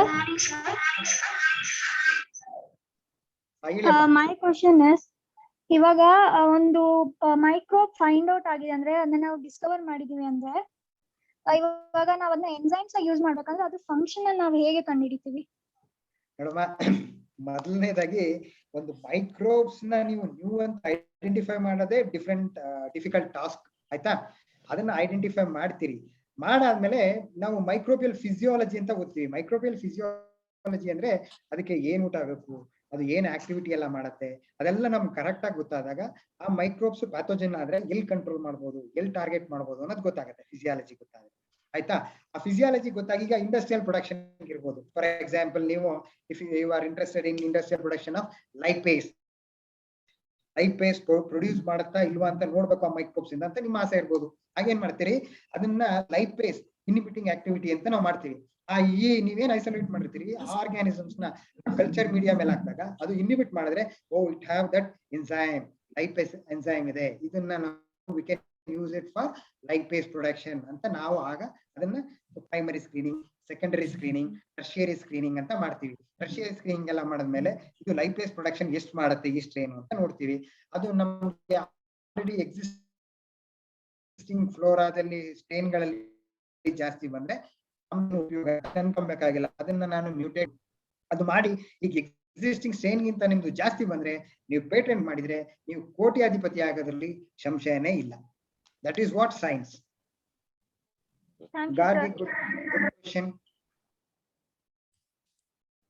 ಇವೆಲ್ಲ ಎಂಟರ್ಪ್ರಿನರ್ ಆಗ್ಬೇಕು. ನೀವೆಲ್ಲ ಎಂಟರ್ಪ್ರಿನರ್ ಆಗ್ಬೇಕು ಅಂದ್ರೆ ಇದೆಲ್ಲ ಬೇಸಿಕ್ ಗೊತ್ತಿರ್ಬೇಕು. ಏನಿಂದ ನಾವು ಏನ್ ಮಾಡ್ಬೋದು ಅಂತ, ಶೇರ್ಸು ಅದೆಲ್ಲ ಬೇರೆ, ಜೊತೆಗೆ ಸೈನ್ಸ್ ಇಂದ ನನ್ನ ಸೊಸೈಟಿ ಜೊತೆಗೆ ಎಕಾನಮಿನ, ನನ್ನ ಮನಿನ ಹೆಂಗ್ ಜಾಸ್ತಿ ಮಾಡ್ಕೊಬಹುದು ಅನ್ನೋದನ್ನ ಈ ತರ ಯೋಚನೆ ಮಾಡ್ಬೇಕಾಗ್ತದೆ. Any other questions please?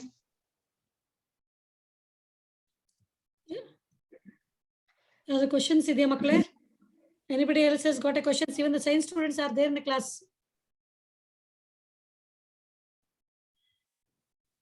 Many are there science students. ಇರ್ಲಿ, ಇನ್ನೊಂದ್ಸತಿ ಕಾಲೇಜಿಗೆ ಬಂದಾಗ ಅವ್ರಿಗೆ ಏನಾದ್ರು ಡೌಟ್ ಇದ್ರೆ ಇನ್ನೊಂದು ಸೆಷನ್ ಮಾಡೋಣ. ಇಲ್ಲ ಸರ್, ಅದು ಕಾಮರ್ಸ್ ಸ್ಟೂಡೆಂಟ್ಸ್ ಅಲ್ವಾ, they hesitate to ask the question. Commerce related ಆದ್ರೆ ರಿಲೇಟ್ ಮಾಡಿದ್ರಲ್ಲ, ಈಗ ಬಯೋ ಫರ್ಟಿಲೈಸರ್ ಇಂಡಸ್ಟ್ರಿ ಶುರು ಮಾಡಬಹುದು, ಬಯೋ ಪೆಸ್ಟಿಸೈಡ್ಸ್ ಇಂಡಸ್ಟ್ರಿ ಶುರು ಮಾಡಬಹುದು ನೀವು. ಈಗ ನೀವು alcohol industry, ethanol industry, food industry ಏನಾದ್ರೂ ಶುರು ಮಾಡ್ತೀರಿ. ಬ್ರಿವರೇಜಸ್, ಈಗ ನೀವು ವೈನ್ ಇಂಡಸ್ಟ್ರಿ, ಬಿಯರ್ ಇರ್ಬೋದು, ವಿಸ್ಕಿ ಬ್ರ್ಯಾಂಡ್, ಇದೆಲ್ಲ ಎನಿ ಇಂಡಸ್ಟ್ರಿ.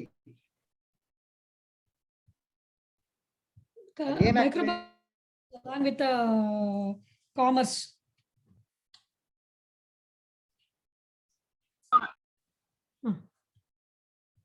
ಪವನ್ ಹೇಳಿ ಸರ್, ಯಾರಿದು? ವಿನುತಾ. ಹಾ, Pavan, you ask. Open your this one, no? Unmute yourself. Chat box ಅಲ್ಲಿ ಒಂದು ಕ್ವೆಶ್ಚನ್ ಇದೆ ನೋಡಿ. ವಿನುತಾ. ವಿನುತಾ ಕ್ವೆಶ್ಚನ್ ಕೇಳಿದಾರೆ. ಹೌದಮ್ಮ. ಇರ್ಲಿ, ವೂಂಡಲ್ಲಿ ಮೈಕ್ರೋಬ್ಸ್ ಇದ್ದೇ ಇರುತ್ತಮ್ಮ. ಅದನ್ನ ನಾವು ಸುಮಾರು ಹೇಳ್ತೀವಿ. ಈಗ ನಿಮ್ಗೆ ಒಂದು ಗಾಯ ಆಗಿದೆ, ಇಲ್ಲಿ ಒಂದು ಉದಾಹರಣೆ ಹೇಳ್ತೀನಿ. ಈಗ ಒಂದು ಗಾಯ ಆಗಿದೆ, ನೀವು ಮನೇಲಿ ಅದನ್ನ ಕರೆಕ್ಟ್ ಆಗಿ TT ಅಂತ ತಗೊಂತೀವಿ. ಯಾಕೆಂದ್ರೆ TT ತಗೊಂಡಾಗ ಟೆಟಾನಸ್ ಅಂದ್ರೆ ನಿಮ್ಗೆ ನೆಕ್ಸ್ಟ್ ಅದು ಅಗ್ರೆಸಿವ್ ಆಗ್ಬಾರ್ದು ಅಂತೇಳಿ ಅದನ್ನ ಕರೆಕ್ಟ್ ಆಗಿ ವಾಶ್ ಮಾಡಿ ಹೈಪೋಕ್ಲೋರೈಡ್ ಅಲ್ಲಿ ವಾಶ್ ಮಾಡಿ ಅದಕ್ಕೆ ಫಸ್ಟ್ ಟಿಂಚರ್ ಹಾಕ್ತಾರೆ. ಇಲ್ಲಾಂದ್ರೆ ಈಗ ಅದಕ್ಕೆ ಕ್ರೀಮ್ ಹಾಕಿ, ಅಂದ್ರೆ ಆಂಟಿಬಯೋಟಿಕ್ ಕ್ರೀಮ್ ಹಾಕಿ ಅದನ್ನ ನೀವು ಪ್ರೊಟೆಕ್ಟ್ ಮಾಡಿದ್ರೆ ತುಂಬಾ ಬೇಗ ಕ್ಯೂರ್ ಆಗುತ್ತೆ. ನೀವು ಹಂಗೆ ಬಿಟ್ರೆ ಏನಾಗ್ತದೆ, exposing wound to the air ಅಲ್ಲಿ. ಈಗ ನಿಮ್ಗೆ ಗಾಯ ಆಗಿದೆ, ಏರ್ ಎಕ್ಸ್ಪೋಸ್ ಮಾಡಿದ್ರಿ, ಒಂದ್ ಏರಿಯಾದಿಂದ ಇನ್ನೊಂದು ಏರಿಯಾಗೆ ಹೋಗ್ತೀರಿ. ಅದನ್ನೇ ಫಸ್ಟ್ ಕ್ವಶನ್ ಕೇಳಿದ್ರು, ಫ್ಲೋರಾಗಳು ವೇರಿ ಆಗ್ತಾ ಇರತ್ತೆ. ಹಂಗಾಗ್ತದೆ ಇಲ್ಲಿಂದ ಅಲ್ಲಿ ಇನ್ಯಾವುದೋ ಮೈಕ್ರೋಬ್ಸ್ ಎಂಟರ್ ಆಗ್ಬೋದು. ಹಾಗೇನಾಗ್ತದೆ, ಅದು ಅಗ್ರೆಸಿವ್ ಆಗ್ತಾ ಹೋಗ್ತದೆ. ಅಂದ್ರೆ ಇನ್ಫೆಕ್ಷನ್ ಕಮ್ಮಿ ಇದ್ದಿದ್ದು ಏನಾಗ್ತದೆ, ಜಾಸ್ತಿ ಆಗ್ತಾ ಹೋಗುತ್ತೆ. ಅದಕ್ಕೋಸ್ಕರ ಏನ್ ಮಾಡ್ಬೇಕು, ನೀವು ಅದಕ್ಕೆ ಟ್ರೀಟ್ಮೆಂಟ್ ತಗೊಳ್ಳೇಬೇಕು. ತಗೊಳ್ಳಿಲ್ಲ ಅಂದ್ರೆ ಏನಾಗ್ತದೆ, ಆ ವೂಂಡ್ ಅಲ್ಲಿ ಮೈಕ್ರೋಬ್ಸ್ ನೀವು ಬೆಳಿಲಿಕ್ಕೆ ಬಿಟ್ಟಂಗ ಆಗ್ತದೆ. ಅದಕ್ಕೆ ಅದನ್ನ ಕಂಟ್ರೋಲ್ ಮಾಡ್ಬೇಕು. ಅದಕ್ಕೆ ಹೇಳಿದ್ದು ಫಸ್ಟ್ ವರ್ಲ್ಡ್ ವಾರ್ ಅಲ್ಲಿ ಸುಮಾರು soldiers died because of the wound. ಅದನ್ನ ಓವರ್ಕಮ್ ಆಗ್ಲಿಕ್ಕೆ ಪೆನ್ಸಿಲಿನ್ ಯೂಸ್ ಮಾಡ್ತಾರೆ. ಅದಕ್ಕೆ ಅದನ್ನ ಫಸ್ಟ್ ಆಂಟಿಬಯೋಟಿಕ್ ಪೆನ್ಸಿಲಿನ್ ಯೂಸ್ ಮಾಡ್ತಾರೆ. ಆಗ ಸುಮಾರು ಸೋಲ್ಜರ್ಸ್ ಸರ್ವೈವ್ ಆಗ್ತಾರೆ ಫಸ್ಟ್ ವರ್ಲ್ಡ್ ವಾರ್ ಅಲ್ಲಿ. ಅದು ವಂಡರ್ ಆಫ್ ಡ್ರಗ್ ಒಂದು ಉದಾಹರಣೆ. ಅದಕ್ಕೆ ವೂಂಡ್ ಅಲ್ಲಿ ಮೈಕ್ರೋಬ್ಸ್ ಇರುತ್ತೆ, ಬಂದೇ ಬರುತ್ತೆ. ಎಕ್ಸ್ಪೋಸ್ ಮಾಡಿದ ತಕ್ಷಣ ಏನಾಗ್ತದೆ, ಡಿಫ್ರೆಂಟ್ ಫ್ಲೋರಾಸ್. ನಾನು ಹೇಳಿದೀನಿ, ನಮ್ ಕಣ್ಣು ಕಾಣ್ತಾ ಇಲ್ಲ ಅಂತ ಅಂದ್ಬಿಟ್ಟು ಮೈಕ್ರೋಬ್ಸ್ ಇಲ್ಲ ಅಂತಲ್ಲ, ಎಲ್ಲಾ ಕಡೆ ಇದೆ ಅಲ್ಲಿ. ಅದು ನೀವು ವೂಂಡ್ ಆಗಿರೋರು ಎಕ್ಸ್ಪೋಸ್ ಮಾಡ್ಕೊಂಡು ಏನಾದ್ರು ಹಾಸ್ಪಿಟಲ್ಗೆ ಹೋಗ್ಬಿಟ್ರೆ ಅಲ್ಲಿ ನಾಸೋಕೊಮಿಯಲ್ ಇನ್ಫೆಕ್ಷನ್ ಅಂತೀವಿ. ಆ ಹಾಸ್ಪಿಟಲ್ ಏನೆಲ್ಲ ಪ್ಯಾಥೋಜನ್ ಇದೆ, ಆ ಪ್ಯಾಥೋಜನ್ ಏನಾದ್ರು ಎಂಟರ್ ಆದ್ರೆ ಅದನ್ನ ನಾಸೋಕೊಮಿಯಲ್ ಇನ್ಫೆಕ್ಷನ್ ಅಂತ ಕರಿತೀವಿ. ಆ ಹಾಸ್ಪಿಟಲ್ ಎನ್ವೈರನ್ಮೆಂಟ್ ಅಲ್ಲಿ ಇನ್ಫೆಕ್ಷನ್ ಆಗೋದನ್ನ ನಾಸೋಕೊಮಿಯಲ್ ಇನ್ಫೆಕ್ಷನ್. ಅದಕ್ಕೆ ನೀವು ಹೈಯರ್ ಆಂಟಿಬಯೋಟಿಕ್ಸ್ ಎಲ್ಲ ತಗೋಬೇಕು, ಸುಮಾರು ದಿನ ಕಷ್ಟಪಡ್ಬೇಕು. ನೀವು ಊಟದಲ್ಲೆಲ್ಲ ಇದೆ ಅಂತ ಹೇಳ್ತಾ ಇದ್ರಿ, ನೀವು ಊನ್ಸ್ಕ್ ಹೋಗ್ತಾ ಇದ್ರಿ. ನೀವು ಕುಡಿಯೋ ನೀರಲ್ಲಿದೆ, ಊಟದಲ್ಲಿದೆ, ಮೈಕ್ರೋಬ್ಸ್ ಎಲ್ಲಾ ಕಡೆ ಇದೆ, ನಿಂತ ಕಡೆ ಇಲ್ಲ ಅಂತಿಲ್ಲ. ಯಾರೋ ಒಬ್ರು ಪವನ್ ಯಾರೋ ಕ್ವಶನ್ ಕೇಳಿದ್ರಿ. So Preetham is asking question. Preetham. Okay, fine. You can ask the question. You raise the question in the chat box. Hello. Yes. Sir, my Preetham. question is, yeah. How can we use microbes in very good question. Biofertilizers. ಈಗ biofertilisers ಅಲ್ಲಿ Azotobacter, ಅಜೋಸ್ಪಿರುಲಮ್, rhizobium ಇದನ್ನೆಲ್ಲ ನಾವು biofertiliser ಆಗಿ use ಮಾಡ್ತೀವಿ. ಈಗ fertiliser ಇಂದ ಏನ್ problem, ಈಗ ನೀವೆಲ್ಲ ಒಂದು ಉದಾಹರಣೆ, ಈಗ ಅಫ್ಘಾನಿಸ್ತಾನ ಒಂದಾನೊಂದು ಕಾಲದಲ್ಲಿ ರಿಚ್ ಅಗ್ರಿಕಲ್ಚರ್ ಲ್ಯಾಂಡ್ ಆಗಿದ್ದಂತ ಭೂಮಿ ಇವತ್ತು ಮರುಭೂಮಿ ಆಗ ಕಾರಣ ಅಲ್ಲಿ ಮಾಡ್ತಿದ್ದಂತ ಅಗ್ರಿಕಲ್ಚರ್, ಅಲ್ಲಿ ಉಪಯೋಗಿಸ್ತಿದ್ದಂತ ಕೆಮಿಕಲ್ಸ್ ಇರ್ಬೋದು. ಇವತ್ತು ಅಷ್ಟೇ ಕೆಮಿಕಲ್ ಯೂಸ್ ಮಾಡಿದ್ರೆ ಏನಾಗ್ತದೆ, ಕೆಮಿಕಲ್ ಇಸ್ ದ ಒಂದ್ ಕಡೆ ಹೇಳ್ತೀವಿ ನಾವು 96% of chemicals enters into our ecosystem, only 4% reaches to the target. ಹಂಗೆ ನಾವು ಫರ್ಟಿಲೈಸರ್ಸ್ ಎಲ್ಲ ಯೂಸ್ ಮಾಡಿದಾಗ ಏನಾಗ್ತದೆ, ನಮ್ದು ಸಾಯಿಲ್ ಫರ್ಟಿಲಿಟಿ ಕಮ್ಮಿ ಆಗತ್ತೆ.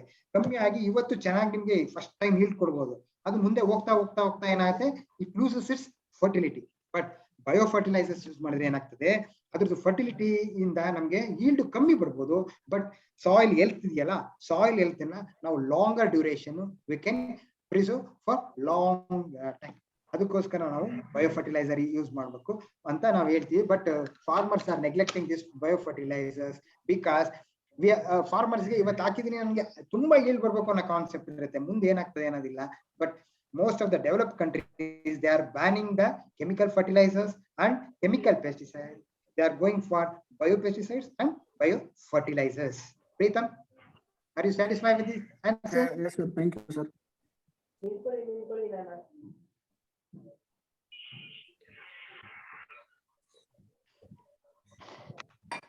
Anybody else has got the questions?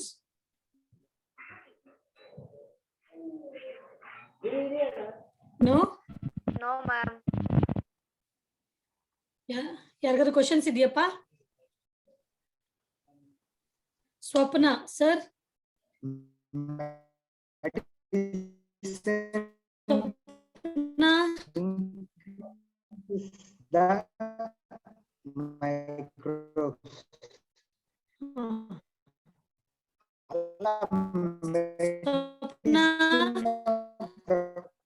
Madam ಇಲ್ಲಿ ಒಂದು ಮೆಡಿಸಿನ್ ಹಂಗಾದಾಗ ಏನಾಗ್ತದೆ, ಡಿಕ್ರೀಸ್ ಕಮ್ಮಿ ಮಾಡ್ಲಿಕ್ಕೋಸ್ಕರನೇ ನಾವು ಮೆಡಿಸಿನ್ ತಗೊಂಡಿದೀವಿ. ಮೆಡಿಸಿನ್ ತಗೊಂಡಾಗ ಕಮ್ಮಿ ಆಗ್ಲೇಬೇಕು, ಆಗ್ಲಿಲ್ಲ ಅಂದ್ರೆ ಅದು ವರ್ಕ್ ಆಗ್ತಾ ಇಲ್ಲ ಅಂತ. ಆಗ ಏನ್ ಮಾಡ್ತಾರೆ, ನಿಮ್ಗೆ ಈ ಆಂಟಿಬಯೋಟಿಕ್ ವರ್ಕ್ ಆಗ್ತಾ ಇಲ್ಲ ಅಂದ್ಬಿಟ್ಟು ಇನ್ನೊಂದ್ 3 ದಿನ ಆದ್ಮೇಲೆ ಇನ್ನೊಂದು ಆಂಟಿಬಯೋಟಿಕ್ ಕೊಡ್ತಾರೆ. ಅದಕ್ಕೆ ಹೇಳಿದ್ದು, ಒಂದು ಆಂಟಿಬಯೋಟಿಕ್ ಕೊಟ್ಟಾಗ ನೀವು ಆ ಕೋರ್ಸ್ ನ ಕಂಪ್ಲೀಟ್ ಮಾಡ್ಬೇಕು. ಕಂಪ್ಲೀಟ್ ಮಾಡದೆ ಮಧ್ಯದಲ್ಲಿ ನಿಲ್ಸಿದ್ರೆ ಏನಾಗ್ತದೆ, ಆ ಬ್ಯಾಕ್ಟೀರಿಯಾ ಅದ ಮೈಕ್ರೋಬ್ಸ್ ಡೆವಲಪ್ ರೆಸಿಸ್ಟೆನ್ಸ್ ಡೆವಲಪ್ ಆಗ್ಬಿಡುತ್ತೆ. ಪುನಃ ನೀವು ಅದೇ ಆಂಟಿಬಯೋಟಿಕ್ ತಗೊಂಡಾಗ ಅದು ವರ್ಕ್ ಆಗೋದಿಲ್ಲ. ಅದಕ್ಕೋಸ್ಕರ ಡಾಕ್ಟರ್ ಏನ್ ಪ್ರಿಸ್ಕ್ರೈಬ್ ಮಾಡಿರ್ತಾರೆ ಅದನ್ನ ಕರೆಕ್ಟ್ ಆಗಿ ಆಂಟಿಬಯೋಟಿಕ್ ನ ಆ ಡೋಸ್ ನ ಮುಗಿಸ್ಲೇಬೇಕು. ಮುಗಿಸಿಲ್ಲ ಅಂದ್ರೆ ಏನಾಗ್ತದೆ, ಆ ಮೈಕ್ರೋಬ್ಸ್ ರೆಸಿಸ್ಟೆನ್ಸ್ ಆಗಿರುತ್ತೆ. ಪುನಃ ನೀವು ಅದೇ ಮೆಡಿಸಿನ್ ತಗೊಂಡ್ರೆ ಅದು ವರ್ಕ್ ಆಗಲ್ಲ. ಅದಕ್ಕೋಸ್ಕರ ಡಾಕ್ಟರ್ ಏನ್ ಪ್ರಿಸ್ಕ್ರೈಬ್ ಮಾಡ್ತಾರೆ ಅದು ತಗೊಳ್ಳೋದು ತುಂಬಾ ಒಳ್ಳೇದು. ಯಶೋಧ ಅವರೇ ಹೇಳಿ ಸರ್. ಅಲ್ಲೇ ಒಂದು ಕ್ವಶನ್ ಇದೆ.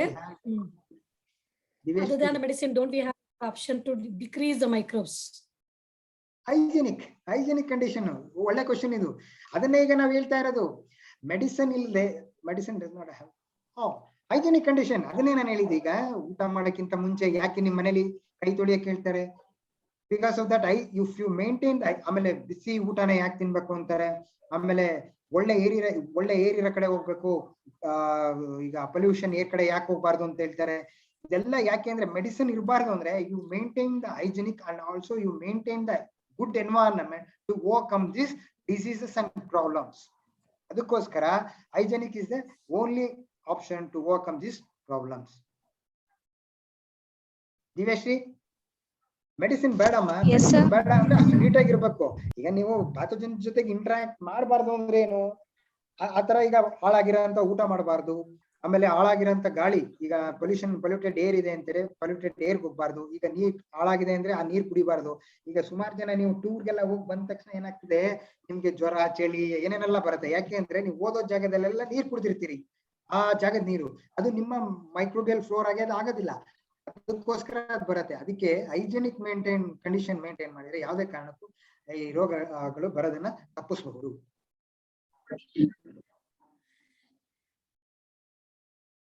Afia?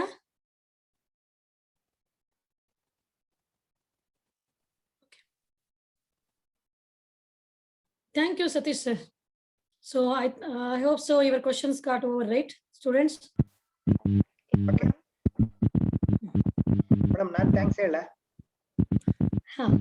So over to Aparna. Sir, Satish sir, ಒಂದೇ ಒಂದು ಕ್ವಶನ್ ನನಗೆ. ಹೇಳಿ ಮೇಡಮ್. ಈ ಮಕ್ಕಳಲ್ಲಿ ಒಂದು ಕಾನ್ಸೆಪ್ಟ್ ಇದೆ, ಏನಂದ್ರೆ whatever the disease microorganisms are there, almost all the microorganisms causes disease ಅನ್ನೋದಿದೆ. ಅವ್ರಿಗೆ ಹೇಳ್ಬಿಡಿ ಅದು ಅಲ್ಲ, only few are the pathogens, rest of the microorganisms man friendly. ಅದೇ ನೀವೇ ಹೇಳ್ತಿದ್ರಲ್ಲ ಮೇಡಮ್. ಈಗ ನನ್ನ ಇಂಟೆಸ್ಟೈನಲ್ ಫ್ಲೋರಾ ಅವ್ರಿಗೆ ಹೇಳಿದ್ದೆ, ಅಲ್ಲಿ ಈಕ್ವಲ್ ಇದೆ, ಕೋಲಿಫಾರ್ಮ್ಸ್ ಇದೆ. ಬಟ್ ಅದು ನಮ್ಗೆ ಏನು ಕಾಸ್ ಮಾಡ್ತಾ ಇಲ್ಲ, ಡಯೇರಿಯಾ ಕಾಸ್ ಮಾಡ್ತಾ ಇಲ್ಲ, ಇಲ್ಲ ಫೀವರ್ ಕಾಸ್ ಮಾಡ್ತಾ ಇಲ್ಲ. ಬಟ್ ಅದೇ ಫ್ಲೋರಾಗೆ ನೀವು ಎಲ್ಲಾರು ಕಂಟಾಮಿನೇಟೆಡ್ ವಾಟರ್ ಕುಡಿದಾಗ, ಇನ್ನೇನೋ ವೇರಿ ಆದಾಗ ಅದ್ರದ್ದು ಪ್ಯಾಥೋಜೆನಿಕ್ ಮೈಕ್ರೋ ಆರ್ಗಾನಿಸಮ್ ಎಂಟರ್ ಆದಾಗ ಮಾತ್ರ ತೊಂದರೆ ಆಗ್ತದೆ. ಎಲ್ಲಾ ಮೈಕ್ರೋಬ್ಸ್ ಪ್ಯಾಥೋಜೆನಿಕ್ ಅಲ್ಲ. Most of the microbes are friendly microbes. ನಿಮ್ಗೆ ಗೊತ್ತಲ್ಲ ಮೇಡಮ್, ನೀವು ಪೆಥಾಲಜಿ ಓದಿದಿರಿ, plant pathology. Soil microbiology, plant pathology ಎರಡು ಓದಿದಿರಿ, ಗೊತ್ತಿದೆ ನಿಮ್ಗೆ. Soil health. Thank you sir. Thank you, sir. Thank you. Thanks a lot. Over to Aparna. Thank you, sir. Thank you so much for your valuable and scientific information, which educated farmers to understand the relationship between microbes and mankind. Once again, thank you very much, sir. Thank you for the students ಕಮ್ಯುನಿಟಿಗೆ ನಾನು thanks ಹೇಳ್ತೀನಿ. ನಾನು ಹೇಳಿದ್ದು ಅಂದ್ರೆ microbes ಅಂದ್ರೆ ನೀವು ಹೆದರ್ಬೇಕಾಗಿಲ್ಲ. Microbes ನಮ್ ಜೊತೆಗೆ ಇದೆ, ನಮ್ಗಿಂತ ಮುಂಚೆಯಿಂದ ಇದೆ. ಅದನ್ನ ಯಾವ್ದಕ್ಕೆ ಯೂಸ್ ಮಾಡಬಾರ್ದು, ಯಾವ್ದಕ್ಕೆ ಯೂಸ್ ಮಾಡ್ಬೇಕು ಅನ್ನೋದನ್ನ ನೀವು ತಿಳ್ಕೊಬೇಕು. ಇದನ್ನ ಹೇಳ್ತಾ ನನಗೆ ಈ ಒಂದು ನಿಮ್ಮ ಕಾಲೇಜಿನ ವೆಬಿನಾರ್ ಅಲ್ಲಿ ಪಾರ್ಟಿಸಿಪೇಟ್ ಮಾಡುವಂತ ಅವಕಾಶ ಮಾಡಿಕೊಟ್ಟಂತ ನಿಮ್ಮ ಶ್ರೀಕೃಷ್ಣ ಕಾಲೇಜಿನ ಅಡ್ಮಿನಿಸ್ಟ್ರೇಷನ್, ಪ್ರಿನ್ಸಿಪಲ್, ಆಮೇಲೆ ಡೈರೆಕ್ಟರು, ಆಮೇಲೆ teaching faculty, teaching fraternity, students, ಇಲ್ಲ ನಿಮ್ಮೆಲ್ಲರಿಗೂ ನಾನು ಥ್ಯಾಂಕ್ಸ್ ಹೇಳ್ತಾ ನಾನು ಈ ಟಾಕ್ ನ ಮುಗಿಸ್ತಾ ಇದ್ದೀನಿ. Thank you. Thank you, one and all. If you have any questions, welcome. Sir, 1 minute, sir. 1 minute. Satish, Aparna. Just a second. Can you hear me, Amar? Yeah. Sir. Director, yes, sir. Amar, is there any question from our staff? Because I want my staff members should understand whatever he has explained. That is first, expectation from my end. I just wanted to ask our staff members, did they understand whatever he explained? Sir, ನಾನೇನೆ ಅಂತದೇ explain ಮಾಡಿಲ್ಲ, ಕತೆ ಹೇಳಿದೀನಿ microbes ಎಲ್ಲಿತ್ತು ಏನು ಅಂತ. ಏನ್ ತೊಂದ್ರೆ ಇಲ್ಲ. Anybody from the staff members? ಯಾವ್ಯಾವ್ದು ಹೆಂಗ್ ಆಗ್ತಾ ಬಂತು, ಹೆಂಗೆ ಆಕ್ಸಿಡೆಂಟ್ ಆಗಿ ಇನ್ವೆಂಟ್ ಆಯ್ತು ಅಂತ ಹೇಳಿದ್ದೀನಿ ಅಷ್ಟೇ. Lakshmipati, can you say something? I mean, you are telling something. Lakshmipati.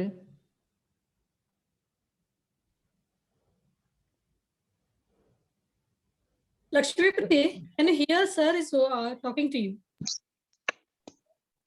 Yes, ma'am. We four are using the same phone. It was a great pleasure to have sir on the session. It was so good, ma'am. We just enjoyed the session.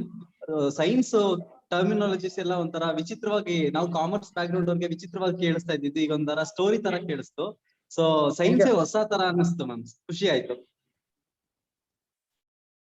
Thank you Lakshmipathi. Thank you so much sir. ನಿಮ್ ಸರಿಂದ ನನಗೆ instruction ಇದ್ದಿದ್ದೆ, ಅದು commerce back ground ಜಾಸ್ತಿ ಇದಾರೆ, ನೀನು terms ಎಲ್ಲ use ಮಾಡೋದು ಬೇಡ ಅಂತ ಹೇಳಿದ್ರು. ಅದಕ್ಕೆ ನಾನು ಅಷ್ಟೇನು ಯೂಸ್ ಮಾಡ್ಲಿಲ್ಲ. It was like a story, ಒಂದು ನಾವೆಲ್ ತರ ಇತ್ತು.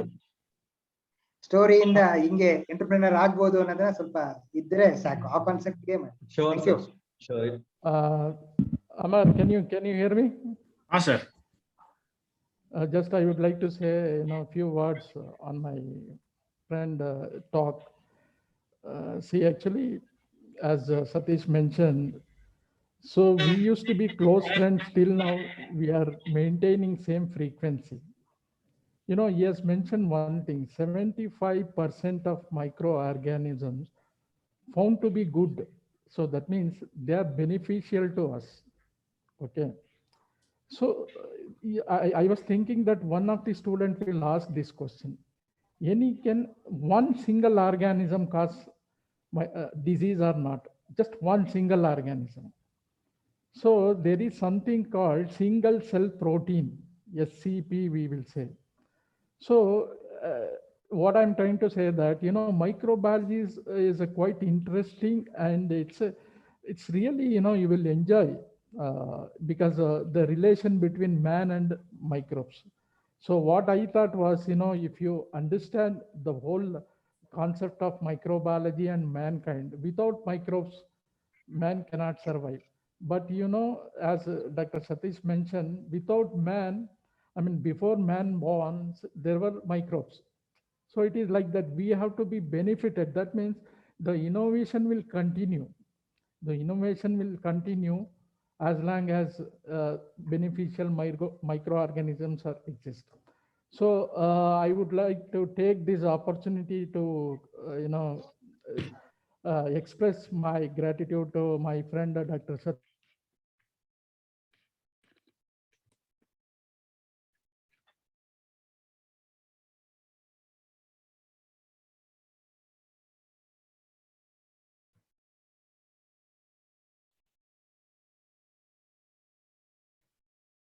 Talk. And I also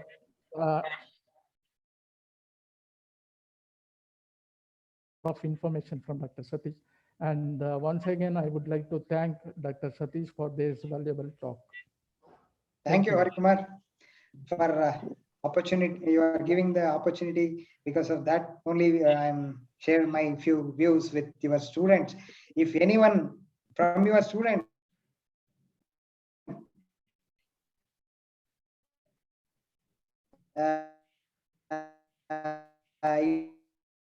if they Closing words. Satish will leave, I think. Okay. no, I am here only. Aparna, continue. Okay. Thank you, sir. I would like to invite my dear junior, Mr. Uday Kiran of first year B to give audience thanks. Over to Uday Kiran. ಅಪರ್ಣಗೆ phone ಮಾಡಿ ಸ್ವಲ್ಪ correct ಮಾಡ್ಕೊಳಕ್ಕೆ. Good afternoon to all. It is an honor to have been an offer of vote and thanks on the occasion of Mankind and Microbes webinar organized by our esteemed organization, Sri Krishna PU and Degree College. I am heartily gratitude to our honorable and respected chief guest, Dr. Satish, for adoring his necessary time and sharing his valuable educative information and Mankind Microbes. Sir, all the participants in the meeting are all inspired by your highly sparkling words, sir. A big thanks to our director, Dr. Harikumar sir, to arrange this webinar, which provides vast knowledge on the Mankind and Microbes. And I want to extend my generous thanks to my principal, Madam Dr. Yashoda Harikumar ma'am. And I thank to my classmates and my lecturers for your participation and cooperation. Thank you, sir. Thank you all. Thank On behalf of SKC management, on behalf of SKC family, Satish sir, we are very thankful to you. And one more thing, most of the faculties, they don't know. Satish sir wife, Dr. Harini, is from our Bangalore University. She is a professor in Bangalore University. So both husband and wife are in different universities, but both of them are professors. That is a great thing. Once we'll invite Dr. Harini to our college. Sure. We will visit. No problem. Yeah. Thank you, sir. Thanks a lot. Thank you. Aparna? Thank you all. Thanks to SKC management to provide this great opportunity to learn about science. And also a big thanks to giving me the opportunity to host this webinar. Once again, thank you all. Have a great day. Thanks for this opportunity. Have a nice day. Bye. Okay, sir. Thank you, sir. Thank you, sir. Thank you, sir. Thank you, sir. Thank you, sir.